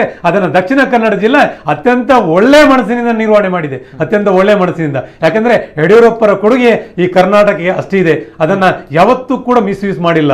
ಅದನ್ನ ಹೇಗೆ ಗೌರವಿಸಬೇಕೋ ಆ ಗೌರವವನ್ನು ಯಡಿಯೂರಪ್ಪರಿಗೆ ದಕ್ಷಿಣ ಕನ್ನಡ ಜಿಲ್ಲೆ ನೀಡಿದೆ. ಓಕೆ, ಒಂದು ಟೀಕೆ ಇದೆಯಲ್ಲ ಸರ್, ಯಡಿಯೂರಪ್ಪನವರ ಹೆಸರನ್ನ ಯಾಕೆ ಪ್ರಧಾನಮಂತ್ರಿ ಉಲ್ಲೇಖ ಮಾಡಿಲ್ಲ ಅನ್ನೋದು. ಯಡಿಯೂರಪ್ಪನವರ ಹೆಸರನ್ನ, ಜೊತೆಗೆ ಸಂಸದವರು ನಳಿನ್ ಕುಮಾರ್ ಕಟೀಲ್ ಅವರ ಹೆಸರನ್ನ ಯಾಕೆ ಉಲ್ಲೇಖ ಮಾಡಿಲ್ಲ, ಇದೊಂದು ಟೀಕೆಯನ್ನ ಮಾಡ್ತಾ ಇದ್ದಾರೆ ಪ್ರತಿಪಕ್ಷದವರು. ಎಲ್ಲ ಆರಂಭದ ಸಂದರ್ಭದಲ್ಲಿ ಯಾರನ್ನು ಉಲ್ಲೇಖ ಮಾಡಬೇಕು, ಪ್ರಮುಖರನ್ನು ಉಲ್ಲೇಖ ಮಾಡುವಂಥ ಕೆಲಸವನ್ನ ಎಲ್ಲರೂ ಮಾಡಿದ್ದಾರೆ. ಸ್ವಾಗತ ಮಾಡುವಂಥ ಸಂದರ್ಭದಲ್ಲಿ ಯಾರನ್ನ ಯಾವ ರೀತಿಯಲ್ಲಿ ಸ್ವಾಗತ ಮಾಡಬೇಕೋ ಆ ರೀತಿಯನ್ನ ಅಧಿಕಾರಿ ವರ್ಗದ ಸಂದರ್ಭದಲ್ಲಿ ಒಂದಷ್ಟು ಮಾಡುವಂಥ ಕೆಲಸವನ್ನು ಮಾಡಿದ್ದಾರೆ. ಆದರೆ ಇದು ನಾನು ಹೇಳಿರುವಂಥದ್ದು ರಾಜಕೀಯ ಭಾಷಣ ಅಲ್ಲ, ಇದು ಅಭಿವೃದ್ಧಿ ಪರವಾದ ಕೆಲಸ. ಮುಖ್ಯಮಂತ್ರಿಯಿಂದ ಹಿಡಿದು ನಮ್ಮ ಡಬಲ್ ಇಂಜಿನ್ ಸರ್ಕಾರ ಒಳ್ಳೆ ಕೆಲಸ ಮಾಡುತ್ತೆ ಅನ್ನೋದನ್ನ ಉಲ್ಲೇಖ ಮಾಡಿದ್ರೆ ಅದೇ ಇಲ್ಲಿ ಇರುವಂತದ್ದು, ಅದನ್ನು ಮಾಡುವಂತ ಕೆಲಸ ಮಾಡಿದ್ದಾರೆ. ಓಕೆ, ಅದರಲ್ಲಿ ಸಂಸದರನ್ನ ಉಲ್ಲೇಖ ಮಾಡುವಂತ ಅವಶ್ಯಕತೆ ಇಲ್ಲ, ಯಡಿಯೂರಪ್ಪನವರು ಉಲ್ಲೇಖ ಮಾಡೋ ಅವಶ್ಯಕತೆ ಇಲ್ಲ ಅಂತ ತಾವು ಹೇಳ್ತೀರಾ? ಯಾವುದೇ ರಾಜಕೀಯ ಭಾಷಣದಲ್ಲಿ ಮಾಡಬಹುದು, ಆದ್ರೆ ಅಭಿವೃದ್ಧಿ ಕೆಲಸಕಾರರಲ್ಲಿ ಯಾರ ನಳಿನ್ ಕುಮಾರ್ ಕಟೀಲ್ ನೇತೃತ್ವದಲ್ಲಿ ಈ ಕಾರ್ಯಕ್ರಮ ಆಗಿರುವಂತದ್ದು. ನಳಿನ್ ಕುಮಾರ್ ಕಟೀಲ್ ನೇತೃತ್ವದಿಂದ ಈ ಕಾರ್ಯಕ್ರಮ ಯಶಸ್ವಿಯಾಗಿರುತ್ತದೆ. ಇಲ್ಲಿಯ ಬಿಜೆಪಿಯ ಜಿಲ್ಲಾಧ್ಯಕ್ಷರ ತೊಡಗಿಸಿಕೊಳ್ಳುವಿಕೆ ಮತ್ತು ಮಂಡಲದ ಅಧ್ಯಕ್ಷರುಗಳ ಒಂದು ಒಡನಾಟದಿಂದ ಒಂದಷ್ಟು ಜಿಲ್ಲೆಯಲ್ಲಿ ಸಂಚಲನ ಆಯಿತು. ಸಂಚಲನ ಆಗಿಕೊಂಡೇ ಈ ಒಂದು ಹೊತ್ತಿನಲ್ಲಿ ಜನ ಸೇರುವಂತದ್ದಾಗಿರುವಂತದ್ದು. ಆದ್ರಿಂದ ಇದು ನಳಿನ್ ಕುಮಾರ್ ಕಟೀಲ್ ರವರ ಯಶಸ್ಸಿನ ಸಾಧನೆ. ಅವರು ಏನು MP ಆದ ನಂತರ ದಿನಗಳಲ್ಲಿ ಸುಮಾರು 35,000 ಕೋಟಿ ಹರಿದು ಬರಲಿಕ್ಕೆ ಅದಕ್ಕೆ ಕಾರಣ ನಮ್ಮ ಸಂಸದರಾದಂಥ ನಳಿನ್ ಕುಮಾರ್ ಕಟೀಲ್. ಅದು ವ್ಯಕ್ತಿಯಲ್ಲ, MP ಆಗಿ ಸಂಸದರಾಗಿ ಗೌರವ ಸಲ್ಲಿಸುವಂತ ಕೆಲಸವನ್ನ ಕಾರ್ಯಕರ್ತರು ಮಾಡಿ ಮಾಡ್ತಾರೆ. ಮತ್ತೊಂದು ಕರೆ ಇದೆ. ಹಲೋ ಸರ್, ನಮಸ್ತೆ. ಸರ್ ನಮಸ್ತೆ, ಧ್ವನಿ ಕೇಳ್ತಾ ಇದೆಯಾ ಸರ್? ಹಲೋ ಸರ್ ನಮಸ್ತೆ, ಧ್ವನಿ ಕೇಳ್ತಾ ಇದೆಯಾ? ಓಕೆ, ಮತ್ತೊಂದು ಕರೆ ಕನೆಕ್ಟ್ ಮಾಡಿ. ಹಲೋ ಸರ್ ನಮಸ್ತೆ. ಓಕೆ, ಕರೆ ಮಾಡಿದಾಗ ಟಿವಿ ಮ್ಯೂಟ್ ಮಾಡಿದ್ರೆ ಕರೆ ಕಟ್ ಆಗುತ್ತೆ. ಜೊತೆಗೆ ತಾವು ಲೈನಲ್ಲಿ ಡಿಸ್ಟರ್ಬೆನ್ಸ್ ಇದೆ, ನೇರವಾಗಿ ಕರೆಯನ್ನ ಕಟ್ ಮಾಡ್ತೀವಿ. And sorry for that. And yes sir, Mohammad ಅವರು ಈ ಸಂದರ್ಭ ಮೋದಿ ಅವರಿಗೆ ತಾವು ಬೆಂಬಲವನ್ನ ಕೊಟ್ಟಿದ್ದೀರಾ, ಮೋದಿ ಅಭಿಮಾನಿ ಆಗಿದ್ದೀರಾ. ಹೇಗಿದೆ ಜನರ ಒಂದು ಪ್ರತಿಕ್ರಿಯೆ ತಮ್ಗಳಿಗೆ? ಪರ ಇದೆಯಾ, ವಿರೋಧ ಇದೆಯಾ, ಹೇಗೆ? ಯಾವ ವಿಷಯದಲ್ಲಿ ಮೋದಿ ಅವರ ಅಭಿಮಾನಿ ಆಗಿದ್ದಕ್ಕೆ ಕೆಲವರು ವಿರೋಧ ಮಾಡ್ತಾರೆ, ಎಂತ ಮಾಡ್ಲಿಕ್ಕೆ ಆಗ್ತದೆ? ಯಾಕೆ ಅಂದ್ರೆ ಮೋದಿಗೆ ಇದು ಮಾಡಿದ್ದೆಲ್ಲ, ನಾನು ಸಪೋರ್ಟ್ ಮಾಡಿದ್ದೆ ಅಲ್ವಾ, ಅವರ ಪ್ರೀತಿ ಮಾಡಿ ನೋಡಿ. ವಿರೋಧ ಇದೆ ತಮ್ಗೆ? ಇದೆ. ಈ ದೇಶದ ಪ್ರೀತಿ ಮಾಡ್ತೀನಿ ನಾನು, ಈ ದೇಶದ ಪ್ರಧಾನಿ ಮಂತ್ರಿ ಅವರು ಪ್ರೀತಿ ಮಾಡ್ತೀನಿ. ನಮ್ಮ ಧರ್ಮ ಅದೇ ಹೇಳೋದು, ನೀವು ಯಾವ ದೇಶದಲ್ಲಿ ಇದೆಯಾ ಅದನ್ನು ಪ್ರೀತಿ ಮಾಡು, ಅಲ್ಲಿ ಯಾವ ಲೀಡರ್ಶಿಪ್ ಉಂಟು ಅವರನ್ನು ಪ್ರೀತಿ ಮಾಡು. ಅದನ್ನೇ ನಾನು ಮಾಡ್ತಾ ಇದ್ದೀನಿ. ಈಗ ನಾನು ಒಬ್ಬಲ್ಲ. ಈಗ ನೋಡಿ, ನನ್ನನ್ನು ಬಿಡಿ, ಸೌದಿ ಅರೇಬಿಯಾ, ದುಬೈ, ಕತ್ತಾರ್ ಎಲ್ಲರೂ ಸ್ವಾಗತ ಮಾಡ್ತಾರೆ ಮುಸ್ಲಿಂ ರಾಷ್ಟ್ರದಲ್ಲಿ ಪ್ರಧಾನಮಂತ್ರಿಯವರಿಗೆ. ಇಡೀ ವಿಶ್ವದಲ್ಲಿ ಮಾಡ್ತಾರೆ. ನಾನೆಂತ ಲೆಕ್ಕ? ನನ್ನಂತ ಎಷ್ಟೇ ಜನ ಮಾಡ್ತಾರೆ ಮುಸಲ್ಮಾನರು. ಆದ್ರೆ ಇವರು ಒಂದು ಏನಾದರೂ ಸಪೋರ್ಟ್ ಮಾಡಿದ್ರೆ ಅವ್ರನ್ನ ಎದುರಿಸ್ತಾರೆ. ಈಗ ನನಗೆ ನೋಡಿ, ಮೊನ್ನೆ ಓದಕ್ಕೆ ಏನೆಲ್ಲ ಇದು ಮಾಡಿ ಆಗ್ತಾರೆ. ಏನು ಮಾಡ್ಲಿಕ್ಕೆ ಆಗ್ತದೆ? ಏನು ಮಾಡ್ತಾ ಇದ್ದಾರೆ? ಏನೆಲ್ಲ ಆರ್ಟಿಕಲ್ ಬರೆದು ಹಾಕ್ತಾರೆ. ಅವನು MRM ಹಾಗೆ ಹೀಗೆ ಅಂತ. MRM ಏನು ಅಂತ ನನಗೆ ಗೊತ್ತೇ ಇಲ್ಲ. ಅಲ್ಲ, ಮೋದಿನ ನೋಡ್ಲಿಕ್ಕೆ ಹೋಗಿದ್ದು, ನನ್ನನ್ನು ಯಾರು ಕಳಿಸಿದ್ದಲ್ಲ ನನ್ನನ್ನು.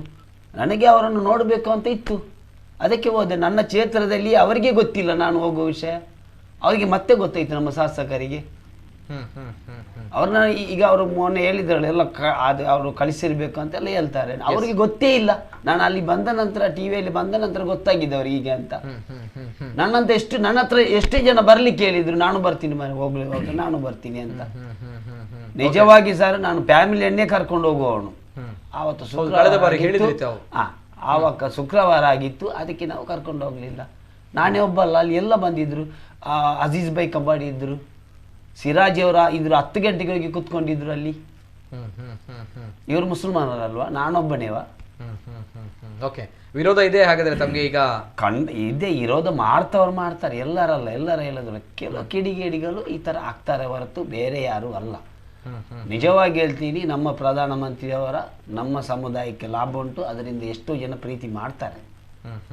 ನಾನಿದು ಯಾವ ಬಿಜೆಪಿ ಪರವಾಗಿ ಅದರಲ್ಲಿ ನನ್ನ ಏನು ಉಂಟು ಅನಿಸಿಕೆ ಅದನ್ನು ಹೇಳಿದ್ದೀನಿ. ಎಷ್ಟೇ ಜನ ನನ್ನ ಹತ್ರನೇ ಹೇಳಿದ್ದಾರೆ. ಹಾಗಾದ್ರೆ ಬಿಜೆಪಿ ಅಂದ್ರೆ ಅಭಿಮಾನ ಇಲ್ಲ, ಮೋದಿ ಅಂದ್ರೆ ಅಭಿಮಾನ ಇರುವಂತ ತಮ್ಗೆ? ಅಲ್ಲ, ಮೋದಿಯವರ ಅಭಿಮಾನಿ ಇರುವುದೇ ಅಲ್ವಾ? ಅಲ್ಲ, ಬಿಜೆಪಿಗಿಂತ ಮೋದಿ ಅಭಿಮಾನಿ ತಾವು? ಖಂಡಿತವಾಗಿ, ಖಂಡಿತವಾಗಿಯೂ ಮೋದಿ ಅಭಿಮಾನಿ ನಾನು, ನನ್ನಂತ ಎಷ್ಟೇ ಜನ ಇದ್ದಾರೆ. Okay okay, yes sir, yes. ಜೊತೆಗೆ last reaction sir, R C Narayana ಅವರು ಅನೇಕ ಚರ್ಚೆಗಳ ನಡುವೆ ಸಮಯ ಹೋದದ್ದೇ ಗೊತ್ತಾಗಿಲ್ಲ, ಸಮಯದ ಅಭಾವ ಕೂಡ ತುಂಬಾನೇ ಇದೆ. ಎಸ್, ಲಾಸ್ಟ್ ರಿಯಾಕ್ಷನ್, ಮೋದಿ ಅವರ Modi mania plus or minus ಅಂತ ಬಂದಾಗ ತಾವು ಉತ್ತರವನ್ನ ಕೊಡಬೇಕು. Yes sir, last reaction. Modi mania ಜೊತೆ ಒಂದಷ್ಟು ಬದಲಾವಣೆಗಳು ಆಗುತ್ತೆ. ಯಾರೆಲ್ಲ ಸೂಟು ಬೂಟ್ ಎಲ್ಲ ಹೊಲಿಸ್ಲಿಕ್ಕೆ ಕಾಂಗ್ರೆಸ್ನವ್ರು ರೆಡಿಯಾಗಿದ್ದಾರ, ಮತ್ತೆ ಸೂಟು ಬೂಟನ್ನ ತಮ್ಮ ಸೂಟ್ ಕೇಸಲ್ಲಿ ಇಡುವಂತ ಕೆಲಸವನ್ನ 100ಕ್ಕೆ 100 ಮಾಡ್ತಾರೆ. ವಿಶ್ವಾಸ ಬಂದಿದೆ, ಈ ಜಿಲ್ಲೆಯಲ್ಲಿ ಇರತಕ್ಕಂಥ 8ಕ್ಕೆ 8 ವಿಧಾನಸಭಾ ಕ್ಷೇತ್ರವನ್ನ ಭಾರತೀಯ ಜನತಾ ಪಾರ್ಟಿ ಗೆಲ್ಲುತ್ತೆ. ಕಾರಣ ರಾಜಕಾರಣ, ಜನ ಒಪ್ಪಿಕೊಂಡಿದ್ದಾರೆ. ಒಂದಷ್ಟು ವ್ಯತ್ಯಾಸಗಳಿದ್ದದನ್ನ ಜನ, ನನ್ನ ವ್ಯತ್ಯಾಸಗಳು ಏನಿದ್ರು ಕೂಡ ಒಮ್ಮೆಗೆ ಮಾತ್ರ ತಪ್ಪನ್ನು ತಿದ್ದಿಕೊಳ್ಳುವಂಥ ಕೆಲಸವನ್ನು ನಾಯಕರು ಮಾಡಬೇಕು ಅನ್ನೋಂಥ ಒಂದು ಸಂದೇಶವನ್ನು ನೀಡಿದರು. ಅದಕ್ಕೆ ಸರಿಯಾಗಿ ಸ್ಪಂದನೆ ಕೆಲಸ ಮಾಡುವಂಥ ಕೆಲಸವನ್ನು ನಮ್ಮ ನಾಯಕರು ಮಾಡಿದರು. ಅದಕ್ಕೆ ಎಲ್ಲ ನಾಯಕರನ್ನು ಒಪ್ಪಿಕೊಂಡು ಈ ಕಾರ್ಯಕ್ರಮಕ್ಕೆ ಬಂದಿದ್ದಾರೆ.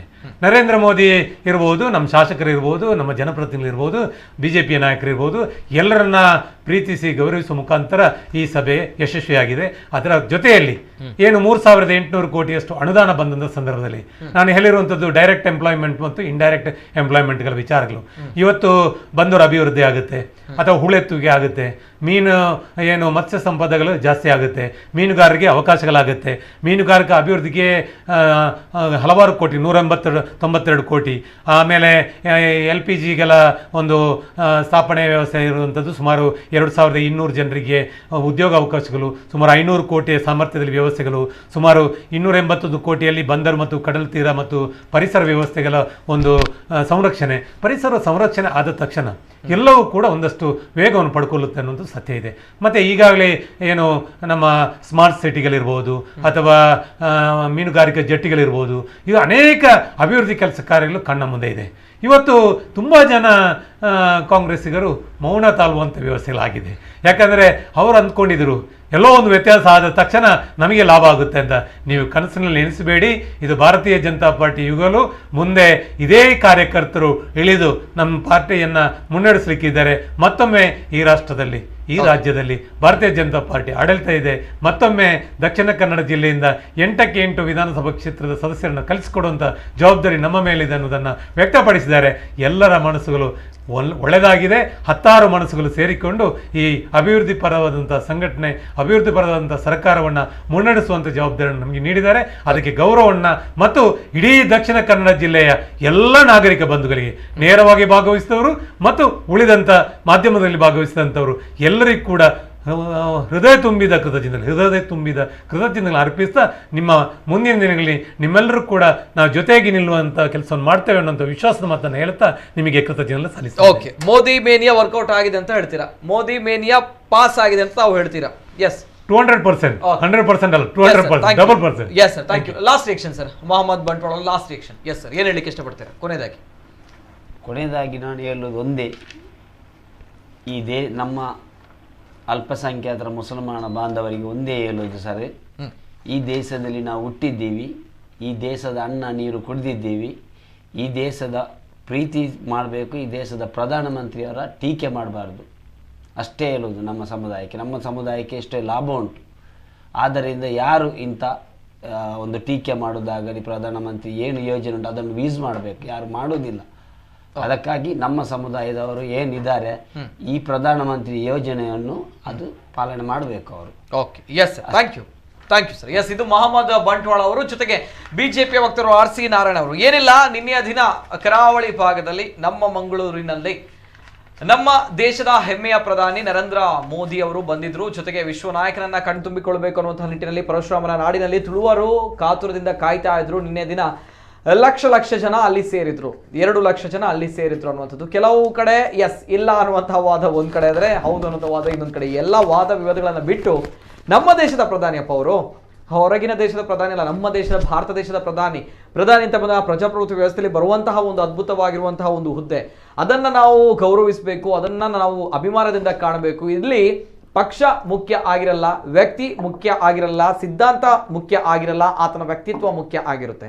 ಜೊತೆಗೆ ಬಹುಶಃ ಇಲ್ಲಿ ನಾಟ್ ಓನ್ಲಿ ಬಿಜೆಪಿ ಅನ್ನೋಂಥ ವಿಚಾರಗಳಲ್ಲ, ಇಲ್ಲಿ ಕಾಂಗ್ರೆಸ್ನ ವಿಚಾರವಾಗಿಯೂ ನಾವು ಮಾತಾಡ್ತಿಲ್ಲ. ಆದರೆ ಒಬ್ಬ ವ್ಯಕ್ತಿತ್ವ ಅನ್ನುವಂಥದ್ದು ಅತಿ ಅದ್ಭುತವಾಗಿದ್ರೆ ಜನರು ಅವರ ಕೈ ಬಿಡಲ್ಲ ಅನ್ನೋಂಥ ಮಾತು ಸತ್ಯ. ಯಾಕಂದರೆ ನಮ್ಮ ಕರಾವಳಿ ಭಾಗದಲ್ಲಿ ಯಾರೊಬ್ಬರೂ ವ್ಯಕ್ತಿ ಆಗಲಿ ಇಂತಹ ಒಂದು ಅದ್ಭುತವಾಗಿರುವಂತಹ ಸಂಚಲನವನ್ನು, ವರ್ಚಸ್ಸನ್ನು ಉಳಿಸಿಕೊಂಡಿರೋದು ಬಹಳ ಕಡಿಮೆ. ಒಂದು ಕಡೆ ಈ ಹಿಂದೆ ಇಂದಿರಾ ಗಾಂಧಿ ಅವರಿದ್ದರು, ತದನಂತರ ಅಟಲ್ ಬಿಹಾರಿ ವಾಜಪೇಯಿ ಅವರಿದ್ದರು, ತದನಂತರ ಇದೀಗ ನರೇಂದ್ರ ಮೋದಿ ಅವರಿದ್ದಾರೆ ಅಂತ ಬಂದಾಗ ಆ ವ್ಯಕ್ತಿತ್ವ, ಆ ವರ್ಚಸ್ಸು ಇರುವಂಥದ್ದು ಬಹಳಷ್ಟು ಬೆಳವಣಿಗೆಯಷ್ಟು ಜನರಿಗೆ ಮಾತ್ರ. ಹಾಗಾಗಿ ತುಳುವರು ಅಥವಾ ಕರಾವಳಿ ಭಾಗದ ಜನರು ಅವರನ್ನು ನೆಚ್ಚಿಕೊಂಡಿದ್ದಾರೆ, ಜೈಕಾರವನ್ನು ಹಾಕಿದ್ದಾರೆ, ಘೋಷಣೆಯನ್ನು ಕೂಗಿದ್ದಾರೆ. ಇವೆಲ್ಲದರ ಜೊತೆ ಈಗಾಗಲೇ ಪ್ಲಸ್ ಆ್ಯಂಡ್ ಮೈನಸ್ ಕ್ಯಾಲ್ಕುಲೇಷನ್ ಗೇಮ್ಗಳು ಕೂಡ ಸ್ಟಾರ್ಟ್ ಆಗಿದೆ. ಈ ಕ್ಯಾಲ್ಕುಲೇಷನ್ ಗೇಮ್ಗಳು ಎಲ್ಲಿ ತನಕ ಬಂದು ನಿಲ್ಲುತ್ತೆ, ಎಲ್ಲಿ ತನಕ ಬಂದು ಹೋಗುತ್ತೆ, ಇವೆಲ್ಲವನ್ನು ಕೂಡ ಕಾದು ನೋಡಬೇಕಾಗಿದೆ. ಇವೆಲ್ಲದರ ಜೊತೆಗೆ ಮೋದಿಯವರ ಭೇಟಿ ಬಿಜೆಪಿ ಕಾರ್ಯಕರ್ತರಲ್ಲಿ, ಬಿಜೆಪಿ ಪಕ್ಷಕ್ಕೆ ಹೊಸ ಹುಮ್ಮಸ್ಸು, ಹೊಸ ಉಲ್ಲಾಸ ನೀಡುತ್ತೆ ಅನ್ನುವಂತಹ ಮಾತುಗಳು. ಯಾಕೆಂದರೆ ನಮ್ಮ ಕರಾವಳಿ ಭಾಗದಲ್ಲಿ ನಡೆದಿರುವಂತಹ ಕೆಲವು ಕಾರ್ಯಕರ್ತರ ಅಸಮಾಧಾನಗಳು, ಸಾಲು ಹತ್ಯೆಗಳು, ಈ ಹತ್ಯೆಗಳ ಹಿಂದೆ ನರೇಂದ್ರ ಮೋದಿ ಅವರು ಏನಾದರೂ ಮಾತಾಡ್ತಾರ, ಸಂದೇಶವನ್ನು ನೇರವಾಗಿ ಖಡಕ್ಕಾಗಿ ಕೊಡ್ತಾರ ಅಂತ ಬಂದಾಗ ಇಲ್ಲ, ಇದು ಸರ್ಕಾರಿ ಅಧಿಕೃತ ಪ್ರಾಯೋಜಿತ ಕಾರ್ಯಕ್ರಮ, ಸರ್ಕಾರಿ ಕಾರ್ಯಕ್ರಮ ಅಂತ ಬಂದಾಗ, ಪ್ರಧಾನಮಂತ್ರಿ ಅಂತ ಬಂದಾಗ ಒಂದು ಸರ್ಕಾರದ ಒಂದು ಅಧಿಕೃತವಾಗಿರುವಂತಹ ನೀತಿ ನಿಯಮಗಳು, ಪ್ರೋಟೋಕಾಲ್ಗಳು ಇರುತ್ತೆ, ಅದನ್ನು ಪಾಲನೆ ಮಾಡಲೇಬೇಕು. ಜೊತೆಗೆ ಭದ್ರತೆಯ ದೃಷ್ಟಿಯಿಂದ ಆಗಿರುವಂತಹ ವಿಚಾರಗಳ ಬಗ್ಗೆಯೂ ಕೂಡ ಭದ್ರತೆಯು ಕೂಡ ಕಟ್ಟುನಿಟ್ಟಾಗಿ ಪಾಲನೆ ಮಾಡಲೇಬೇಕು. ಇದು ಸದ್ಯದ ಮಾಹಿತಿಯನ್ನು ನಾನು ನಿಮ್ಗಳಿಗೆ ಕೊಟ್ಟಿರುವಂಥದ್ದು. ಇದು ಇವತ್ತಿನ ವಿಶೇಷ. ನಿರಂತರ ಸುದ್ದಿ ಹಾಗೂ ಮನೋರಂಜನೆಗಾಗಿ ನೋಡ್ತಾ ಇರಿ ನಮ್ಮ ಕೂಡಲ ನ್ಯೂಸ್ 24/7. ಅತಿಥಿಗಳಿಗೆ ಕೂಡ ಧನ್ಯವಾದಗಳು. Yes, thank you. ಎಲ್ಲೇ ಮೀರಿದಂತಹ ಮುಸಲ್ಮಾನರನ್ನು